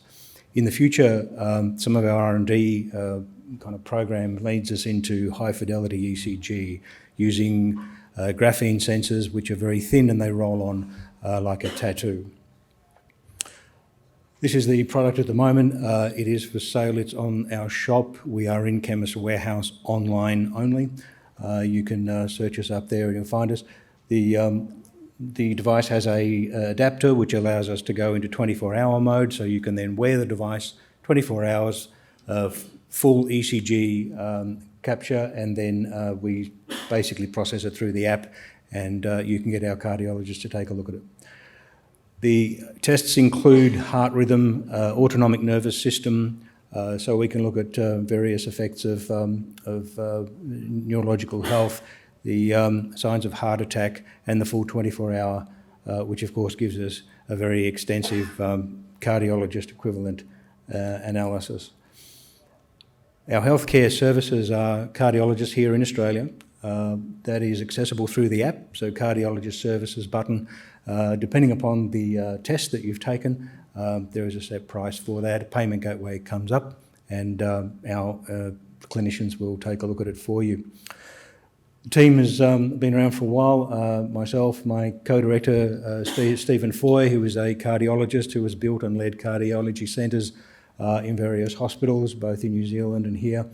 And our advisory council, of course, with Cheng Hon Yap as one of our key cardiothoracic surgeons there. We anticipate that it's approximately a $2 billion service obtainable market, and we do this on the basis that if we go across digital health, mobile cardiac telemetry, and a number of other areas, we aggregate it to around a $2 billion SOM. The go-to-market is based upon 3 pillars, fundamentally clinical use, where a clinician may put a little device in your hand in the same way that they do your blood pressure, can do your ECG. Post-operative monitoring is one where we are in at the moment. The cardiologists then recommend the device to be used, and then all of the reports are sent back to them. Medicines reviews in pharmacies and wellness services, those sorts of things, health checks, all part of that. This is where the pharmacist does your blood pressure and a number of other checks, and then general public. and we are out there today on social media and selling through the various channels, and sport and fitness is another area. Whoop, we've gone back. Okay, so professional applications, this is where professionals can use our device, and we charge them $2.75 per test. Now, this is where the data is managed and we integrate with their systems, and that allows us to provide them with some very specific services for clinical use. The physicians, they can mark this up and they can add a little revenue to their clinic. Some of them are adding somewhere around $30K a year to their clinic revenue. We are currently working with 3 GP clinics. We have cardiology centres there. Chemist Warehouse, also we're talking to Chemist Warehouse about wellness checks and those things. Second pharmacy chain is in negotiation, and clearly remote and rural are one of those areas where the device kind of shines well. So cardiac rehab, Keyser is one of the groups we've put on this month. Cardiac rehab is quite a large market, East African market through Vaca Health. These are kiosks way out in the country where nurses run these clinics. We do ECG, and we are just almost through our audit for being an NDIS provider, which will happen in the next couple of weeks. From a competitive nature, yes, of course, there are other devices that take your ECG. They are based on different technologies. I use this particular quote from Andrea Cons out of the Medical Futurist magazine. I only use the Apple native apps for my health and activities. These do all right, but can't compete with specialised devices. And it reflects our own view that things like Apple Watch are a Swiss Army knife, but if you really need to do something serious, then have a look at us. This is the business model, and so we have 2 parts of the service model. This is where we've divided up direct to consumer and a service model, which may go directly to clinicians. About 22 million there, tests, $2.75 a test, so we've got a total recurring revenue there over about a 3-odd year period of 60 mil. Direct to consumer is currently estimated around 60,000 devices sold over that same period, $172 excluding GST, and $10 a month. So they're the figures for that. And the lower end is the doctor to patient piece, and this is a conservative estimate for this particular device because being mindful of the fact that we're looking at 100,000, but there are 11 million Holter monitor tests that this device could do in the US per year. That is the US number of the Holter monitors. So that gives us a conservative number of around 54. So the commercialisation roadmap, our anticipation is that we will continue to develop some very significant shifts in technology in this space, including the ability through the graphene sensors to monitor various diseases and manage various diseases. We are raising currently $3 million on a 15 mil valve, which we think is pretty reasonable for where we're going, and 50% of that is basically on the manufacture and the marketing of the current device. So we are out there, we're selling, and we're putting some fuel in the machine to make us go faster. Product development of the 3-lead is the second priority there, and we have a patent estate that we're commencing at the end of the year. And that, in summary, is us. Thank you so much for listening.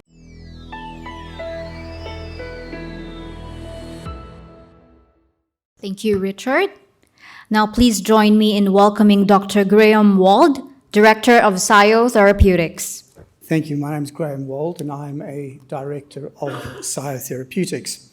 SIO, PSAIO, stands for Prostate Specific Antigen Immuno-Oncology. And there are a few key messages that I'd like for you to take home today.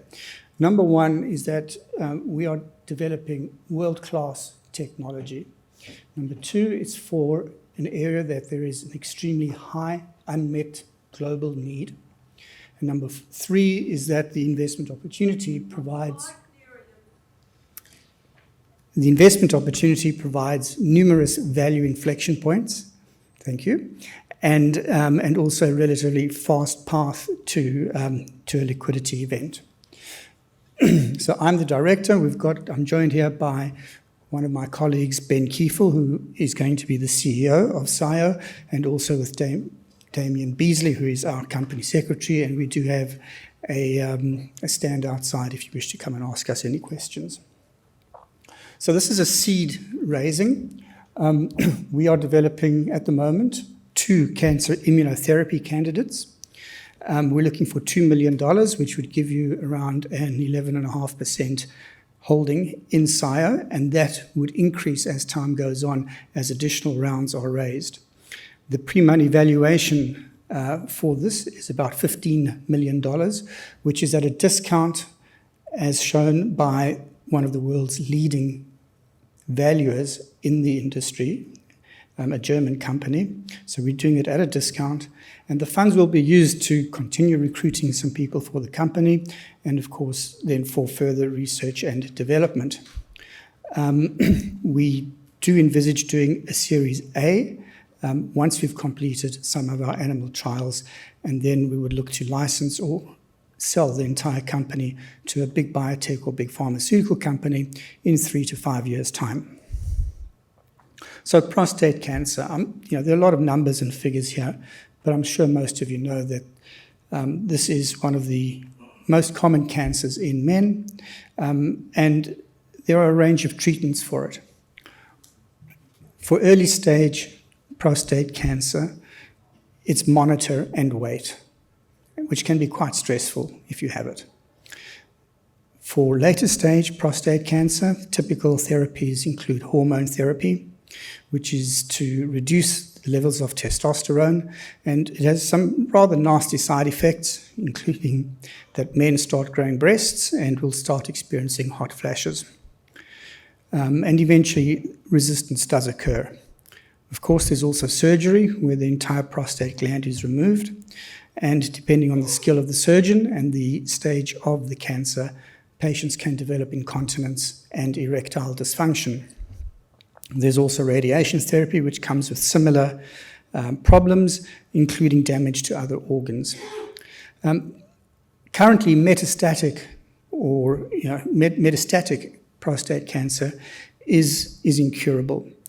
Immunotherapies for prostate cancer have been attempted, but they are only modestly effective.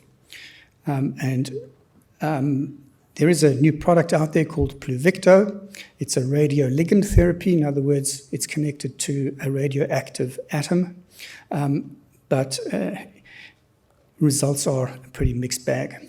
So the competitive advantages that we bring is that firstly, we would be a first-in-class therapy directly attacking what's known as prostate-specific antigen on tumors. No one else has managed to achieve that, directly attacking the PSA. We would be the first ones to do that. We expect there to be a significantly improved safety profile compared to other products that are currently on the market.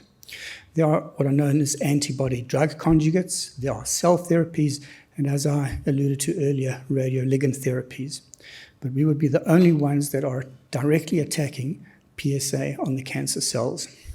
So where does this technology come from? Just to be absolutely open with you, I'm also the CEO of a company called Myrio Therapeutics.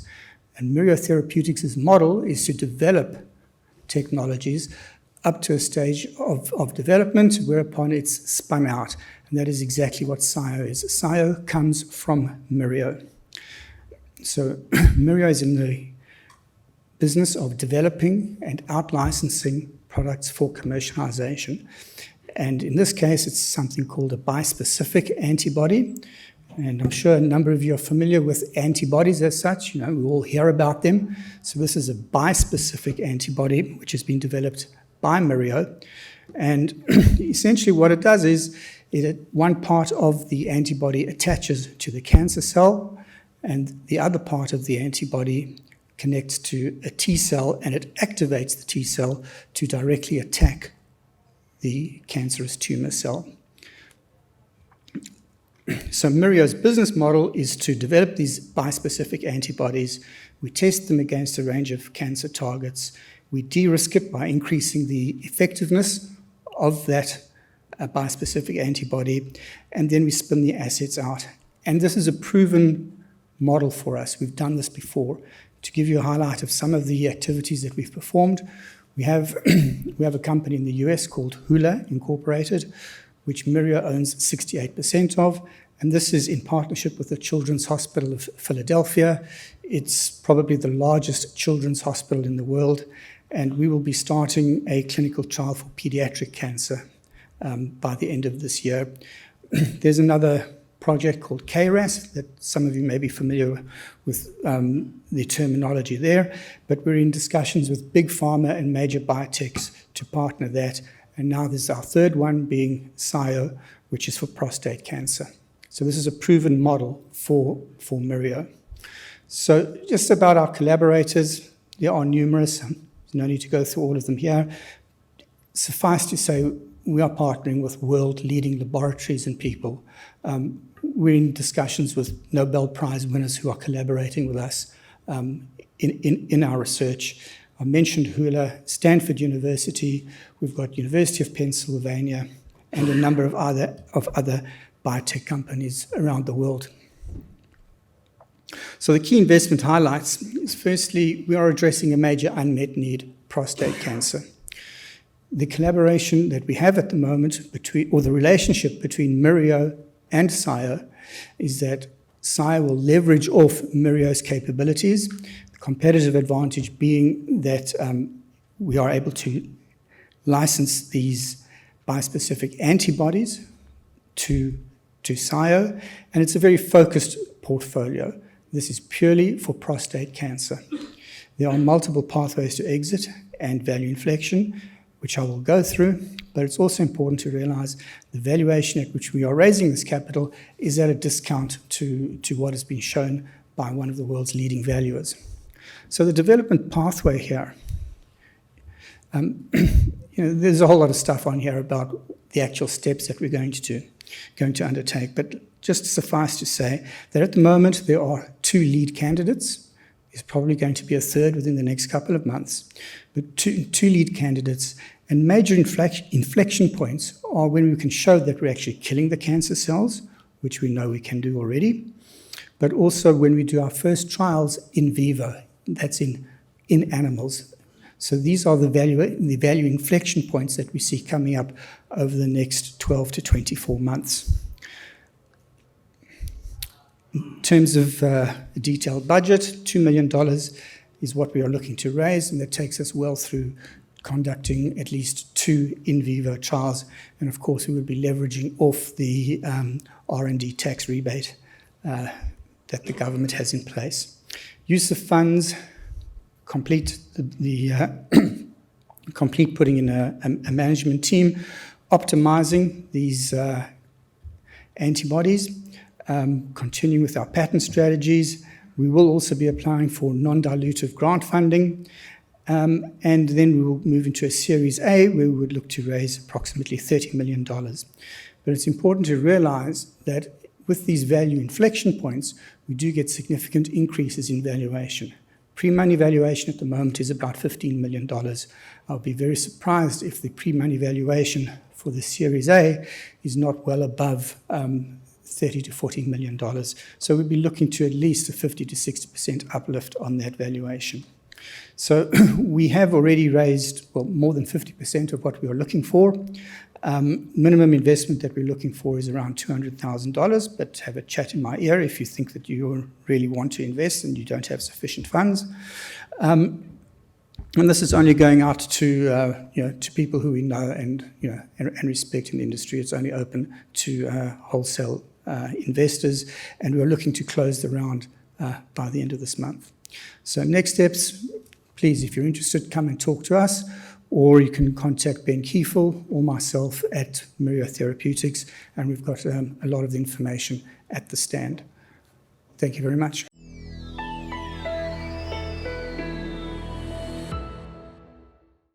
Thank you, Dr. Wald. Now please join me in welcoming Professor Alan Trounston, CEO of Carthrix. Just to introduce myself, I spent the late 70s and 80s pioneering human IVF, and I think there's somewhere between 10 and 20 million IVF babies in the world now, so as a grandfather for a lot of young children out there. But also was able to develop human embryonic stem cells, which started a stem cell revolution. John Howard funded Australian Stem Cell Centre for 110 million in the early 2000s, and I worked then. I was headhunted by Arnold Schwarzenegger and Bob Klein California to run the California Institute of Regenerative Medicine.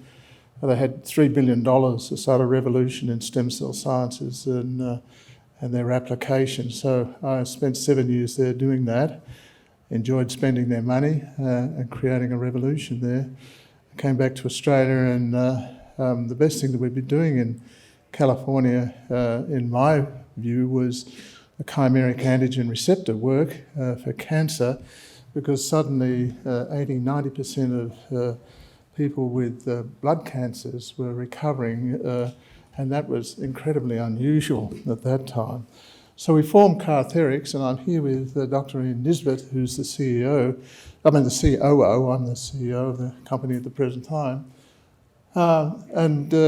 Really we've been looking for between $10 and $20 million to carry our work through the clinical trials, and I'll describe that for you in a moment. This is a kind of breakthrough in therapy for solid tumours, and the chimeric antigen receptor area is really quite astonishing in its capabilities in doing that. It's a game-changing process that we've developed, because the original and the most used chimeric antigen receptor work is done with T cells, and they have to be taken from each and every patient and then taken into the laboratory, and then the CAR, the chimeric antigen receptor, engineered into the cells and expanded and returned to the patient. So that's an expensive process. But we started to use the stem cell approach to make an off-the-shelf project. So we're looking at an investment to get us into the early clinical trials.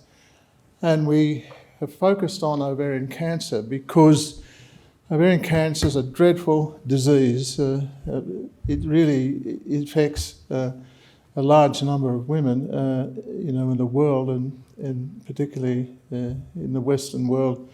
It's a lethal disease, and the 5-year survival rate is only around 20% for stage 4 cancers, and they're often diagnosed at stage 3 or stage 4. So this is really an awful disease, and the current treatments that are available are severely limited and are not very effective. So it's a huge unmet need, and the reason we thought that our approach might be useful for this is that we started with CAR T cells, and we have a product that at the moment is going to go through clinical trials with the Peter MacCallum Institute in Melbourne. But we moved over to the CAR NK cells, which we developed off stem cells. And you can see in these CAR NK cells, they've got a lot of killing receptors attached to them as well. So they're a more effective killer than the T cell. And if you add on a CAR to them, in the laboratory, if you expose them to cancer cells, they very effectively kill them immediately. So there's multiple mechanisms for killing there. The NK cells have a much better profile. There's no cytokine storm, which is a bit of a problem for CAR T cell patients who really need to be managed very carefully for cytokine storms, and also neurological effects that are often occur there. And there's an issue at the moment that secondary tumours have been discovered in very few of the CAR T patients, but those tumours may have arisen from the CAR T, the cells that were given to the patient. Well, in our case, that won't happen because we're able to manufacture these stem cells, and we actually are able to genetically edit these cells, and then clone a single cell. We can make the product from a single cell because stem cells are immortal. They're the only cells that grow forever, so they can be easily grown. So you can start with a single cell after you do all your genetic engineering, and then you can DNA deep sequence it to make sure that there's absolutely nothing in there that would affect an oncogene or a functional gene. So you've got much more of a drug product that the pharmaceutical industry is much more recognises as a much more of a drug-like product that will all be derived from a single cell and be homogeneous. There won't be any heterogeneity in that population. So that's a huge advantage. They say the CAR T work is one product, one patient, and the average cost of producing that, just in the reagents and so forth, is close to $100,000 US. With our manufacturing, we can get it down to around $3,000 a dose, and so that's a huge difference in the price. So you not only can make a large number of these from your single cell that you multiply out and then manufacture into killer cells, natural killer cells, but the cost of this is dramatically different, and so you can the ability to get to patients everywhere will be very much changed, and particularly when you move into solid tumours where these patient populations are very large. The expenditure on the healthcare system is going to really depend on you having an off-the-shelf product. So that's where we are with that. We not only have a CAR on our natural killer cell, we put the CAR on, and so it's expressed on the surface of the natural killer cell. This CAR is identifying an antigen that's present on the ovarian cancer, or any other solid tumour cancers, we think. And we've also knocked out some of the genes in the solid tumour in the body. The solid tumours use some cell products to actually put off the immune cells. That's why our immune system doesn't really control cancer. It's turned off because these products, these molecules are produced in the tumour microenvironment. Well, we're knocking out those receptors so they can't do it. So that makes a product that's not only effective but will last longer and do its job more effectively. And you can see this in this is animal studies where we put a luciferase on the ovarian cancer, and the blue going to the red means there's a lot of cancer in these mice.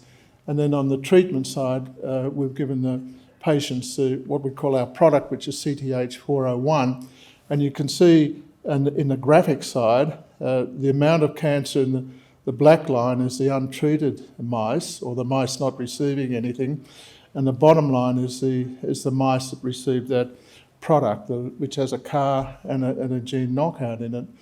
And you can see here the black line again in this graph is the mice that are untreated, so the cancer's growing really rapidly on this axis, on the upgoing axis, on the x-axis. It's different values, so it's growing very rapidly. And when you treat the mice with, say, controls, the natural killer cell without a CAR, that's in the blue line, and the green line is just the natural killer cells that you get out of the blood. You can see they have some effect in killing the cancer, but the orange line is where we've added the CAR, and the red line is when we've added the CAR and we've also done that gene knocker, which is obliterating the cancer completely. So we need to test this in women. We've got to get there, and that's what our funding needs are about at the present time. We've de-risked the whole process because we've been talking to the FDA. We've done the functional studies, we've done the safety studies in vitro and in vivo. We've got a really fantastic manufacturing method, which has taken a big effort to get, but now we can make billions of them, 20 billion of these each time we make a run in small bioreactors, and we can make larger numbers if we increase the size of the bioreactor. We've been to the FDA. We wanted to talk to the FDA because they have much more knowledge about the stem cells, and they all have more knowledge about the gene editing processes that other regulatory bodies really don't have. And the other thing is that if we do go through the FDA, those studies can be done here in Australia, the US, or anywhere in the world. But as if you get the permission to do it here by TGA, you still got to actually get permission from the FDA to do them in the US and in other regions. So we've had a pre-IND meeting, we've had several meetings with the FDA, no red flags. We know what we have to do. There's some toxicity studies that have got to be done independently, and we're doing those.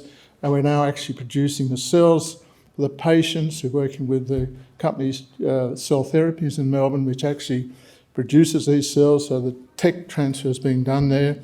We know that we can get there, and by the middle of next year, we'll have had submitted our IND under the recommendations that the FDA have given us, and we can begin patients within a month. Essentially, if the FDA doesn't respond to you, you can go.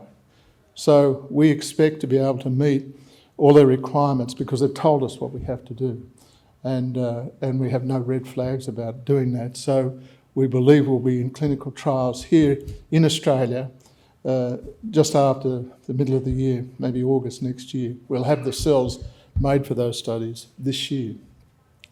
So this whole system is an unlimited supply system because we start with stem cells. They're made originally from umbilical cord blood, and you can actually generate very large numbers of cells from the stem cells that you make. You can precisely do the gene editing. You make a master cell bank, and you can scale that manufacturing to provide you what you need.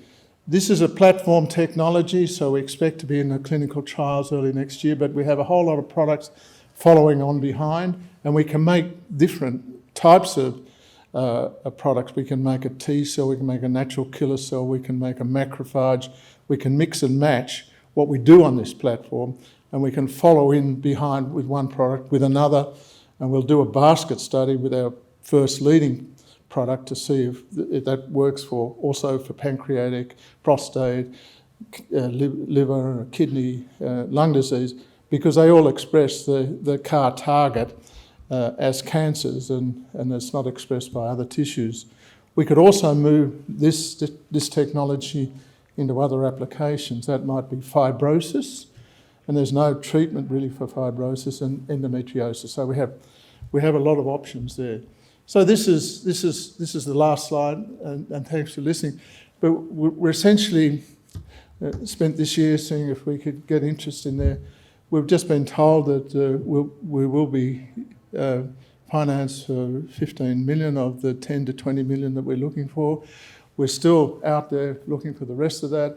We have some interest from funds, and we would love to incorporate anyone who wants to be interested in this, because we think this is a treatment for the future. It's a global matter, and it's a pharmaceutically positive process, which we think is going to really work. Thanks very much for listening to me.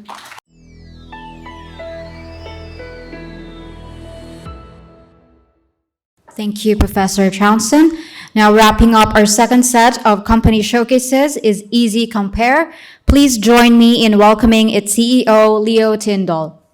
Hi, my name's Leo Tyndall. I'm actually not CEO of Easy Compare. I'm actually the arranger and actually the major shareholder of Easy Compare. I'm the CEO of MarketLend, who's the funder and the arranger for the capital raise for Easy Compare. I suppose you'd probably say, well, what's Easy Compare? And you could say the name speaks for itself, but there's a little bit more to that. Essentially, everybody does, most people use comparisons, websites and comparisons to compare your electricity, your health, your broadband, and also for loans and insurance. Easy Compare originally started from a brand called Electricity Wizard, and so it's been providing for the last 12 years the comparisons in regards to electricity, and then expanded into the health space a year and a half ago, and at the same time expanded into the broadband. As you can see, there is a significant demand for majority of consumers to go into that space to get comparisons. And typically what we do find for most clients is that they get price differentials that could save them significant savings depending on what they do. The business also is driven on the fact that retailers do see the comparison business as a origination source for their business, and significantly support that business in doing so. If you look at what we've done and what we did with the company Easy Compare, is that what we've done is actually combined a number of brands together to set up one main brand called Easy Compare, with the intention to stand aside against iSelect, compare the market in a space which isn't that heavily populated with comparison businesses, and to be able to offer a differential where the comparison that is provided by Easy Compare is a true comparison, where the customer is not actually directed to a sponsored solution, but actually directed to an independent advice. You can see here that the business of comparison has always been a case that there's been a number of providers in the space, but there isn't a clear leader as such. And that's probably more the reason why the expansion of Easy Compare to actually start to pick up and could stand aside to some of these that are in the market. Compare the Market did purchase iSelect, which then aggregated the two comparisons together. Subsequently, since this, MyConnect was bought for 120 million by Origin. So there's still a significant demand in the market for purchases by the bigger players of these comparison businesses. In the business itself, obviously the demand is still there and a significant opportunity for anyone that's in this space. It essentially, on a day-to-day basis, Easy Compare would actually convert between 200 to 250 customers. The acquisition price of each of those customers varies between $25 to $50, and yet the actual return varies. On the electricity, it's typically around $200. On the health, it's usually the acquisition cost is about 20% of the commission. So the commission itself, if you were to, for example, get a private health comparison, it would normally, if it was $5,000, the commission would be 20% of that, and then the acquisition cost would be a further 20% of that. So you've sort of got a fairly low cost of acquisition and a very good profitable business. The business itself, Easy Compare, is an aggregation of a number of comparisons. Electricity Wizard has been around for 12 years. As I mentioned, the Health Compare is a fairly new brand over the last year, already profitable. Broadback Compare the same, and the ones coming soon are the loans and also insurance. It's offered in two manners. It's offered in a form of a call centre solution as well as an online comparison. Unfortunately, in Australia, the conversion rate on online is not significant. It typically varies between 9 to 25%. The majority of conversion is actually through call centre. Essentially, Easy Compare is a total staff of 75 people.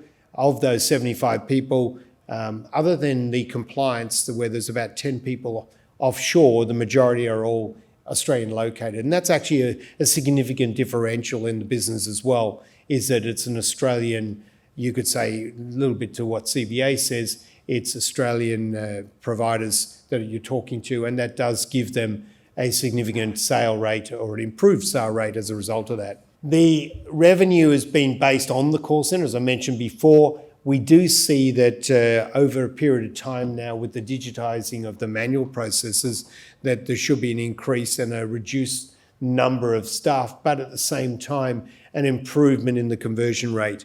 The business is built significantly on SEO business. So what that means is, on the average, the business will send between 60 to 70,000 a week on SEO campaigns. In addition to that, it will use socials as well as other avenues to generate leads. And if anything, the further you digitize that and the more that you use AI now, you're able to get a lower cost of the origination. So as I mentioned before, $25 is a typical origination. On the health, it's a much higher cost. It's usually around $75. So there's always a continual need to improve, use technology to improve and get a lower cost of acquisition. At the moment, there's 1.2 million customers for EW. They do see a significant growth in that business. There is one thing that's been significant in that space. By opening up the additional verticals of health and broadband, there's been a very strong conversion rate. The health typically gets about a 25% conversion rate over to the electricity. The electricity runs not as high. It's around about a 15% conversion rate, and the broadband is sort of clumped together.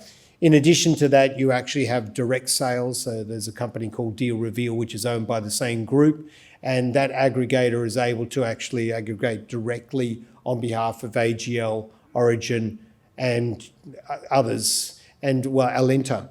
And what I mean by that is that if you ring up Alinta or Origin, you actually don't go through to them, you go through Deal Reveal, and Deal Reveal would sign you up for a move-in. Their move-ins are not just a comparison, but they actually do the full move-in. And as a result of that, they get a very good, you could say, customer satisfaction rate out of it. As I mentioned before, you've got the other avenues. The loans and insurance were put on hold whilst we finalised the move. We're about to move from level 2 to level 1 in Melbourne. The entire operation sits in Melbourne, and the loans and insurance are ready to turn on. It's just that we've been waiting for the move before we added them on as an additional.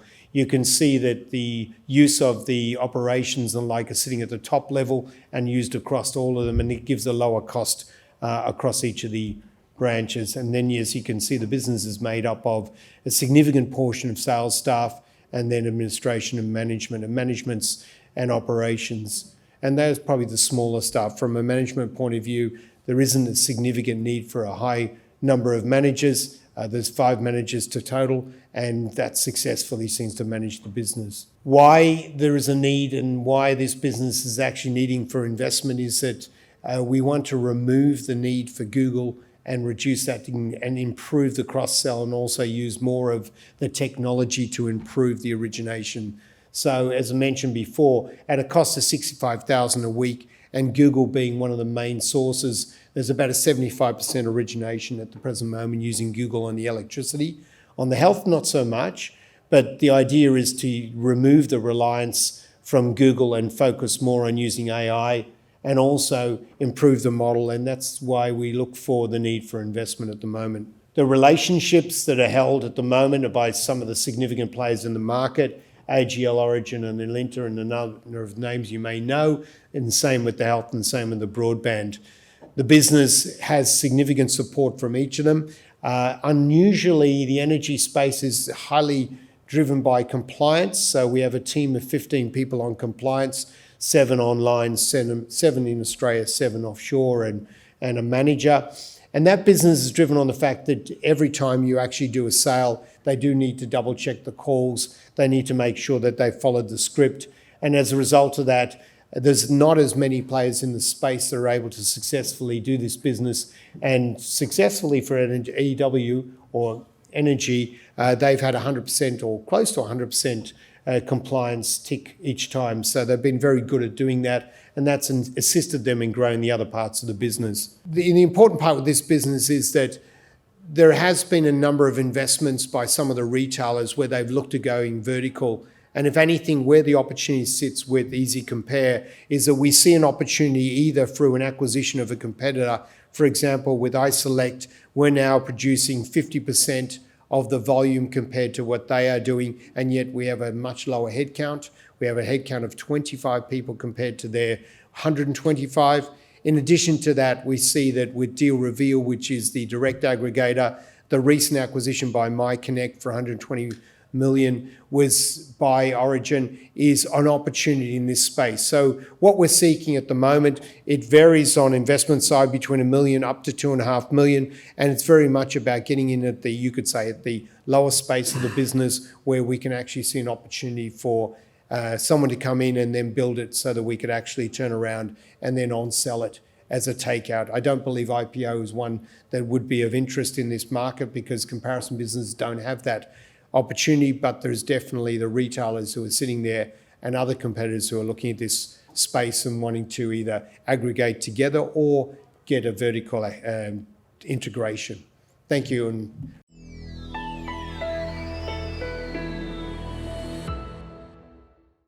okay. Welcome everyone back from lunch.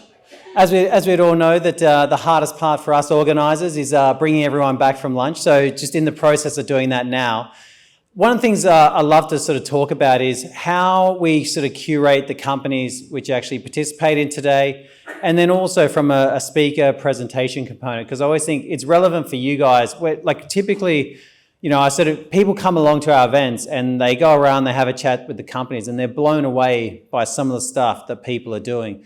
And for me, I'm the same. Like I'm fortunate enough that I get to chat with everyone every single day and find out what people are doing. And there's some incredible stories in this ecosystem that very often, you know, do not get the light of day that they actually deserve.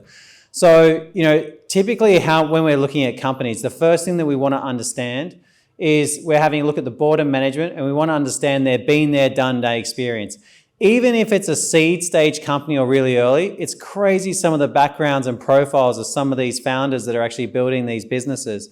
You know, they could have either ASX listed experience where they've built boards previously, or, you know, they've actually been involved in companies where they've actually gone through to exit, etc. And now this is their second venture. And the funniest part is this is not what they lead with me when they have their conversation. They're just talking about their next business. I have to dig this out of them typically. So that's one of the first things we're looking for, you know, people that are actually business builders, that have that been there, done that experience. Secondly, we want to understand the sector that they're in, because effectively in the space that we're in, it's easier to go, like I said, basically it's easier to go with the tide rather than to actually try and fight against it. So we're typically looking for sectors that are in favor at the moment and that also are of desire for you guys. Like, for example, you probably noticed that, you know, we've got a lot more sort of credit-related or yield-based opportunities. The reality is they're raising incredible amounts of money through our network, you know, over the last couple of years. And it's because we're in a high interest rate environment, right? And then likewise, you've noticed that we've got a great arrangement of life science and healthcare companies, because that's been a hot area for us now for the last sort of couple of years. And there's some incredible companies that are actually coming out. And Australia has an amazing range of life science companies. So we tend to stay in alignment with the trends which are of interest from the investor side. And then the next part is who's already backed the companies, right? So we're trying to understand which, are they private investors? Are they VCs that have backed the companies previously? Like, who have been their investors? You know, often a lot of companies, like for example, you know, Hone AG, you know, when I first spoke to them, I couldn't believe that one of their strategic investors was GrainCorp.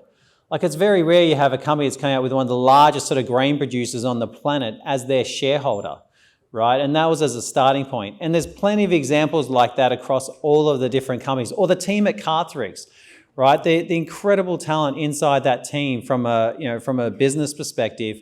You know, and I'm even thinking that for me, what I need to do as a company is do a lot more education on the potential for immunotherapies going forward, given the likes of Carthrix, Scio, who you saw in the last session, and then obviously we work with Imugene as well, all sort of in that immunotherapy area. The next one, and also backing it, like for example, I don't want to call them out, but in this, even today, one of the companies here today, it's actually backed by a family office, where the family office has been taking the family's money, investing it into the actual company to get it to stages in technical businesses. I rate that so highly. Very rarely do we come across family offices that are basically taking low risk money and then investing into a high risk area like life science, but then also employing in that area, building the science capacity in that company, building the data, and then going through its spaces, and then now creating an opportunity for our audience to participate. The next one is in B2B, we're looking for, do they have blue chip clients? Because then that helps us understand have they gone through some sort of procurement process before they've actually come on board. B2C is just simple traction metrics. Like, what does that actual growth rate look like? What are some of the traction metrics that they can actually speak to? The other truth is in some companies, they've got IP portfolios, that are very high valued, that they basically can speak to, that have significant potential that's relevant for you guys. So there's some of the areas that we're looking for in opportunities that we deal with on a day-to-day basis. So I hope that sort of gives some context as to how we curate opportunities. Now, I'm going to be hosting our next panel. So if I can get the panelists for our panel session you're going to do the introduction, are you, Jade? All right. I'll let Jade come up and do the introduction for the panel session. I'll stay up here. Thanks, everyone. So welcome back, everyone. I hope you had a great lunch. Now let's get ready for our next panel, who will be taking us through New Zealand venture capital opportunities. Please join me in welcoming our moderator, our very own Steve Torso, CEO and founder of Wholesale Investor. And let's welcome to the stage our panelists, Brent Ogilvie, Managing Director of Pacific Channel. Maria Jose Alvarez, Managing Partner of WNT Ventures. And Andrew Kelly, Executive Director of BioPacific Partners. So this was something that I wanted to do when I was sort of talking to the ASX about doing this event. At that time, we're working with a bunch of really cool NZ companies. And I thought maybe what we should do as part of this event is actually put a bit of a showcase or at least put a bit of a feature and a panel session on what's actually happening in the NZ venture environment. So basically, I've obviously invited Brent, MJ, and Andrew to participate in that. So as a starting point, can I just ask all of you to give a bit of an introduction to yourselves and your fund or your business? Thanks very much, Steve. So I'm Brent. I run Pacific Channel. We're New Zealand's largest deep tech venture capital fund. I've been going 20 years, 8 exits, average IRR 86%, and we're establishing an operation in Australia. I think you can drop a mic after that one. How do you beat 86%? Well, we're fortunate enough to invest into some assets that did 75x, and that's the beauty of venture investing. If you've got a portfolio and you have one runaway success, power law creates the opportunity. MJ. Hi everyone, I'm Maria Jose Alvarez, also known as MJ, originally from Chile, have been calling New Zealand home for the last 9 years. Started my career as a biotechnology engineer, started my own company, first paid out of my university, moved to New Zealand, and I now run WNT Ventures, which is the oldest deep tech incubator in the country. We've had a partnership with the New Zealand government of the tech incubator scheme for the last 10 years. On the back of that, I've raised 3 funds, and we're currently raising our 4th fund, fully returned the first fund and realizing over 25% of the second fund. We're a high conviction, high dedicated investor, so of around 300 opportunities per year, we invest in about 5 per year. So really keen to share more insights with you all. Thank you. Hi, I'm Andrew Kelly. I think I'm a ring-in. I've come here because, not because I have a current fund, but because I started a fund a long time ago. It was at the time Australia and New Zealand's largest life science specialist fund. It was over 100 million. And then from there have done a variety of things in the investment space and have constantly been in the investment space across Australia, but from New Zealand for 20 plus years now. Brilliant. So as a first step, and I'll let Brent tell a little bit about that story, but I got to know Brent about, was it 12 years ago? 10, 12 years ago, when we actually worked on that opportunity together. We actually provided that opportunity to WI, and some of the WI subscribers participated. So Brent, as a starting point, how do you, I suppose firstly I'd love to understand what is the mood in New Zealand like now in the deep tech area? And then secondly, what is your sort of process for identifying opportunities? Yeah, I think as MJ and Andrew would also say, the mood in New Zealand is positive. We've got a very supportive government that provides incentives at all stages of the sort of value creation process, which obviously helps in lots of ways. This industry depends on that nexus of government, academia, and us as investors to make it all work. And then, for us as investors, obviously there are common things we all look for. We look for, great teams, great technology, some way of protecting that technology, because in the end, before we invest in a new matter, we're always talking to 2 or 3 potential acquirers. They are our customer at the end of the day if we are to return money to investors. And so validating that commercial interest, and I think, as you said, Steve, at the start of this day, the advantage in New Zealand is that we're small enough, nimble, but we have to focus globally. So we're always focused from the start on those corporate acquirers and what they're looking for. And for you, what's your specific sector focus right now that you're honing in on, that you're making investments in? Yeah, so we have for a long time focused on 3 themes. So the future of health, food, mainly ag, and the environment. And each of those had their own idiosyncrasies. For us, the commonality is we mainly focus on technology that comes out of universities and Crown Research Institutes. So we're skilled at helping build those companies with scientists, engineers, and working with the universities to make sure they do well out of those assets as well. But we're ultimately company builders. So we've had 8 exits as a firm, but each of our partners had their own exits before they joined the firm. So, we're focused on bringing that operational excellence to help build these companies so they don't make the same dumb mistakes we did early in our career. Because ultimately, you've got to learn every time from what goes wrong. So in terms of reviews, we're fortunate to have 6 PhDs on the team. Happily, they're not just boffins, they're pleasant enough to ever be with as well. They've actually all driven their own exits. And so I think that really helps reviewing the underlying technology, understanding the regulation, understanding the often quite complex market entry scenarios. Very well articulated. MJ, so just for you, like as far as for WNT, what's your focus from a sector perspective? What stage are you typically investing? And then what do you find some of the key things in the entrepreneurs that you're backing? Yeah, so like I was mentioning in my introduction, we are a high conviction dedicated investor, meaning that we're taking what we think are the best opportunities in the country at the very beginning of the journey. So I'm biased, but I do think that we're the best at that 0 to 1 spinning out process as well. So through our partnership with the government and the funds that we back alongside it, we built companies that have from a benchtop lab scale when we first invested to have multi-million-dollar brands in New Zealand, Australia, and the US, for example. So what we're looking for, kind of alluding to what Brent and probably what any investor will say, is the right team and the right opportunity. Our team also has operational experience and scientific background, but also the deep financial acumen that it takes to turn these scientific opportunities into good commercial viable products, because not all science is actually good business backable science.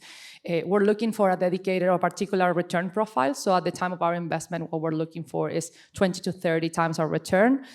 Power Law will say that a lot of those don't come through, but there are a few outliers. So we have companies that have returned 72 times our initial check, for example, where we still have substantial equity. In Fund 2, we have a few companies where we're over the 42 as they prepare for raises Series D, with kind of top tier funds in the US. And a lot of that comes from the time of our engagement. We're investing in 1 or 2 people and helping them grow that first 12, 18, 24 months as they prepare for Series A, but also having the ability to have the connections overseas largely for the company to then go and grow in that market, whether it's the US or Australia or the Asian market, whatever is appropriate. What it's important as a fund manager is to have the Rolodex of connections available and provide that to our funders. How much time do you spend doing that? Because I know, Brent, you've actually built your company sort of around this kind of model as well. But how much time would you spend helping because capital is obviously required for deep tech as an area. How much time does your company or do you guys spend actually assisting with those connections and capital and so forth? A lot. That's why per fund we make, for example, Fund 4, we're looking to make 15 to 18 new investments. We're highly dedicated. We are a small team, so overall the fund is a team of 6. But what we employed through our partnership with the New Zealand government, we get diligence grants, meaning that we get access to a pool of capital that we can then deploy to externalize that diligence process. There are people that are highly curated, and what we're trying to understand is who are the best team and the best people overseas with the technical expertise. So we build a team around the team even before we've written the check. So oftentimes that takes maybe 3 to 4 months to build that business case around it. If the investment looks like a good opportunity for us, we then write a bigger proposal with a minimum of $1 million plus as a first check investment. If that doesn't pan out, what we do is all that work built to date gets handed back to the company, which they can use to kind of grow the opportunity as they see fit. But also through that process, because we're talking about a long time frame, we're thinking about working with the teams for 5 to 7 years. So that 3 to 4 months really is gauging how are they thinking, how are they operating as executives, but also who are the key talent that the company needs to bring next. And we play that role until that kind of comes through. Brilliant. And for you, Andrew, you've obviously seen this space evolve over the last sort of 30, 35 years. I think it'd be worthwhile to give everyone a snapshot of how you see the NZ landscape has changed from a venture perspective across all these different areas, whether it be health, whether it be agriculture, because I know you've had a couple of different roles in this, whether it be starting from the fund side and now working with some of the corporates. What's your perspective on how you've seen it change and I suppose the opportunities going forward? Sure. Yeah, one of the sins of being around for a long time is I do see those changes. I have seen them for a while. And for your info, 25 years ago, I moved from Australia to New Zealand, born and brought up here. And I went to New Zealand at that time because I felt it had a better entrepreneurial culture. And that might sound a bit strange in this room, but something about the New Zealand economy had made many, if not most, of their entrepreneurs global from day one. They were thinking right from the very beginning about how to break into international markets, and I enjoyed that.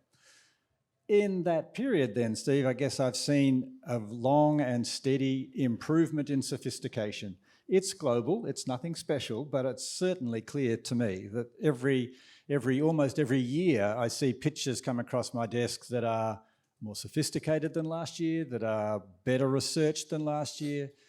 It doesn't mean there's not gaps, and my whole business is predicated on those gaps because there's still an awful lot of gaps. But I do see a long-term trend. Now, during that 20-year period, ag, for example, was the poor cousin for 15 of those 20 years. It was the golden child for 3 of the next years, and now it's going back to being somewhere in the middle. But those trends have happened. Obviously, health tech has been long and strong, but boy, did COVID kick it up another notch as well. And I think it's settling back too, to a new normal. So I guess I've seen those long-term trends, and I do think that we are getting better, albeit we still have gaps. So what is the number one focus for NZ investors at the moment, or that you're seeing that people are, or the government's focused on investing into? I'd say, I think Brent said our government at the moment is quite supportive. I do think that as a government level, they're a little unfocused still. And what I guess I'm getting at is that I do think New Zealand, particularly New Zealand, has some globally competitive strengths, and that we three all know them, and we all probably are backing them. And indeed, the obvious one that everyone thinks of first is ag tech, but it's true that New Zealand has both a vibrant, small agricultural sector that is hugely exposed to global markets. It means we've got spin-off executives coming out of those big corporates that have had global marketing, market entry, regulatory experience in a tiny little country called New Zealand. So that is an obvious one. I think health tech is equally strong, as both my colleagues have said. I'd have to say Australia is stronger because it's both bigger and deeper in that pool.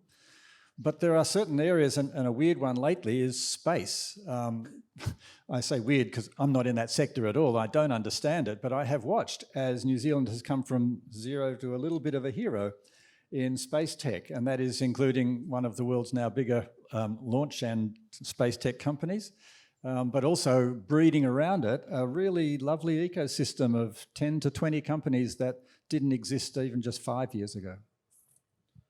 So I suppose my next question for you, Brent, is you've built a quite unique structure where you're not only a fund, but you've also got a bit of an investment bank also wrapped around your business. And I imagine you did that because you realised what MJ was talking about, how much time she supports portfolio companies, so the time was required. Give us an example of, because you obviously got it, both you and MJ got everyone's attention when you mentioned about some of the returns you were able to achieve with some of your portfolio. Best way to get an investor's attention, by the way. Just to mention about some of the achievements on the IRR front. How have you been able to do that? Give some examples of some success stories of successful exits of companies that you've worked with, and a bit of an insight into the journey with them. Yeah, thanks, Steve. We didn't set out to be, I suppose, a micro investment bank, but we also didn't find readily in New Zealand the investment banking skills that could handle a deep technology asset. And often the businesses we're selling are still quite early stage. Sometimes they're still pre-revenue, or they've just got initial market proof. So the traditional investment banking model of selling on a PE basis that doesn't work. So we're selling our companies to corporates who are buying because of either fear or greed. They need the asset to protect an existing business line, or they see the asset as a way to enter and block competitors. So I suppose our process is from the start, as I said, we validate there's corporate interest if we develop the technology successfully. We've got someone on the board all the way through who's focused on those corporate acquirers. And a good example is a business we started in ag called Engender. It was a technology that Steve mentioned at the start around separating, for dairy farming, female-bearing sperm cell from male-bearing, so that the dairy farmers could have heifers, not bobby calves. So obvious value globally. In the end, we ran a process with US's largest animal breeding company, Europe's largest, China's largest, and Zoetis, the old Pfizer Animal Health. And just as I think an example of the power of competitive tension, The company was eventually acquired by the Dutch, but true to form, apologies, their opening bid was a tenth of their final bid. And so I think, if you don't have that competitive tension, then it's very hard to realise top value. It's an incredible story. I didn't realise you actually went through that journey of the 10x, putting in a bid for 1/10 and then getting to that final outcome. MJ, for you, it'd be good to hear from your side as well. You mentioned one of your companies had an exit for a substantial return. It'd be great to understand the journey that you went through with that company, just to give a bit of, I suppose, perspective as to what it looks like. So for us, it's been an interesting journey as building the 3 and now soon to be 4 funds, because we built from the very beginning a secondary market structure into our fund, which understands that the time frame for deep technologies is often longer than this life cycle of a fund. Our priority is to do well by our LPs and continue to recycle that money. And we identify that it comes to a point in the technology innovation cycle that it's better for us to take some of that money off the table, recirculate it back to our LPs, and then they can achieve much bigger returns with that while we're still holding some equity. So what we've done in Fund 1 and Fund 2, for example, Fund 1 is fully repaid and we still have 4 assets left in that fund. One of those, we're 72 times our initial position and have consistently returned money to our investors for the last 6 years. So with that, we've also raised subsequent bigger and bigger funds. And one company that I'd like to highlight on the value and what we bring to the table as an organization is Foundry Lab from our Fund 2. So that came out from an industrial designer who was in industry working and understanding the pain points that he was facing day in and day out, prototyping parts. If you're familiar with that, it's a metal casting prototyping that takes a lot of time, a lot of effort. And by the time that you get the part returned to you, oftentimes that part no longer works. So he was frustrated and he started developing and understanding what was a better way to doing this. Our team got heavily involved into design thinking and prototyping with him. And what resulted on the breakthrough innovation was a new wave of microwaving parts. Fast forward to now, that company is about to raise a Series D with top tier VCs in the US, has their R&D facilities in New Zealand. We're still heavily involved with the company and also in the US, working with large manufacturers. And as reduce the time, and their slogan is to get real parts now. So it reduces a process that took months to 2 hours to get real parts that you can incorporate into your business. So that really, to me, highlights, I love that story because it highlights, 1, the type of founder that we like to back, but 2, the work that we have built into creating that opportunity, but also knowing when to step back and let that company run forward. Great story. And for you, Andrew, I imagine in your time you've worked with a range of different organizations that have gone through that journey of sort of starting, going through their different trials and going through exits. I'll say, what are some of the key things that you've seen that be important in helping sort of nurture those companies through the different stages? Sure. The answer to that is an interesting one from my own history, because after a long block of time in venture, we began to focus on the far-end customer, the global corporates. And the reason we did that is because that's the answer to your question. One of the things that we found the most useful and the most problematic was that engagement and that preparation for engagement. And as we all know, and probably this audience knows, the vast majority of startups in this country and in New Zealand are first-time founders. And that vast majority all have a problem with understanding or knowing how to actually go out and do the deals globally. So what BioPacific has done in the last almost 10 years now is focus on that. You could call it as a source of investment, and it's one that hasn't been mentioned on this stage today, but that global corporate is the next natural owner of many of the companies that we're talking about today. But preparing for that can be a years-long process, is a years-long process. And having wise counsel in how to do that is proving to be very valuable to the ecosystem. So I guess the short answer to my long answer, Steve, is that we've chosen to focus on the far end of the deal. Without becoming an investment bank, like Brent was saying, we choose not to actually move into that arena. But the prep work and the wisdom and all of that side of things has been fantastic. We've also working for the buy side often now in getting from global corporates a mandate to go and search for a technology down under. Makes sense. And I suppose in this last 5 minutes, it'd be great. So far we've covered what they've invested in to date, what they've been able to achieve with some of those investments. I think by now you would have been surprised about some of the success, I suppose both Brent and MJ have been able to achieve. Especially, we've been fortunate enough, we've been showcasing Brent over the last sort of couple of years at different emergence conference. For me, I've been fortunate enough to see that journey right from the start. But the next question is really, I suppose, what we all have on our minds is where to next? Where are you making investments? What are you looking at? What do you think this is an exciting time for deep tech, right? Between all the different innovations, whether it be from a technology perspective, from AI, from robotics. You mentioned about space. How could you not like deals in space? Apart from, it's concerning from a risk perspective, but they're cool. But where are you investing? What are you seeing what do you think how this market's going to play out over the next 5 years? Not as cool as space, but we like sort of waste to value. I think there's an increasing focus on optimizing resources and, a couple of our existing portfolios, and we're screening for new opportunities, are doing things like taking, human sludge and creating biomethane, creating other viable industrial products like salicylic acid. And I think that's a pretty interesting area. The Europeans are strongly invested into that, and one of our portfolios has got a very significant grant from the UK government to advance that area. I also like waste heat to energy. There's a massive chunk of industrial processes. Energy consumption is just wasted, and we've got an exciting portfolio company that takes that waste heat and generates electricity. It can take very low-grade waste heat. In the areas of health, we're interested in decentralized medicine. I think it's hard for a lot of people to get to a physician.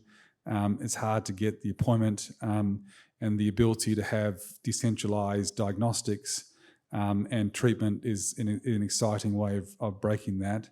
And we've got a number of assets in that area in medical imaging and micro blood diagnostics.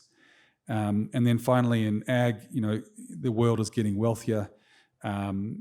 People's nutrition requirements are more sophisticated. The demand on water and other resources is increasingly significant. So anything you can do to make that ag more efficient and less of a drain on the Earth's resources is obviously exciting. One of our companies has got a water technology that reduces the irrigation requirement by a quarter and increases production by 30% in a number of crops. So technologies like that, I think, are globally significant. Thanks, Brent. And you, MJ? Well, we continue being a generalist investor, but some of the things that are exciting for us right now in space, we do play a part in more ancillary services. So when we're establishing that there are some big companies already making launches, providing launches, there's a lot of satellites already taking space.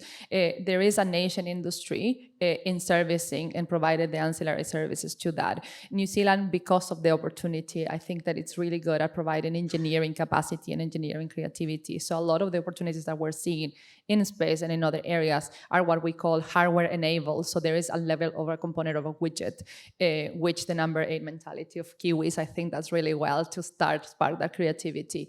In energy, we also see it as the conduit. We have a big play in hydrogen enabling technologies. So technologies that unlock that green opportunity for other people. So without being the sole provider.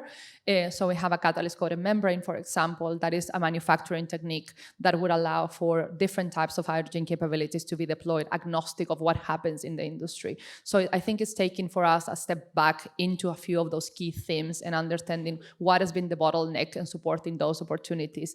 In biology, life sciences, and medical devices, we also see the opportunity in the widget itself, enabled by a software component and providing better patient outcomes. And finally, what we see a big opportunity also is it's in that kind of engineering physics capacity. So if we're thinking about lasers, magnets, and photonic components, I think that there's also a very big hub of innovation happening in New Zealand. And a lot of that is attracting offshore talent that is looking to come to New Zealand because of the quality of life, because of the facilities, and the interest of government in supporting these opportunities. And we do one or like a few venture studio type of investments at the beginning of our fund where we kind of strap on and we'll do like a lot of the like heavy work ourselves. We have one of our founders here, Leila from Hail Health as well. So different type of range of opportunities that we're providing. So really exciting times for us. Thanks, MJ. And for you, Andrew? Very quickly, two things. One, I guess I've been a bio guy ever since I was young, and that includes when I was a veterinarian many years ago. But what I would say is that there is a place still for good old solid products. They are still driving our economy. They're still most of our purchases. And so I don't despair at all about the trends towards digital. I think it's a great thing to watch, but it doesn't change the underlying need for people to have products. But the other one that I'd have to say, and it's a bit of a frustration as a bio guy, is I think energy is where it's at. I think energy markets globally have got one, if not two extra zeros compared to almost anything we've touched before. It's fast moving, it's critically important, it's getting government attention, it's getting philanthropic attention, it's getting stock market attention. If I had my time over, I'd be a nuclear physicist. So just on a final, I just want to say a big thank you to the panelists for coming today. You know, I said Pacific Channel said if you speak to anyone in New Zealand, they would know who Brent and his team are. They've done incredible work. They've had some incredible success stories. As I said, it's very rare where you have someone get up and talk about, okay, here's how many exits we've had and here's our IRR. I get approached by different fund managers all the time to sort of promote what they're doing. And very few have got the kind of track record that Pacific Channel has, especially in such a hard area that they're in the deep tech and in the life sciences area. And then likewise, I was just impressed as when I come across MJ the first time. You know, I couldn't believe some of the companies they had in their portfolio, and she mentioned obviously some of the exits, but just the way, I think what I find really impressive is the way, as Brent mentioned at the start, the way the government supports all the way through, but then also how passionate these guys are about sort of trying to take their companies globally as part of that journey. And said, Andrew, I've known for some time, and has always sort of given me sort of, when I first went to New Zealand for the first time, he was one of the first people to actually meet with me, likewise with Brent as well, and give me a sort of lay of the land and what was happening in New Zealand. I think some of the most incredible companies, you know, we've had the opportunity to work with have actually come out of NZ. We had some at Emergence. They've got great life science companies, great deep tech companies, and we're fortunate enough to have these guys as panelists and to get to work with them. One thing I just realized, Brent, is me and him have really got to get on actually doing more podcasts about what's actually happening with you guys and the way you see the world, because I think the more time you spend with them, the different perspective you have about, you know, some of the opportunities that are coming from across the ocean. Always happy to chat, Steve. Thank you, everyone. Thank you.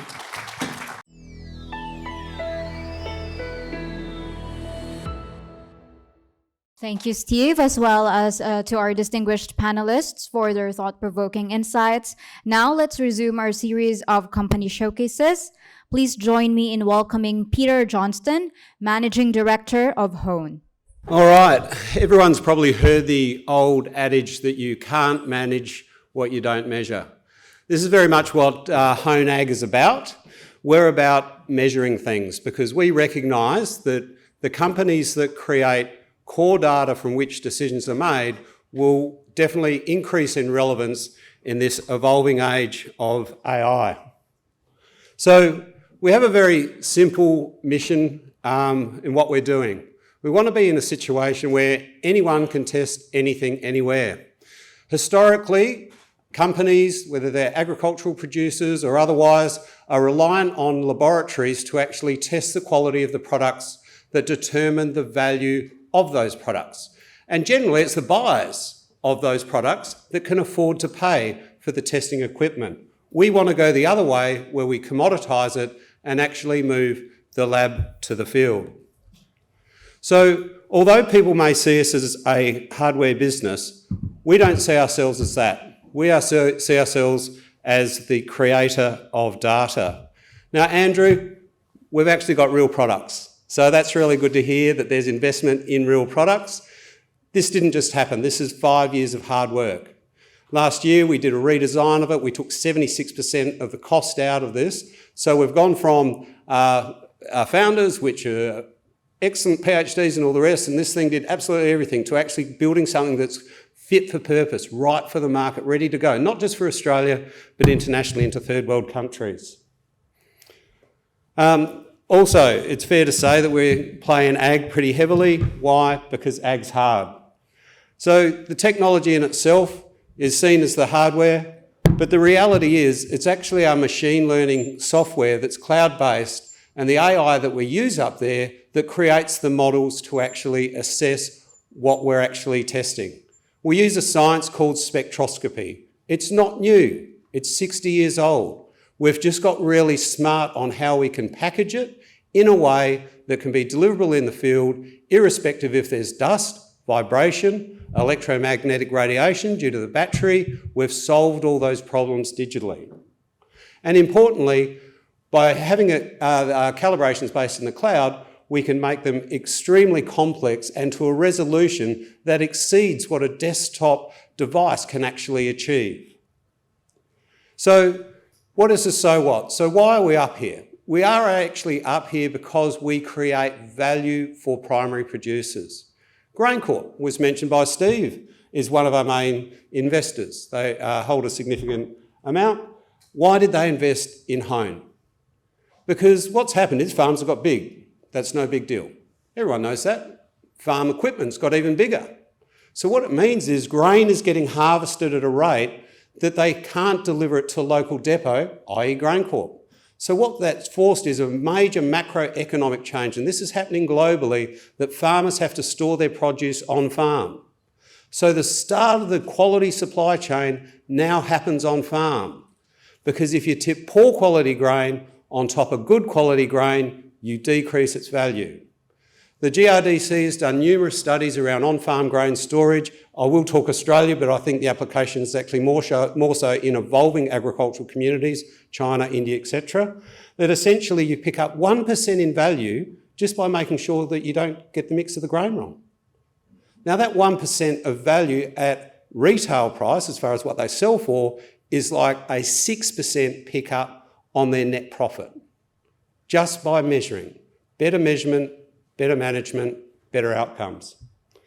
But we're not going to do this alone. We're going to partner with digital platforms such as Clear Grain Exchange that are a marketplace that can actually use that quality assured data to actually price the grain that they're selling through their exchange. So it's almost like an independent assessment. And the CEO loves this idea because it brings the buyer and the seller closer together. Therefore, they achieve a high price because you know what you're getting. There are no surprises. But not only are we playing, I guess, in the output side of things, we're also playing in the input side of things in soil. So I'll be really honest in regard to, everyone's talking ESG. I think it was said previously, well, we may as well get on what's hot. Well, we're absolutely on it as it relates to soil organic carbon, creating ACCUs, so farmers can actually get credit carbon units. But I guess we call it a carbon rush, a bit like the gold rush. We're not actually involved in the sale of biostimulants or anything like that, but I know farmers sure as hell won't part with a single dollar unless they know they're getting an actual result out the other end which needs measurement. We're in the carbon rush selling the picks and spades. We're not actually participating in the market, we're enabling these technologies to be embraced with.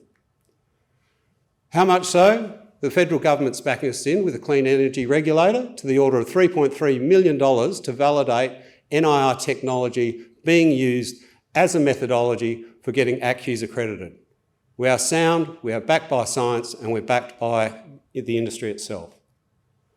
Again, our New Zealand friends love to talk about pasture and those types of things, but we can measure pasture for better outcomes for dairy cattle. There's an increasing appetite for proteins. The previous speakers were talking about the changing appetites as countries become more affluent. We know that animal protein consumption is increasing, therefore we need to be better at feeding our animals, looking after our animals, and getting better economic outcomes. We know where we play. We create the data, we partner with the digital enablers to then get the insight engines out the other side that generally say, we need more data. So why do we think we have the right to win? We're portable. We can go to any paddock, anywhere in the world. You get the results straight away. You're not waiting for a lab result. You're not waiting for someone else. And cost. We're 1/10 the cost of the equivalent that's out there in the marketplace. We know higher frequency data leads to better decisions. High density data leads to better decisions, and localised data brings more insights. And why should you invest in home? Because it's done. The product's done. The calibrations are done. The models are done. It's entirely scalable. You can have one device and add multiple models to it. Do you want fries with that? Do you want to try fries? A bit of a freemium going on. And very importantly, the upside opportunity based on our financial model is quite conservative with KPMG Ventures, because we know the investment community is risk off. We want to put forward a business model that is highly investable and risk off. Thank you for the opportunity.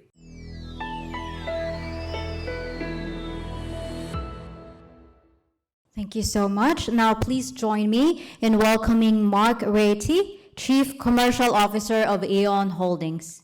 Okay, Aeon Holdings is involved in diversion of end-of-life tyres and waste plastic from landfill in a closed-loop facility. Aeon patent technology significantly reduces the environmental impact of these non-biodegradable materials.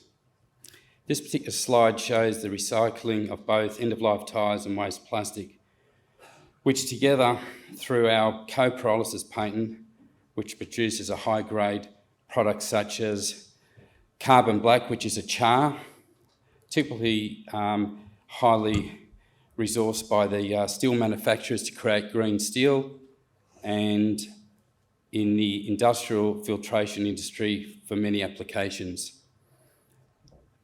Alternatively, also we have the fuel oil with a high-grade, ultra-low sulphur, which can be supplied to shipping lines as bunker fuel or be sent to refineries to convert it to a sustainable aviation fuel, also known as SAF.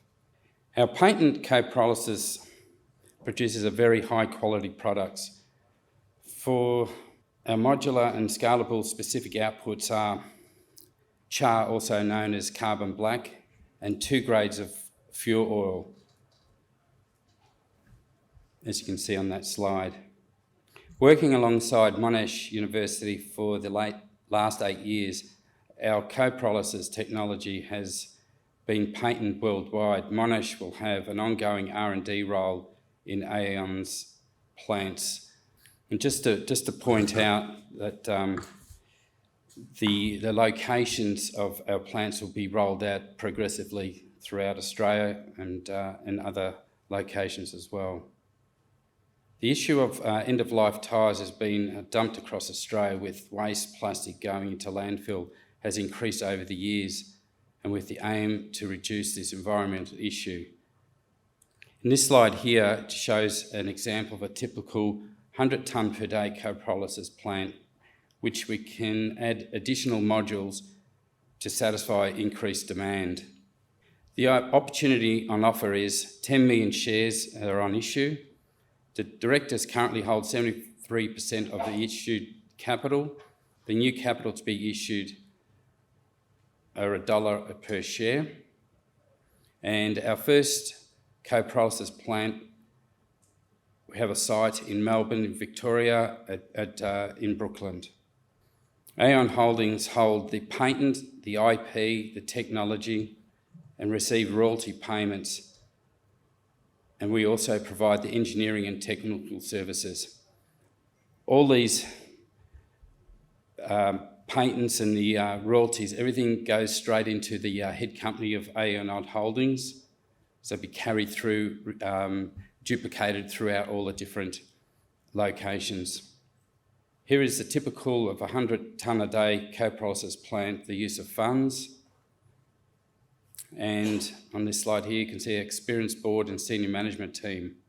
So for further information,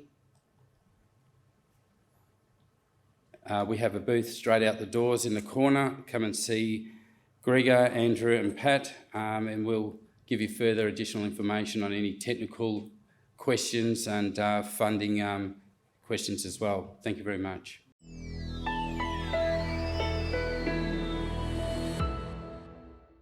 Thank you, Mark. The next company is NatGen. Please join me in welcoming its Managing Director, Stephen Gokes. Good afternoon, everybody. Once Alexander spoke earlier and said that what they do was boring. I resolved to come up here and be more boring with what we do, but given that it's very late in the afternoon now, I'll try and be less boring with respect.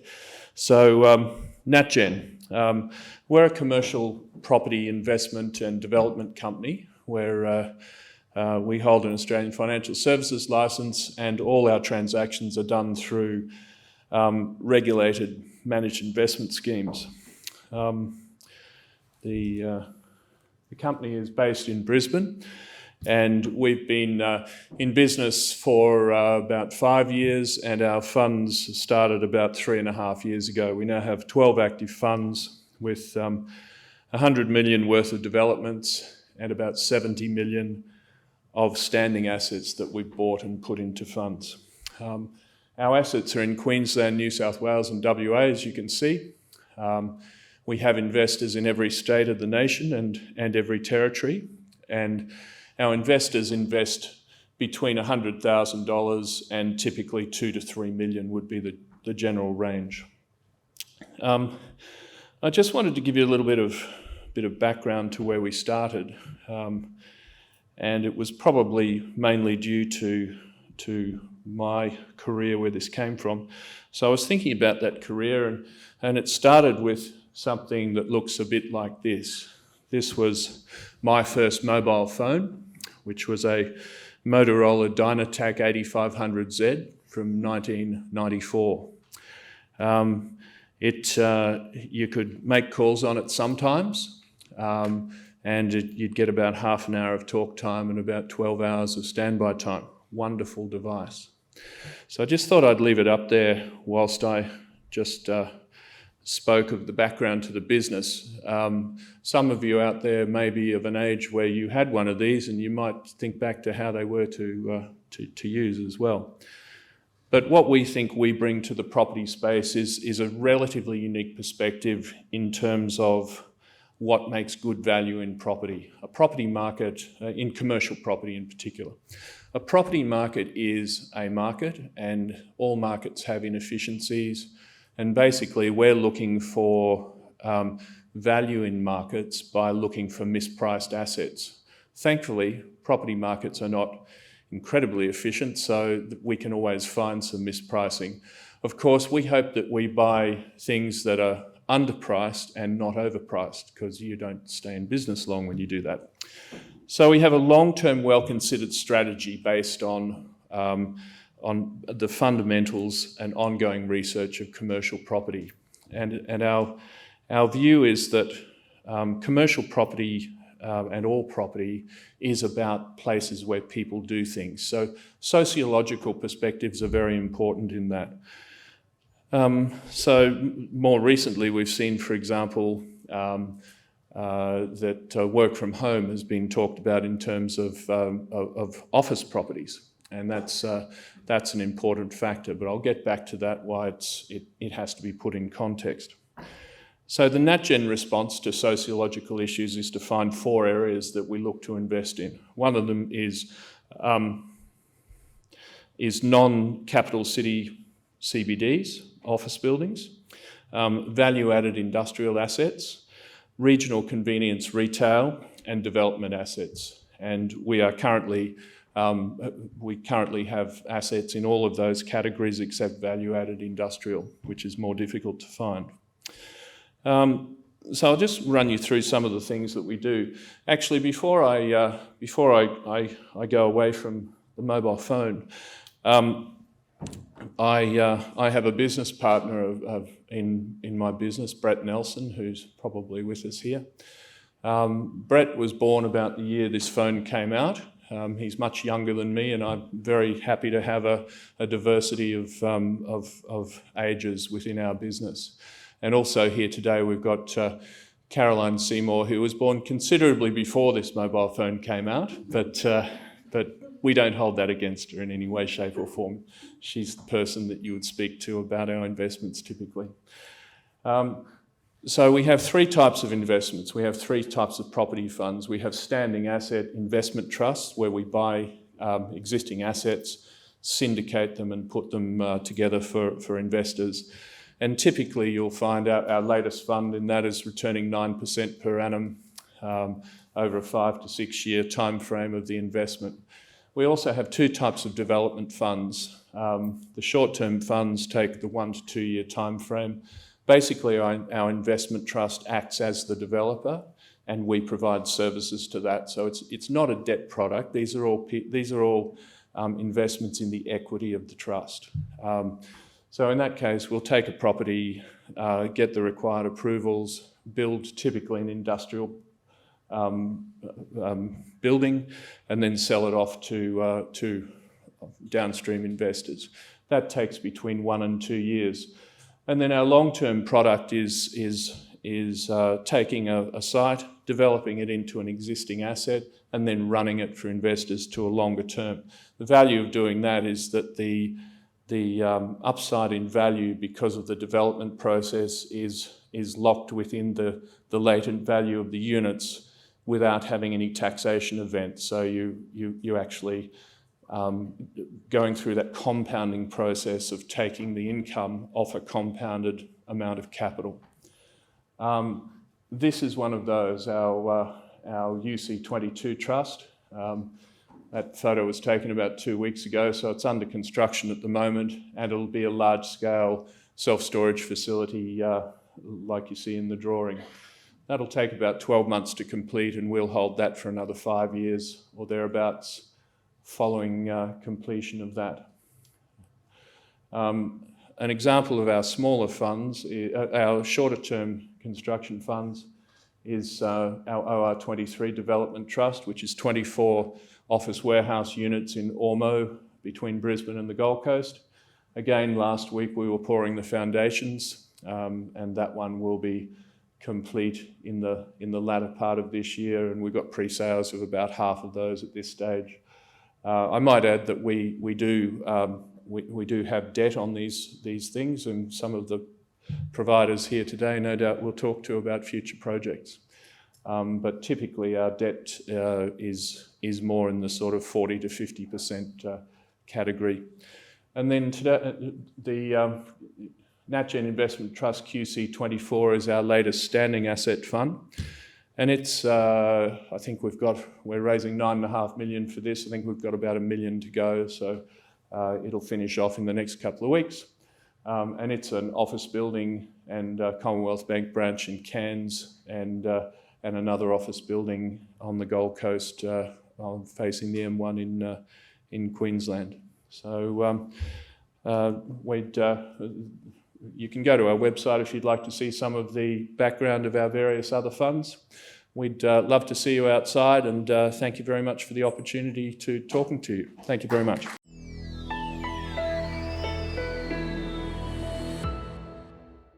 Thank you, Stephen. Let's now move on to Remarkable Media. Please join me in welcoming its CEO and co-founder, Simon Powell.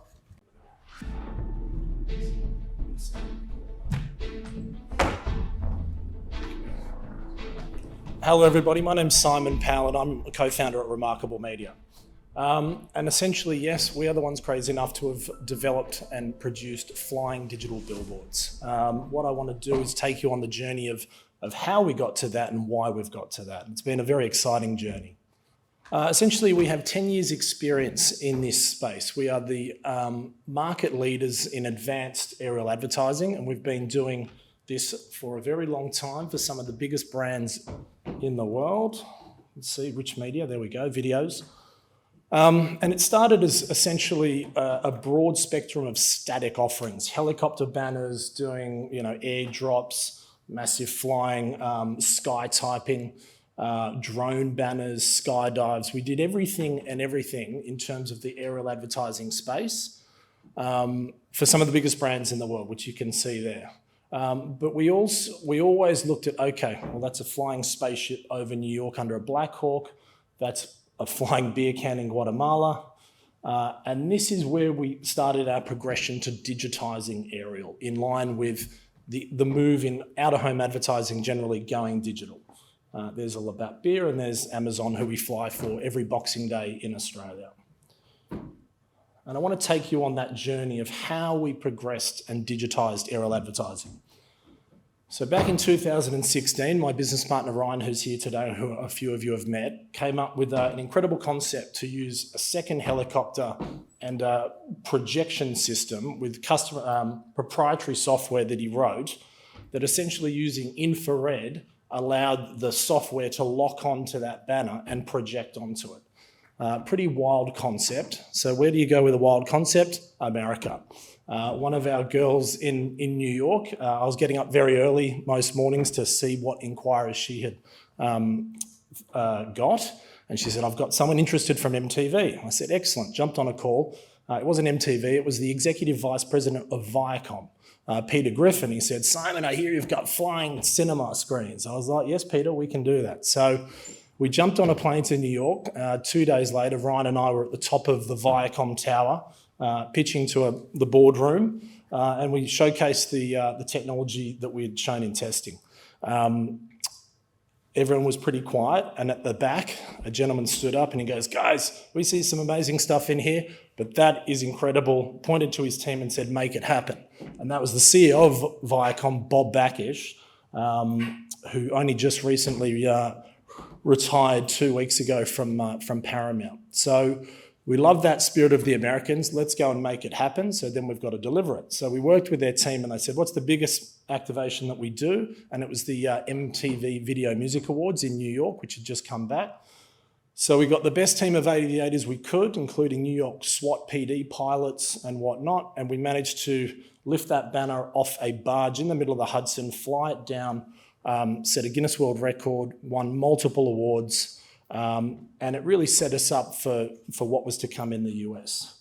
An incredible achievement. So we then caught the attention of none other than Disney, the biggest media company in the world. And we negotiated with them into a partnership, which is no easy feat. And we managed to do that, obviously from Australia, a small company at the time. We were the only Australian company that they were actively selling through their advertising platform, which was very proud for us. We did multiple Super Bowls. We did all sorts of activations, including, as I was sure before, flying a spaceship down the Hudson River on a Black Hawk. And we did an activation where we bought 22 original World War II fighter planes and flew them in formation for one of George Clooney's shows, Catch 22, at the biggest air show in New York. No easy feat. We then went about doing the projection again in Dubai for the royal family in honour of Sheikh Zayed. No pressure there, we don't want to get that wrong. And we set another Guinness World Record for that, nominated for Cannes Lions and whatnot. So the learnings from that projection digitising of aerial advertising was that it only worked at night, 2 helicopters in close proximity. It wasn't really a scalable digital offering. So we had to put our hats on and say, right, how can we progress it to something that works daytime, nighttime, single helicopter, that we can commercialise and scale. So, for many companies, COVID was pretty hard. We took it as a bit of a blessing in disguise. So instead of running around the world and like headless chickens doing activations everywhere, it meant our team in Adelaide, our tech team, who weren't locked down, thankfully, could go into a heightened state of testing. And we managed to shift to LED and start creating what we're now calling HELED. In 2022, in the middle of that, Netflix came to us, who we'd worked with before, and said, look, we want to do something pretty cool and new. We said, well, we have our prototype. And they said, awesome, amazing. We want to launch it for our new children's animation. And with a few phone calls, we managed to get approval to do it in Sydney Harbour, right next to the Harbour Bridge and in front of the Opera House. And it was incredible to see that creation come to life and fly. So let me go on and we'll move to what it is we've now created and that journey and what it solves, the solution. Hold on. So introducing HELED. HELED is now a carbon fibre lightweight flying LED screen. The problems it solves, it's easily, in this digitised day, the agencies that we deal with, they want everything done, in a heartbeat. And when you're looking at the static banners and whatnot, every other offering takes time, takes weeks to produce. We can mobilise these screens in a day and we can fly them anywhere over water. This is what we did recently in Dubai. So again, it lends itself to premium cities, premium spots, which I'll get to further. Ease of mobility. We had to have something that can be easily moved around. So it's designed to go in and out of shipping containers and be moved anywhere in the world very, very quickly.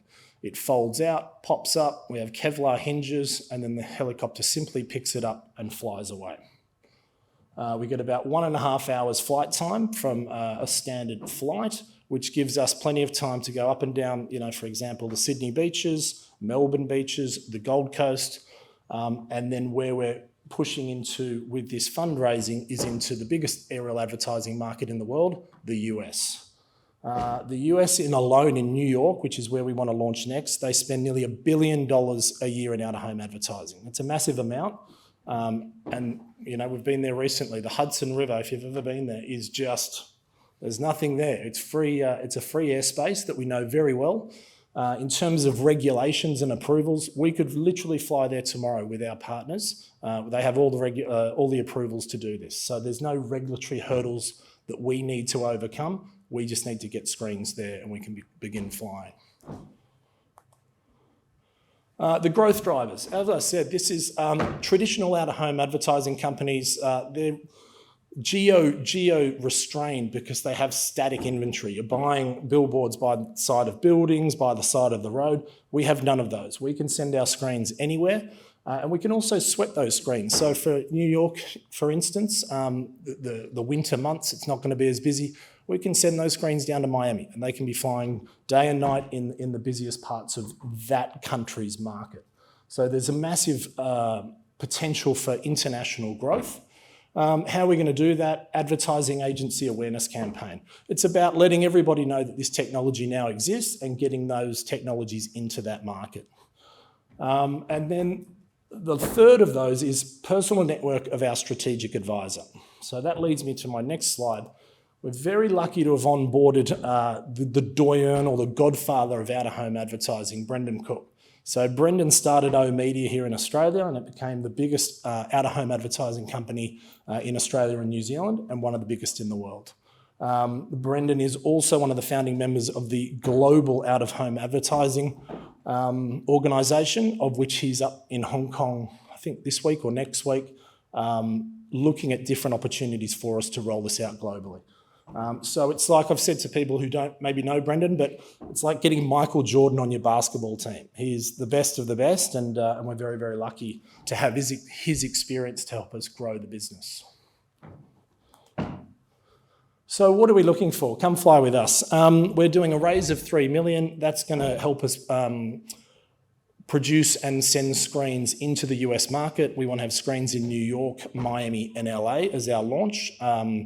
In July, and then we're looking to come back and launch further in Australia when it warms up in the summer months. So think Brisbane, Gold Coast, Sydney and Melbourne. We also have screens that we want to go to Dubai, Abu Dhabi, the Qataris are interested, and then to the south of France.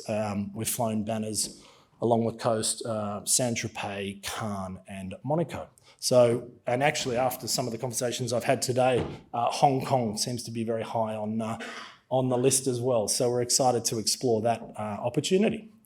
So that's us. Thank you very much. We also have a booth out the back, so we'd love to speak to anyone that's interested to have a chat. Thanks for your time.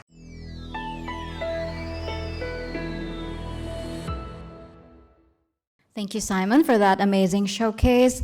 Wrapping up our final set of company showcases is Sukasa. Please join me in welcoming its CEO and co-founder, Mario Emanuel. Good afternoon. I guess I'm somewhere in between in terms of boringness between remarkable and commercial real estate, but we'll see. My name's Mario. I'm the co-founder of Sukasa. We're a consumer fintech business. And the aim of our first product is to lower the cost of home ownership for high-earning and high-quality borrowers for young Australians. Our team has a background in investment banking, consulting, and capital markets, combined with very deep experience in technology and direct-to-consumer e-commerce. So, I spent time as an investment banker. So my co-founder was the CEO of Athletic Greens, which is a consumer business you might know well. He grew that from sort of single-digit millions revenue to multiple hundreds billions in revenue. And I spent a bunch of time at Stripe as one of the early employees, and that is now, it's a $60 billion business now. It was a $95 billion business at one stage. We're also backed by a number of US investors, a global credit fund, and one of the largest non-bank lenders in the country as well. And so I guess the question in terms of funding, sort of raised the money that you can see up there. So what are we doing here? Part of our journey has essentially been to launch what we call Sukasa Fund, which is a wholesale fund designed to back a portion of our lending to our borrowers. That fund is currently targeting a return of 12.35%, so 800 basis points over the swap rate. And it came out of the genesis, which was we were sort of talking to parents and our network and friends and family about the capital structure we were pulling together, and they wanted a piece of it. And so we created a fund, and now we're sort of extending it more broadly to wholesale investors around the country. So coming back to our sort of mission, we get great young borrowers into home earlier. The idea for us is that any of our borrowers would walk into a home loan from CBA if they had wealthy parents. So if they had someone who could give them the deposit they needed in their house or fund half the deposit, CBA would likely lend them materially more than we would lend them. That's our customer. And so the idea here is to empower high-quality consumers who don't have access to that credit.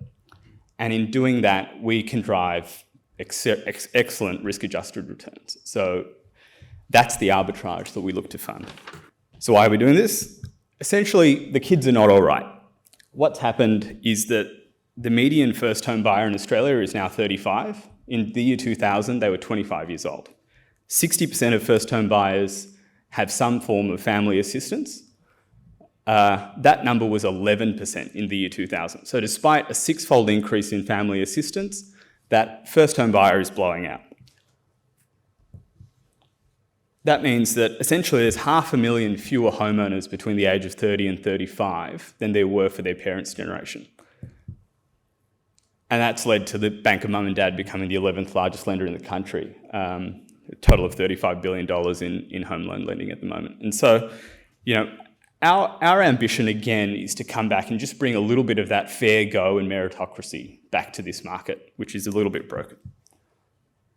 We can talk about the cause. It's obviously all over the papers. We can supply, demand, migration, whatever the government's doing.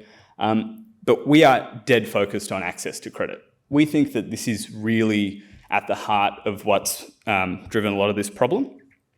And that insight really came, so in my previous role, I was an investor for a reasonably sized family office, investing in real estate across the US, the UK, everything from originators to multifamily asset owners.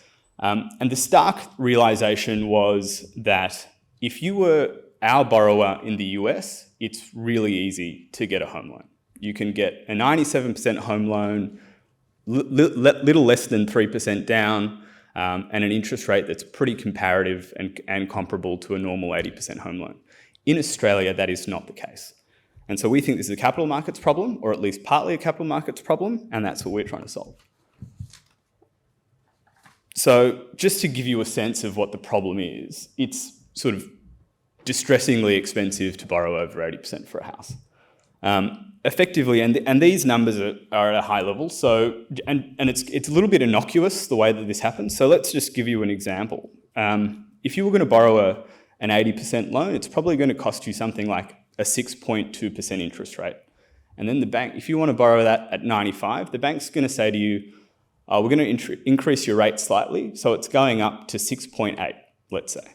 Not too bad. And then they're going to say, and you've got to pay this fee, mortgage insurance, that's going to be 3% of your purchase price. And before you know it, what's happened is that to borrow that extra 15% of your purchase price for $1 million home, you've paid 20% in upfront fees, and you're paying 10% effective interest on the incremental borrow. And that's what's happening to young Australians at the moment. And so effectively, that's a 15 to 20% interest rate if you think about that loan as being a 3 to 4 year return, which is the typical refi period for a loan at this sort of LVR.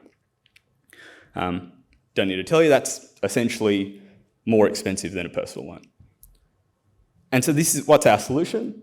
Essentially, we offer what we believe is the market-leading low deposit home loan option. We just lower the fees and lower the rates. We're able to do this for a number of reasons, and we approach it in a pretty creative way. We have a suite of products. I don't need to get into that. But essentially, the idea is lower fees and lower rates. And the reason why we think we can do that is because fundamentally, the data does not support charging personal loan rates, unsecured personal loan rates, for that extra incremental borrow in a residential mortgage.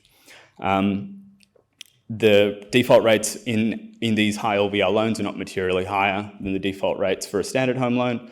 And so by pricing inside that personal loan rate, we believe we can generate a pretty substantial market arbitrage, and then hopefully over time, bring our rates down as our cost of capital comes down. Coming to cost of capital, the Secasa fund is targeting, as I said, a 12.35% current return, so that's 8% over the swap. Oh, I'll just go. Ooh. So, and what's the opportunity? It's essentially to be the bank of mum and dad for a bunch of other Australians. They all have great jobs. We do the underwriting. Our underwriting is essentially the same interest rate buffers. We only lend in metro markets. We only lend to owner-occupied lends at the moment. I'll sort of dive into our book later, but this is essentially a group of really great borrowers. The opportunity is to back them into their first home. We originate the whole sort of up to 98%. The typical loan is about 92 at the moment. And the fund invests in the portion that's from 80 to 98, which, as I said, is the comparable going rate for that lend from a bank or somewhere else is going to be about 15 to 20%. We also have a loss reserve. So I think one of the speakers earlier mentioned this. So Secasa Equity covers the first 10% of any losses in the fund. We have no arrears and no losses to date, but that's an added layer of protection in the fund as well. So what does our customer look like? On average, they're about 37 years old. They have a household income about $250,000 and a credit score of 850. So for you, those of you not familiar with credit scores, credit score is up to about 1,000. 850 is excellent. They're buying a house for $900,000. So, intuitively, I don't know how intuitive that is, but $250,000 in income, buying something for $900,000, that's a pretty conservative level of overall leverage based on income. It's all metro capital cities, so we only lend into the capital cities. And then that DTI, so that's just a debt to income ratio. Essentially, they don't have much leverage. These ratios were getting up to sort of 7 and 9 times in 2021. So how's our loan book doing? The average loan, so the loan, we split the loan into 2 parts to make it clearer to our borrowers exactly what they're paying for. So this loan is referring only to the portion between 80 and 98%. That average loan is about $125,000. The average bit of collateral that we're covering is now worth about $1 million. And it means that our average LVR is 92. We have no arrears, we have no losses, and 31% of our loans are ahead of schedule. And that's driven by essentially the fact that we split out the loan so our borrowers know that they can repay the more expensive loan down faster and get themselves back to an 80% LVR and a normal mortgage rate faster as well. So how do you invest? Head here. You can reach out to me or our team. We've got phone numbers, etc. on that list, and we'll go from there. Thanks.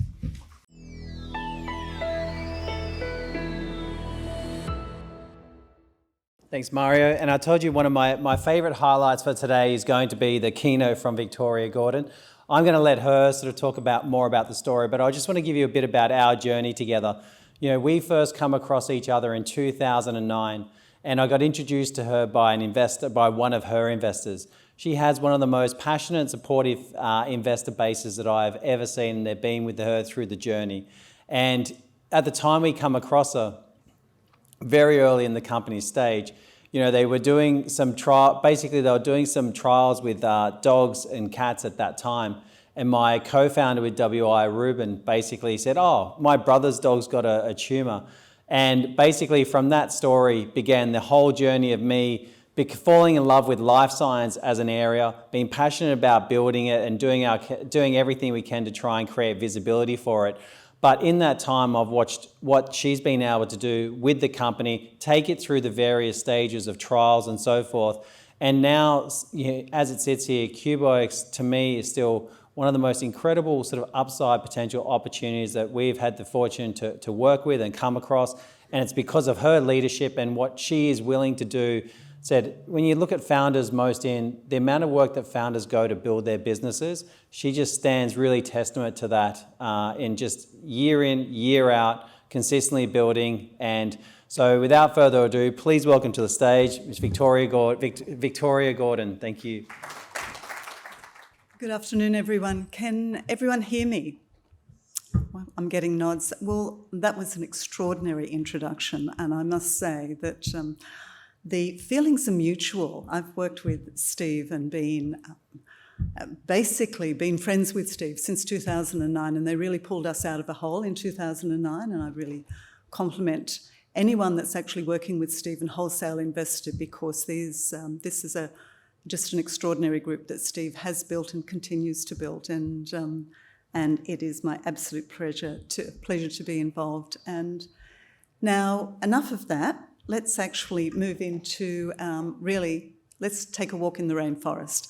So this afternoon, I'm talking to you about one of our extraordinary resources in Australia, and really what can be achieved by actually seeing what we have here. Now, the title of my presentation is The Power of Biodiscovery, Unlocking the Potential of Natural Resources. So biodiscovery, what is biodiscovery? Biodiscovery is the discovery of medicines from nature. They're molecules, they're often called natural products. That's not complementary medicine, they're actually compounds or molecules. And really the pharmaceutical industry was the basis of the pharmaceutical industry. You can see some of our major medicines up there on the screen: penicillin, morphine, vincristine, which is an important anti-cancer drug, Taxol, another anti-cancer drug from the bark of the yew tree, estrogen from yams. We've got quinine from very early malaria treatment from the chinchilla, and of course it all started with aspirin. Aspirin, or the salicylates, were isolated from the bark of the willow tree. What became Bayer synthesised that, and that was the beginning of the pharmaceutical industry. So great basis, small molecules, natural products. So small molecules, they're easier to manufacture and often highly stable. Lower cost of goods, good profit margins. The PBS it's absolutely favourable. So great basis for medicines. 45% all currently available medicines on the market they either have a basis in biodiscovery, or they're directly from biodiscovery. But of course there's a but. So very poor success rate. Now, what do I mean by that? Biodiscovery is, scientists go out into the natural environment and they collect natural material, plant material, marine organisms, etc., and then they run them through a bank of screens, hoping to come up with molecules that have biological activity or potential for medicine. So when you're talking about biodiscovery, again, beginning of the pharmaceutical industry, but we have moved away from this approach, and we've moved into biologics. And you've heard today some great presentations, and I must congratulate those presenters that are working on biological molecules, not small molecules, biologics. I won't go into the specifics, but it's a different approach to working in this space. So okay, biodiscovery, lousy success rate, because that approach was based on scientists going out, collecting what they can see, bring it back, run it through a bank of screens and hope. And so that's really serendipity or good luck. So biologics really are currently the approach to date in the pharmaceutical industry. So why go back to nature? Well, you're talking about chemistry in nature, and of course it's a remarkable diversity of chemical scaffolds, because you need diverse chemicals to come up with something new to solve the problems, the medical issues that we do have.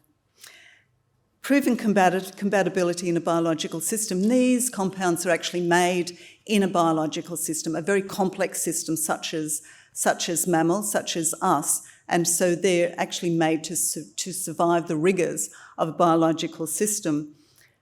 We certainly, I'm talking about plants today, and I'm concentrating on plants, and plants and mammals share common biochemistry. I think we're about 75% have similar genes, so that's a good basis.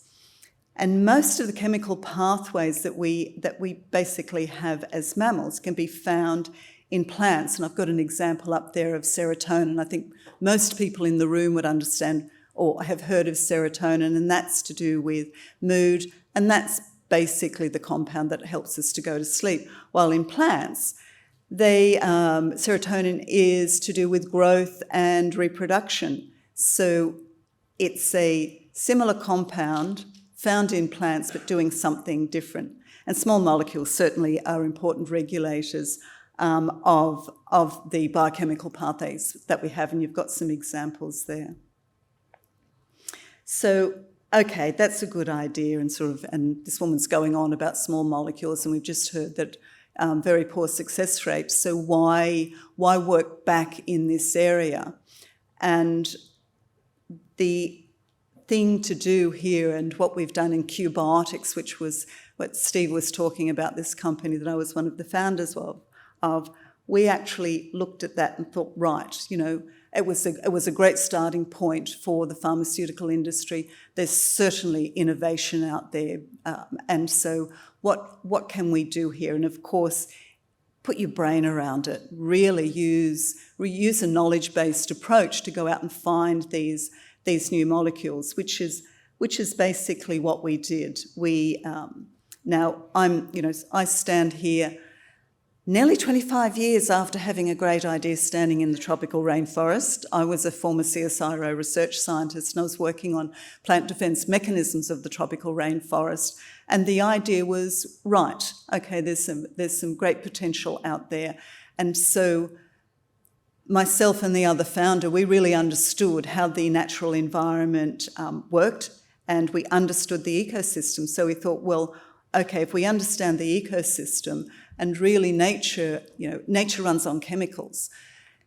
Plants produce chemicals to repel, to attract, to get at their nutrients. So we understand that. So let's look at using that in the discovery of novel biologically active compounds. So we combined plant ecological attributes. You can see that they're basically how plants survive in the environment and what they need to produce to get on with the job, and combined that with how they actually interact with animals. And that's to do with dispersal of their biospores, their seeds, pollination, herbivory. Herbivory is basically don't eat me with mammals. And we put together targeting strategies for plant material that we felt would have biological activity. And our success rate, rather than 0.1%, it was 90 out of 100. So out of every 100 collections that we had, 90 of them had the specific biological activity that we were looking for. So nature's a great place to look for these small molecules. We worked out a way of really getting to them. And of course, the best place to do biodiscovery is our extraordinary Australian tropical rainforests. We have the oldest rainforest on Earth, and it is a mega diverse rainforest. Long ecological evolutionary history with that plant-animal interaction. And so really plants have actually been solving problems that we can actually access. They've been solving problems for more than 120 million years. It's really a lab that's pumping away for about 120 million years. We can actually access those plants to solve our medical problems. Well, that was, the approach that we took in Q-Biotics. It's very highly diverse. There's more tree species in 1 hectare of the Daintree rainforest than the whole of North America or Europe. It's just extraordinary what we have here. Of course, we only have a tiny amount of rainforest left. It's this ribbon of green down the east coast. We've got about 1 million hectares. But in that 1 million hectares, we have 13 of the 15 environmental types. And it's not quantity. Of course, the Amazon rainforest is extraordinary and huge, but it's not quantity, it's quality that you need to access for biodiscovery. Of course, Australia is the only country in the world with a rainforest that actually fully supports biodiscovery. We have the legal and political infrastructure in Australia to support what we do. And what we have done in Q-Biotics is, let's just go back to drug development.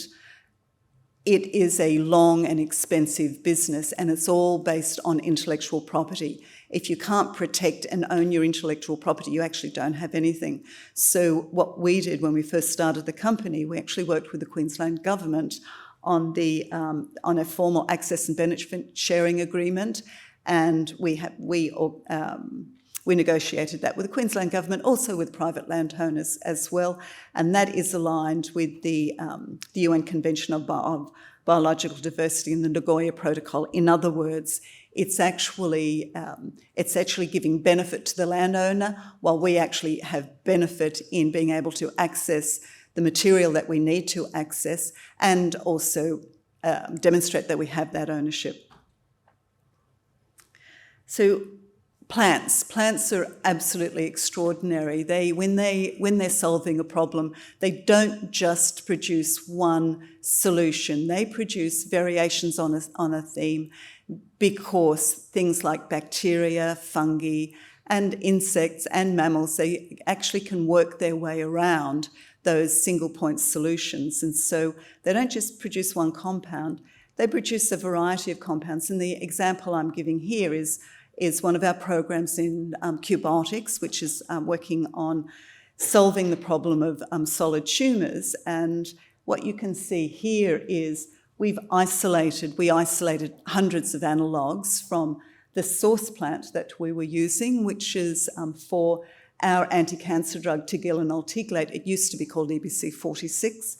And so we isolated analogues. We also semi-synthesized them. And what that allowed us to do is to really look at what is the part in these compounds that really are the active parts, and allowed us to do a very strong selection of really what is the best molecule to be moving forward, and giving us an understanding of which of these bits were the active bits. So plants are really quite extraordinary. So I spoke about a high biodiscovery success rate. Of course, that's just the beginning. From discovery through to the market is a very long journey. It takes hundreds of millions of dollars.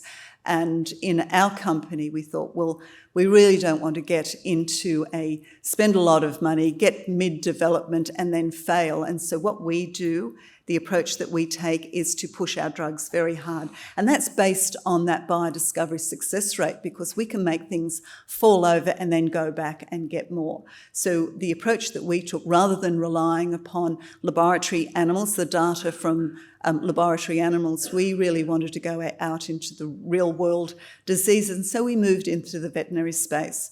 And that allows us to push hard, understand our drugs, understand the efficacy, the safety, and really underpin what our move into the into human clinical, which really that's the start of the high expense, and you really don't want to be moving your drugs into that space unless they have a significant chance of it getting through to the end. So we moved into the veterinary space.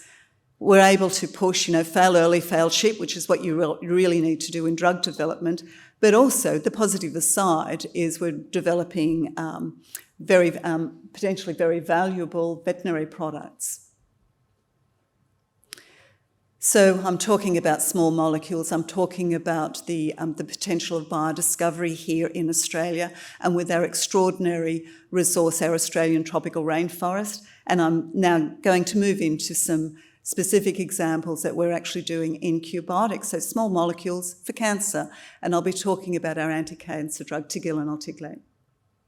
So, of course, this is the approach to drugs is to our first step is, okay, do these things work? We ask the question. It's called phenotypic screening. It's really quite a different approach to the approach that is being taken these days with biologics. With biologics, you work out a target and then you find something to address that target. We go the other end. We find a molecule and we ask if it works. And if it works, then we feel it deserves putting the effort into finding out how it works. So this is tigilanolticlate. It's a part of the mode, what's called the mode of action, or how the drug works, is protein kinase C activation.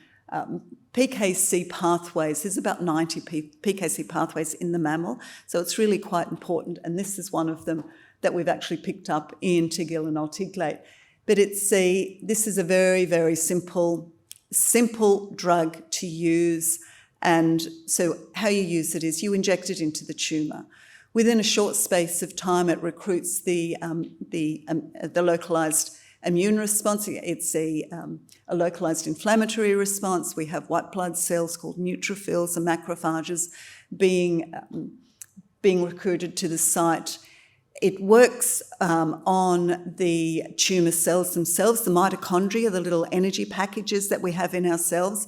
They start to swell and break down, the tumour cell membranes start to break down, but the main activity of our drug is on the tumour vasculature. It makes the tumour vasculature become leaky, and there's this whole mass of tumour breaking down, and this happens very, very quickly. Within 5 to and out to 14 days, you're seeing destruction of the tumour. But that's not the end of the story with this drug, because it also has an immunological response. You've been hearing today about immunological responses from the biologics. Well, this is a small molecule with immunological response. What it does is it stimulates what's called immunogenic cell death. In other words, it's telling the tumours to die in a particular way, which then releases these things called DAMPs, they're danger signals. They go out to the body. Natural killer cells are then trained. You heard about natural killer cells earlier on. So they're trained, they go off and they train the T cells. Then the T cells are trained to go out into the body and find the type of cancer that we actually broke down when we injected into the tumour. So what we're seeing with this drug is very rapid local breakdown of the tumour. And by the way, it doesn't just destroy the tumour, it heals the site as well. And then an immunological response, and it goes out. It's called an abscopal effect, and it's going out and destroying tumours elsewhere in the body. Yes, back to dogs. Yes, we actually have some great results in dogs. This is the registration study in the US that we ran for our veterinary drug. And of course, this is information that feeds into the human clinical. If you're not familiar with a waterfall plot, this is a wow of a waterfall plot. The bottom bit is the good stuff. That's basically saying all of those full blue lines are saying those tumours were 100% destroyed. And and that was with a single injection. It was a fully blinded and controlled study. So with a single injection, we had 75% of the tumours destroyed. With a second injection, we had 88%, and that was what's called a durable response. 12 months later, 89% of those tumours had stayed away, and this is what it looks like. Now let's see if I can get the pointer. Look at that. That's very clever. This is a mast cell tumour on the leg of a dog. We injected the tumour 1 day later, 24 hours later, you see the blood vessels breaking down. 7 days, you see the tumour was fully destroyed. Now, this was quite a deep tumour, a subcutaneous tumour, so that was nice and deep here. 28 days, site completely healed. So with this drug, it's with the tumours that it is injected into. It's the full package, destroys the tumour and also heals the site. Nice potential for the human space. Of course, that was mast cell tumours in dogs. This is a drug that is active against a range of different solid tumour types. Up here we have a soft tissue sarcoma on the leg of this poodle. Day 3. Day 6, the remnant of the tumour fell out and the dog ate it, and the dog was absolutely fine. Nice toxic test there. And 45 days later, you can see it's healing up, a little bit of hair to grow back. Oral melanoma, this poor puppy, there was really nothing that we could do for this puppy. And these are single injections and nothing else. There's no antibiotics, there's no coverage, etc. And you can just see out to 45 days breaking down nicely and a bit of hair to grow back at day 60. And of course, this is Ruben's brother's dog. He came in looking pretty poor. I was at this treatment. He had as you can see, a myxosarcoma, and it was filling his sinus area. We managed to get 1 milligram up the tip of the nose into this tumour. 15 weeks later, and this was a CT scan across the muzzle, not only is the tumour gone, but the sensitive turbinates are not damaged at all. This is really a seek and destroy, and this is a happy puppy. So, and of course, this is that veterinary drug. As I said, our main game in the company is developing human pharmaceuticals, but an offshoot. And of course, we're not an academic group, we are a business, and so bringing in early revenue is very important. And we've actually commercialised the Tigilin altigulate as a veterinary product, and its brand name Stelfonta, and it's registered in all of these main markets. And we've partnered with Virbac, the big animal health company, for marketing and distribution.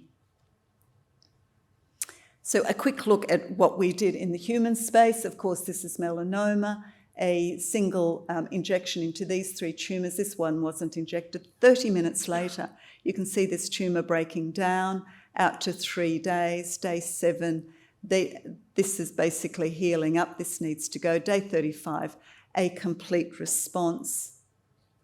And this was this is a first-in-human safety study. In a first-in-human safety study, you don't expect to get efficacy, and we got some wow of efficacy with this drug. Not only were the tumours that were injected had a complete response, this little one here had a complete response, and that could be a bystander response, but we also saw tumours for this patient in the lung and the sternum regress as well, and that's that metastatic disease that the drug is dealing with. And in this study, we recruited 9 different tumour types, and the drug showed activity in all of these tumour types, so significant potential with this drug. So that was our first in human safety study. This was a study that we run in head and neck cancer, and we were looking at really defining its, when you see tumours that regress in the clinic, okay, it's anecdotal. We really needed to dig deeper to see, well, what was that immunological response that was happening there? Bit of science here, but for those in the room that enjoy that, this was head and neck squamous cell carcinoma, and it was what's called a window of opportunity before surgery. We were injecting very large tumours, and then the section that wasn't injected was surgically removed, and we wanted to see what was actually happening with those tumours. Not to go into detail, I spoke about immunogenic cell death. That really is the marker of an immunological response. And what we're seeing here is what's called phosphorylation of VIF2 alpha. In other words, that is no treatment, and that is treatment with the drug. And we're seeing a very strong response there. Tick that box, which is great. And I spoke about T cells. The CD8 T cells are very important cells in tumour destruction. So significant presence at 21 days. Basically, between 14 and 21 days is usually how long it takes for the immune system to get fired up. And what we were seeing was incredibly 10% of the tumour cell numbers were these T cells. So again, another ticking the box. We are now in phase 2 clinical development. We're running a soft tissue sarcoma study at Memorial Sloan Kettering Cancer Centre, the oldest cancer centre in the world in New York. We've actually finalised our recruitment and we'll be moving forward with this. We have gained orphan drug designation from the FDA.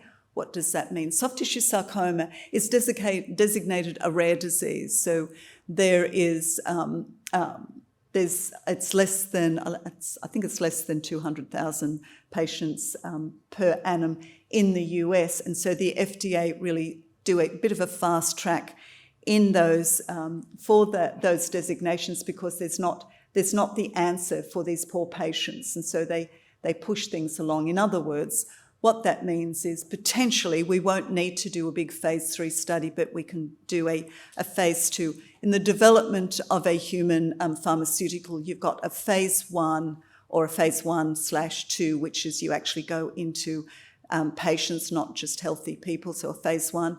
A phase 2 where you really look at the efficacy, and a phase 3 is that much bigger, broader, very expensive study where you finalise it. But with an orphan drug, you don't need to, usually don't need to do phase 3. We also have a phase 2 running in head and neck cancer at all of these significant sites. We are now playing with key opinion leaders globally. They're very interested in the drug.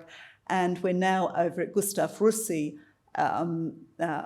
Cancer Institute in Paris, one of the biggest cancer institute in Europe, and we're furthering research on what we're doing with the drug because there's a lot of interest happening there. So again, back to biodiscovery and back to the potential that actually exists in that space and in the natural environment. You know, this anti-cancer drug that I'm talking about really is very impressive. It really has a clear registration path, and now I'm actually talking about, you know, the investment in this drug and the wonderful investors and the very loyal shareholders that we have in the company.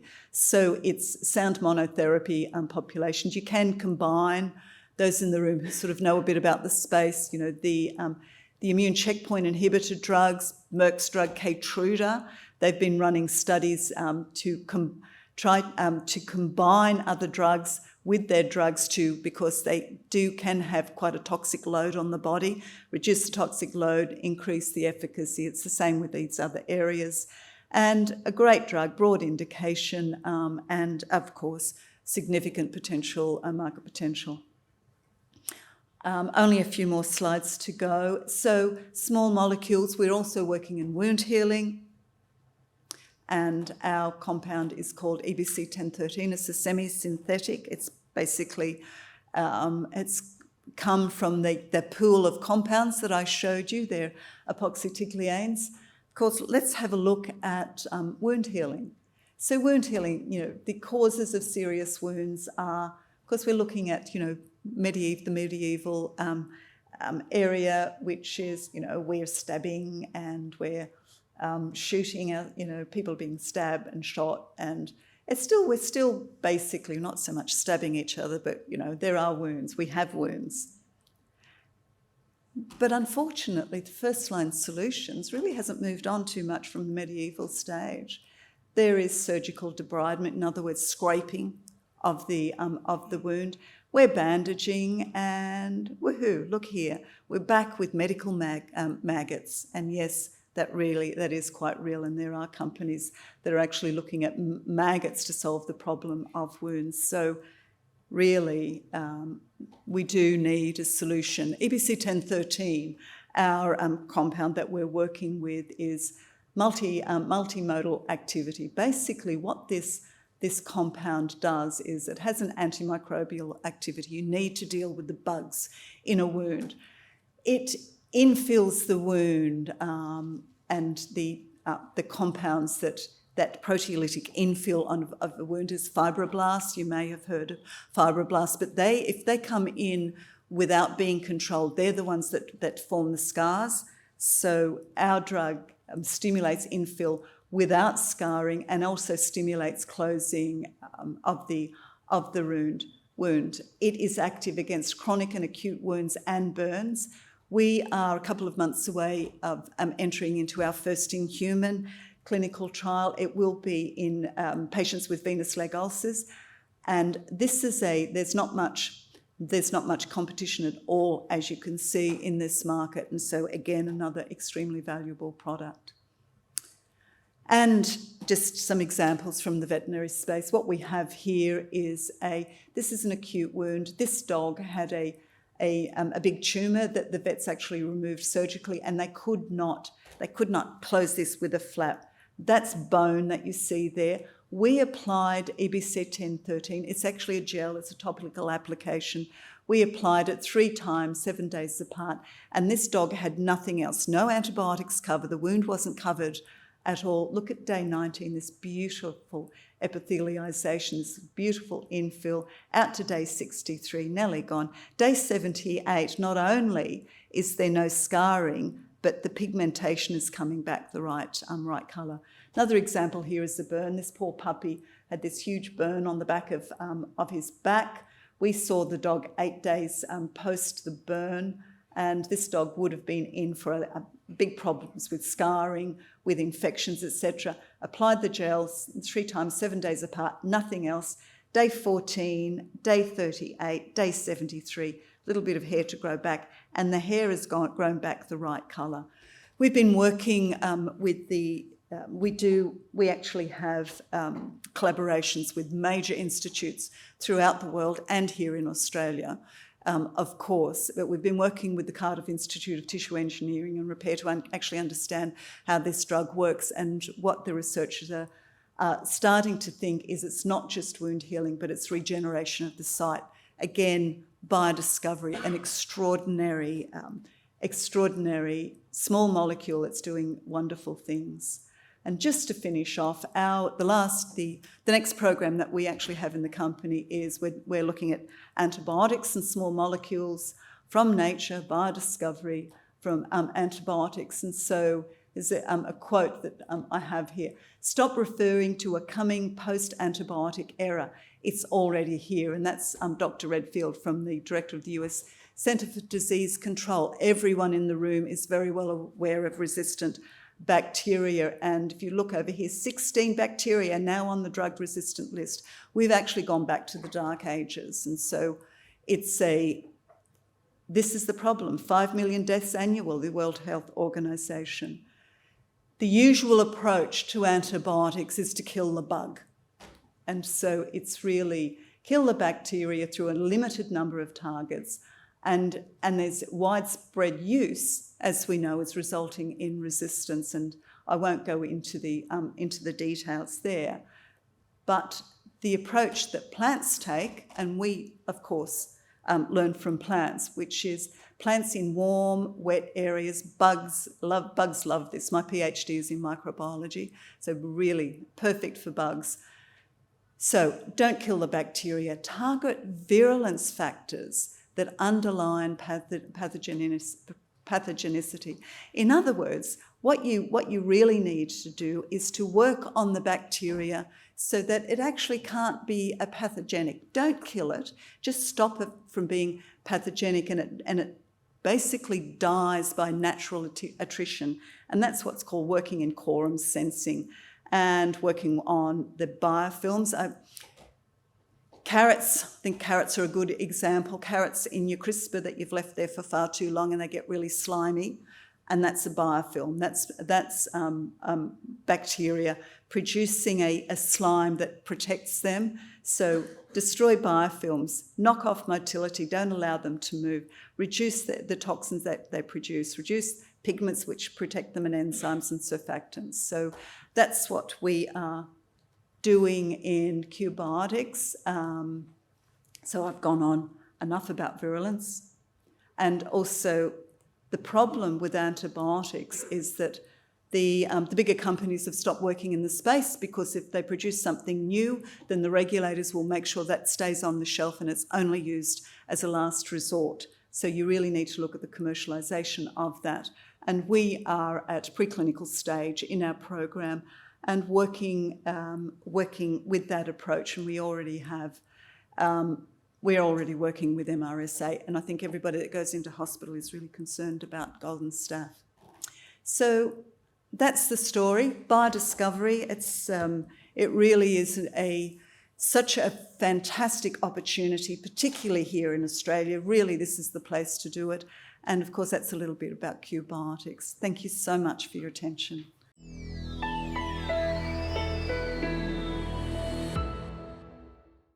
So just to finish off today, we're going to be doing the yield panel session. So I'm going to get Jay to do the introductions, and I'll be the moderator.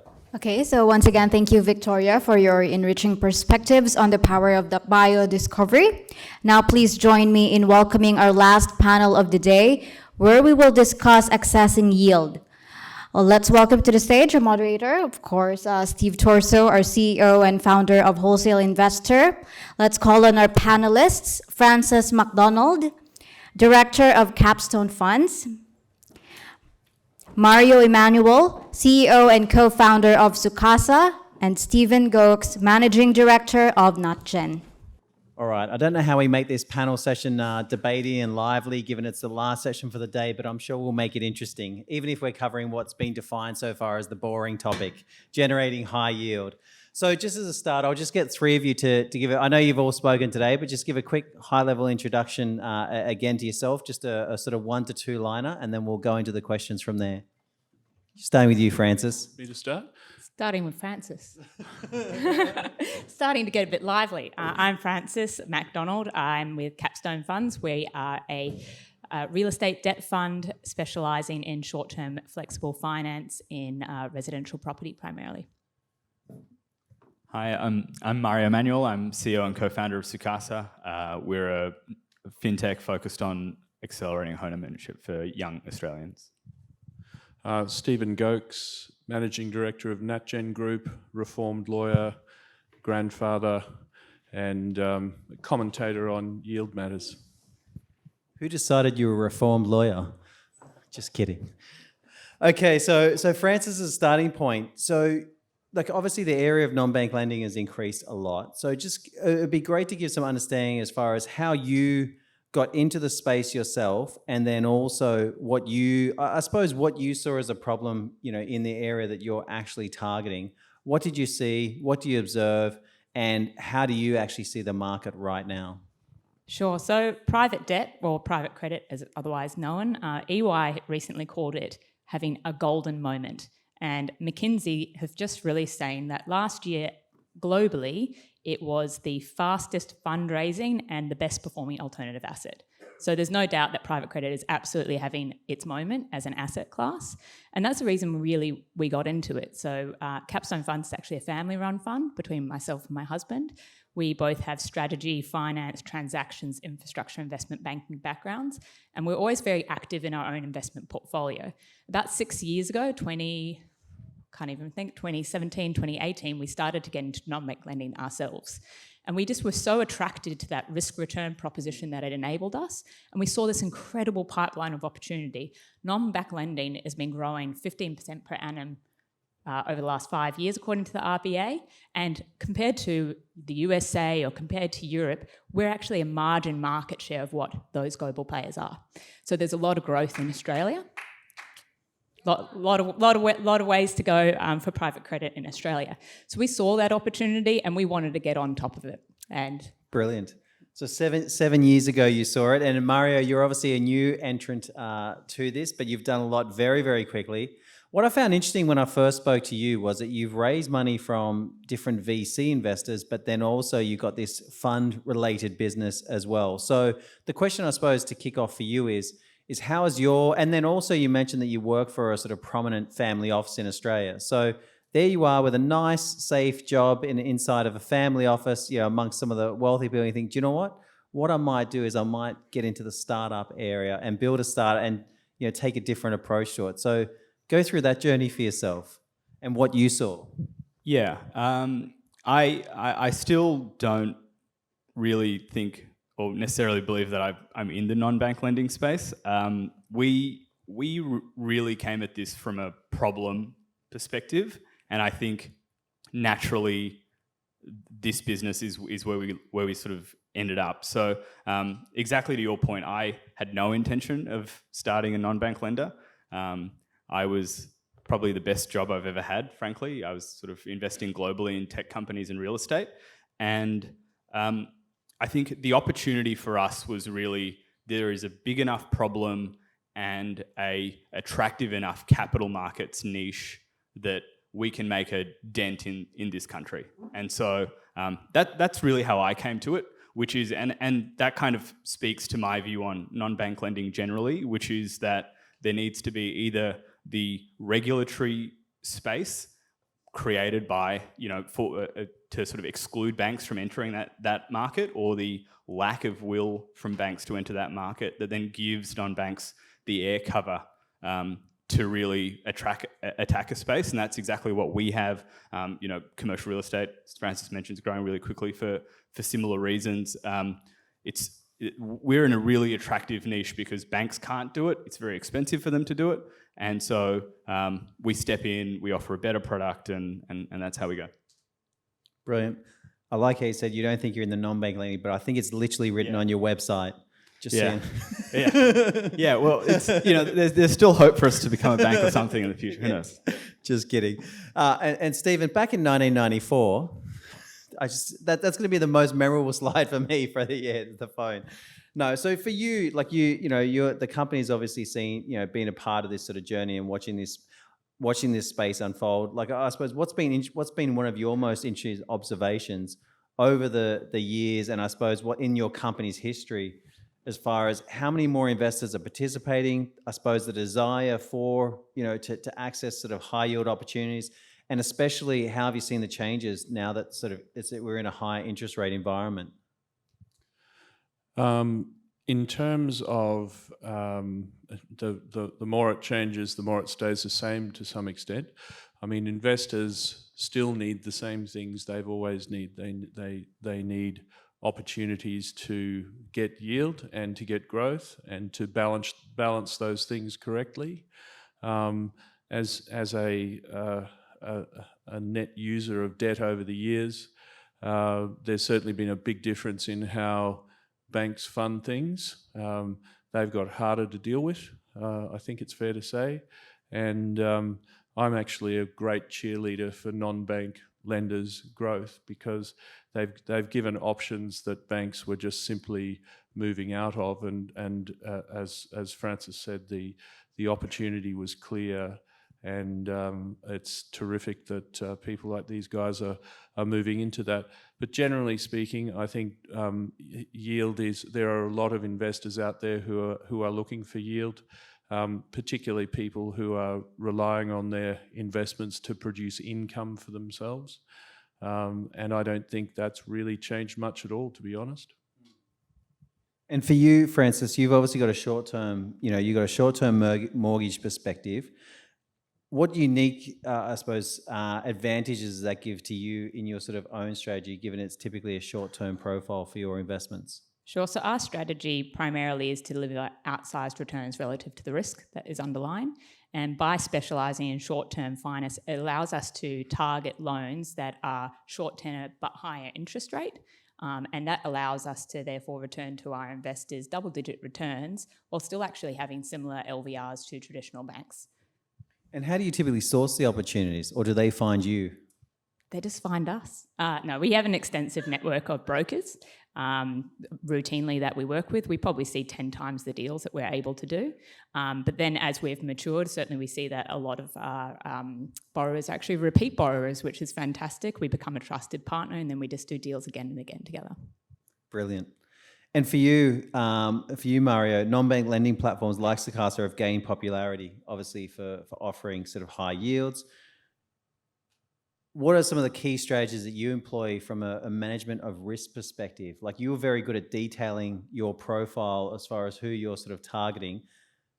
What are some other things you're sort of looking at from the risk management perspective? Yeah.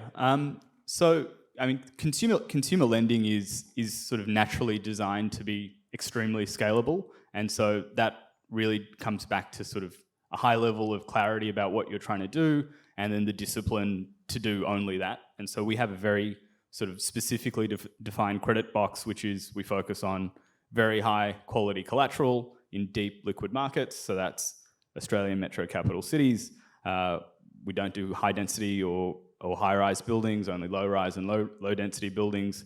And then combining that with a very clear credit box on borrower quality.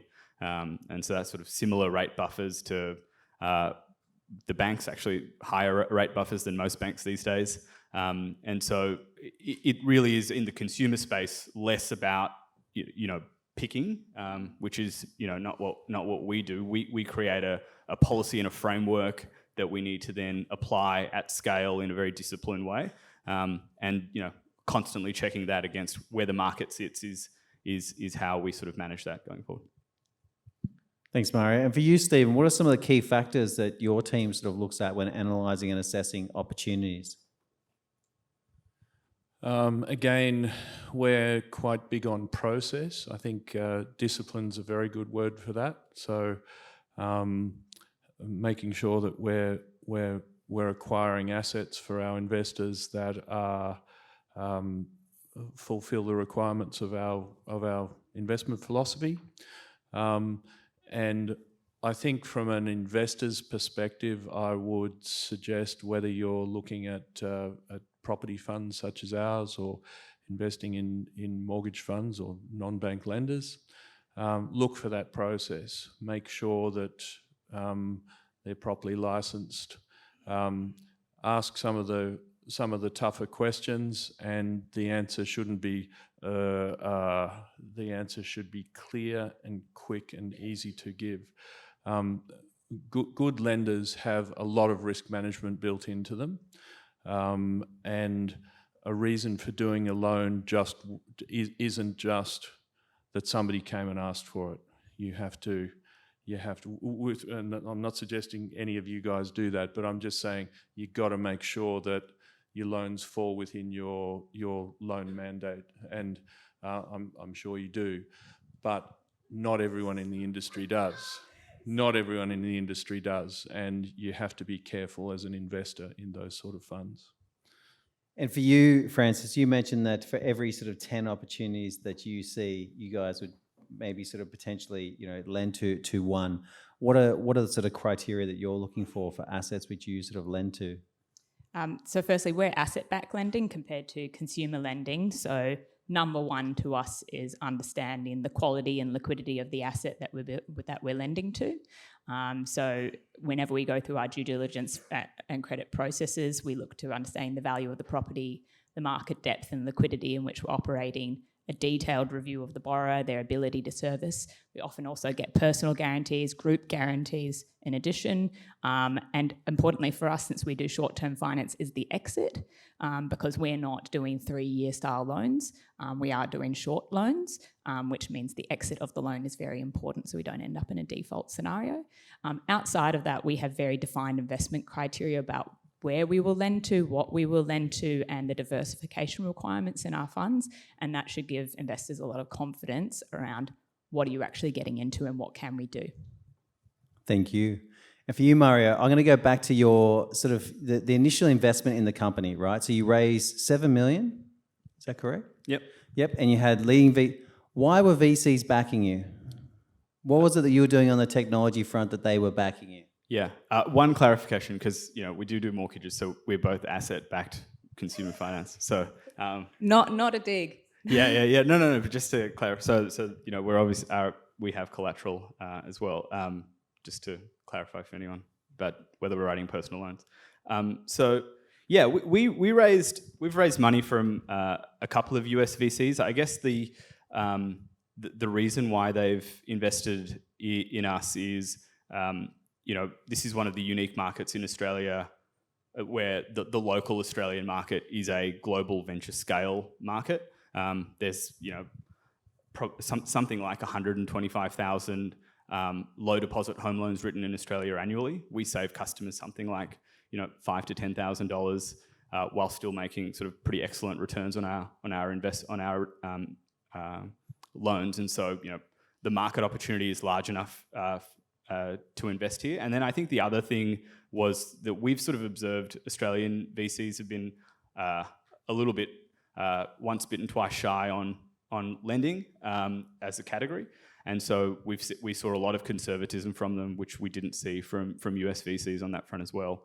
And just an eagerness to solve the problem. I think the problem space is large enough and meaningful enough and enough a part of the zeitgeist that even an American sort of opening the AFR can see that home ownership in Australia seems to be a bit of a problem. Yeah. And Stephen, like for you, like obviously there's going to be a new range of sort of, I suppose in this growth, I've seen it, there's a lot of new players that are entering the market. What would you say to investors that are sort of looking to make their sort of first investments into, whether it be funds like yourselves, funds like Francis, funds like Mario? What advice would you give them entering this space? What should they understand about the sort of risk reward ratio? How should they be doing their due diligence, etc.? So they're sophisticated investors, so we don't choose to give them advice on what sort of risk premiums That's they the should lawyer be looking answer. for. But one thing I do get asked quite a lot by new potential investors is how should I assess you? And my advice is don't ask the person who you're assessing how to assess them. Ask someone else. But the answer is always to those people, look to what regulation they've gone through, make sure they're properly licensed. It's pretty hard to hide on the internet. Google everyone. So really just the usual things. We always tell people to go and talk to their trusted advisor, whoever that's going to be. Mostly those people don't really know how to do the due diligence either. Read the information memoranda carefully and ask whatever pertinent questions come out of that. Brilliant.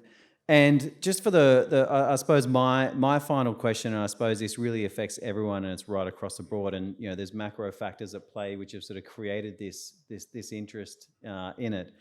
But from what you're seeing from a political perspective, from the way the markets are playing, interest rates, politics, what are the factors that you, and this is for all three of you to answer, by the way, what are the factors that you worry most about, that you think most about, that you've got your eye on? What sources of news are you looking at, etc.? I'll start with you, Francis.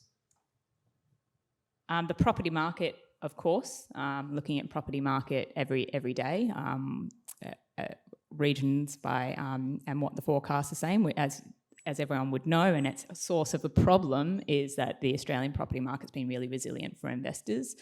So I feel a bit double-edged in that it means that it's a very stable basis for our fund, but from a society perspective, it's something I do really worry about for home ownership. So I'm really glad to see what you're doing, Mario, because I worry about that for the next generations.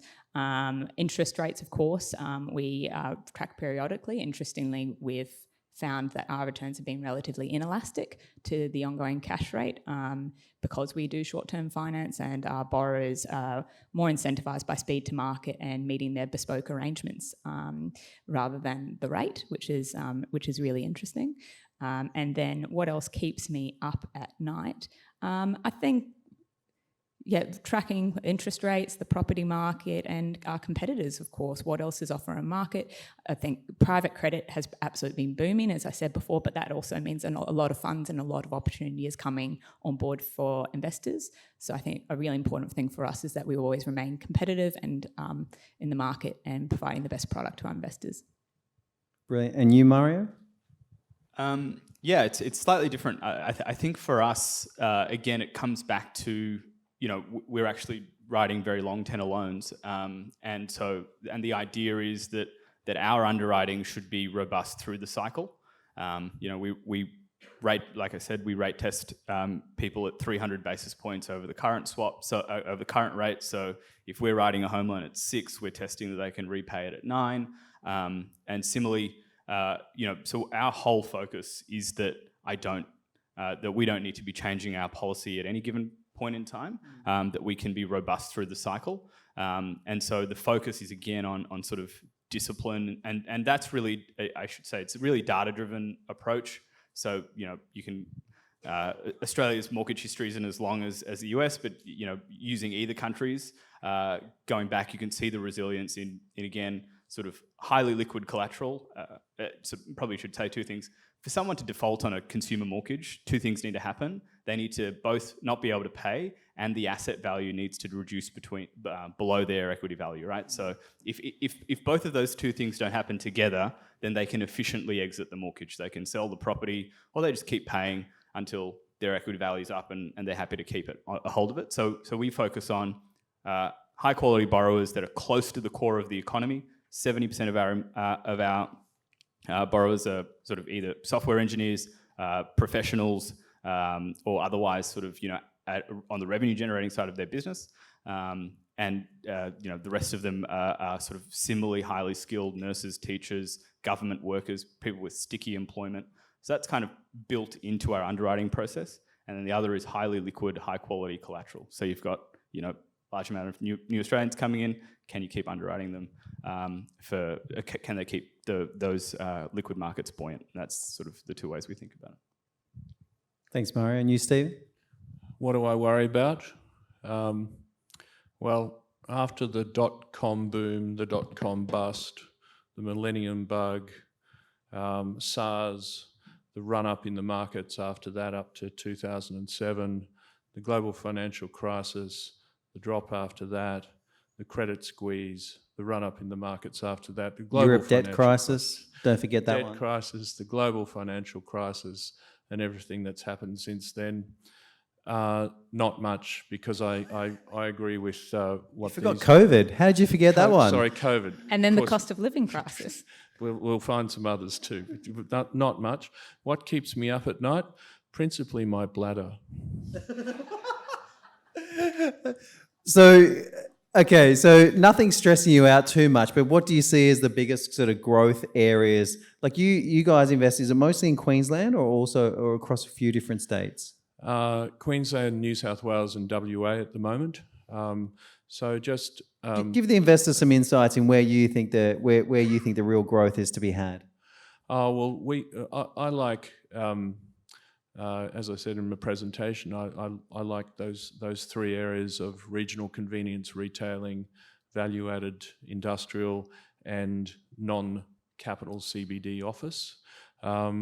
Population growth is just a wonderful thing for property over time, and so long as you're buying assets that have reasonable alternate use, then I think time heals most ups and downs in property, as it does in Bitcoin. In most existing assets. So I'm happy. I just knew you were never going to mention Bitcoin, so I threw it in. And for you, Francis, you're focused on the mostly around Sydney.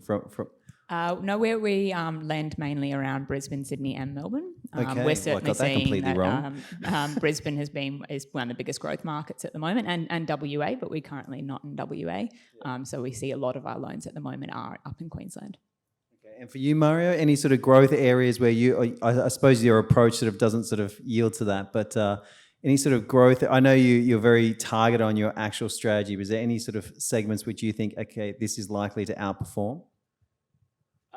Look, not really. Like our 3 big markets are young people, young families and family formation, and then divorcees who are sort of then, reforming families. So, our whole thematic is that it's human to form families and that we need to help people get into houses because that's a core part of how they do that. Brilliant. Helping people get into houses and then helping them make more babies. Good stuff.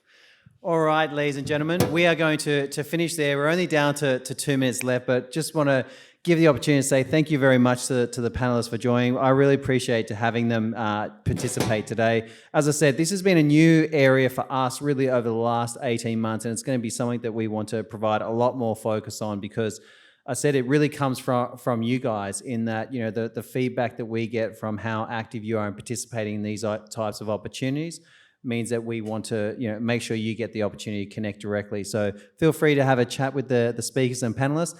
That is us for today. Thank you so much for coming along to Private Capital 2024. Thank you again to the Australian Securities Exchange for hosting us. It's been a big day. It's been an incredible day, and I appreciate everyone. And thank you again for your keynote at the end of the day, Victoria. Have a great afternoon, everyone.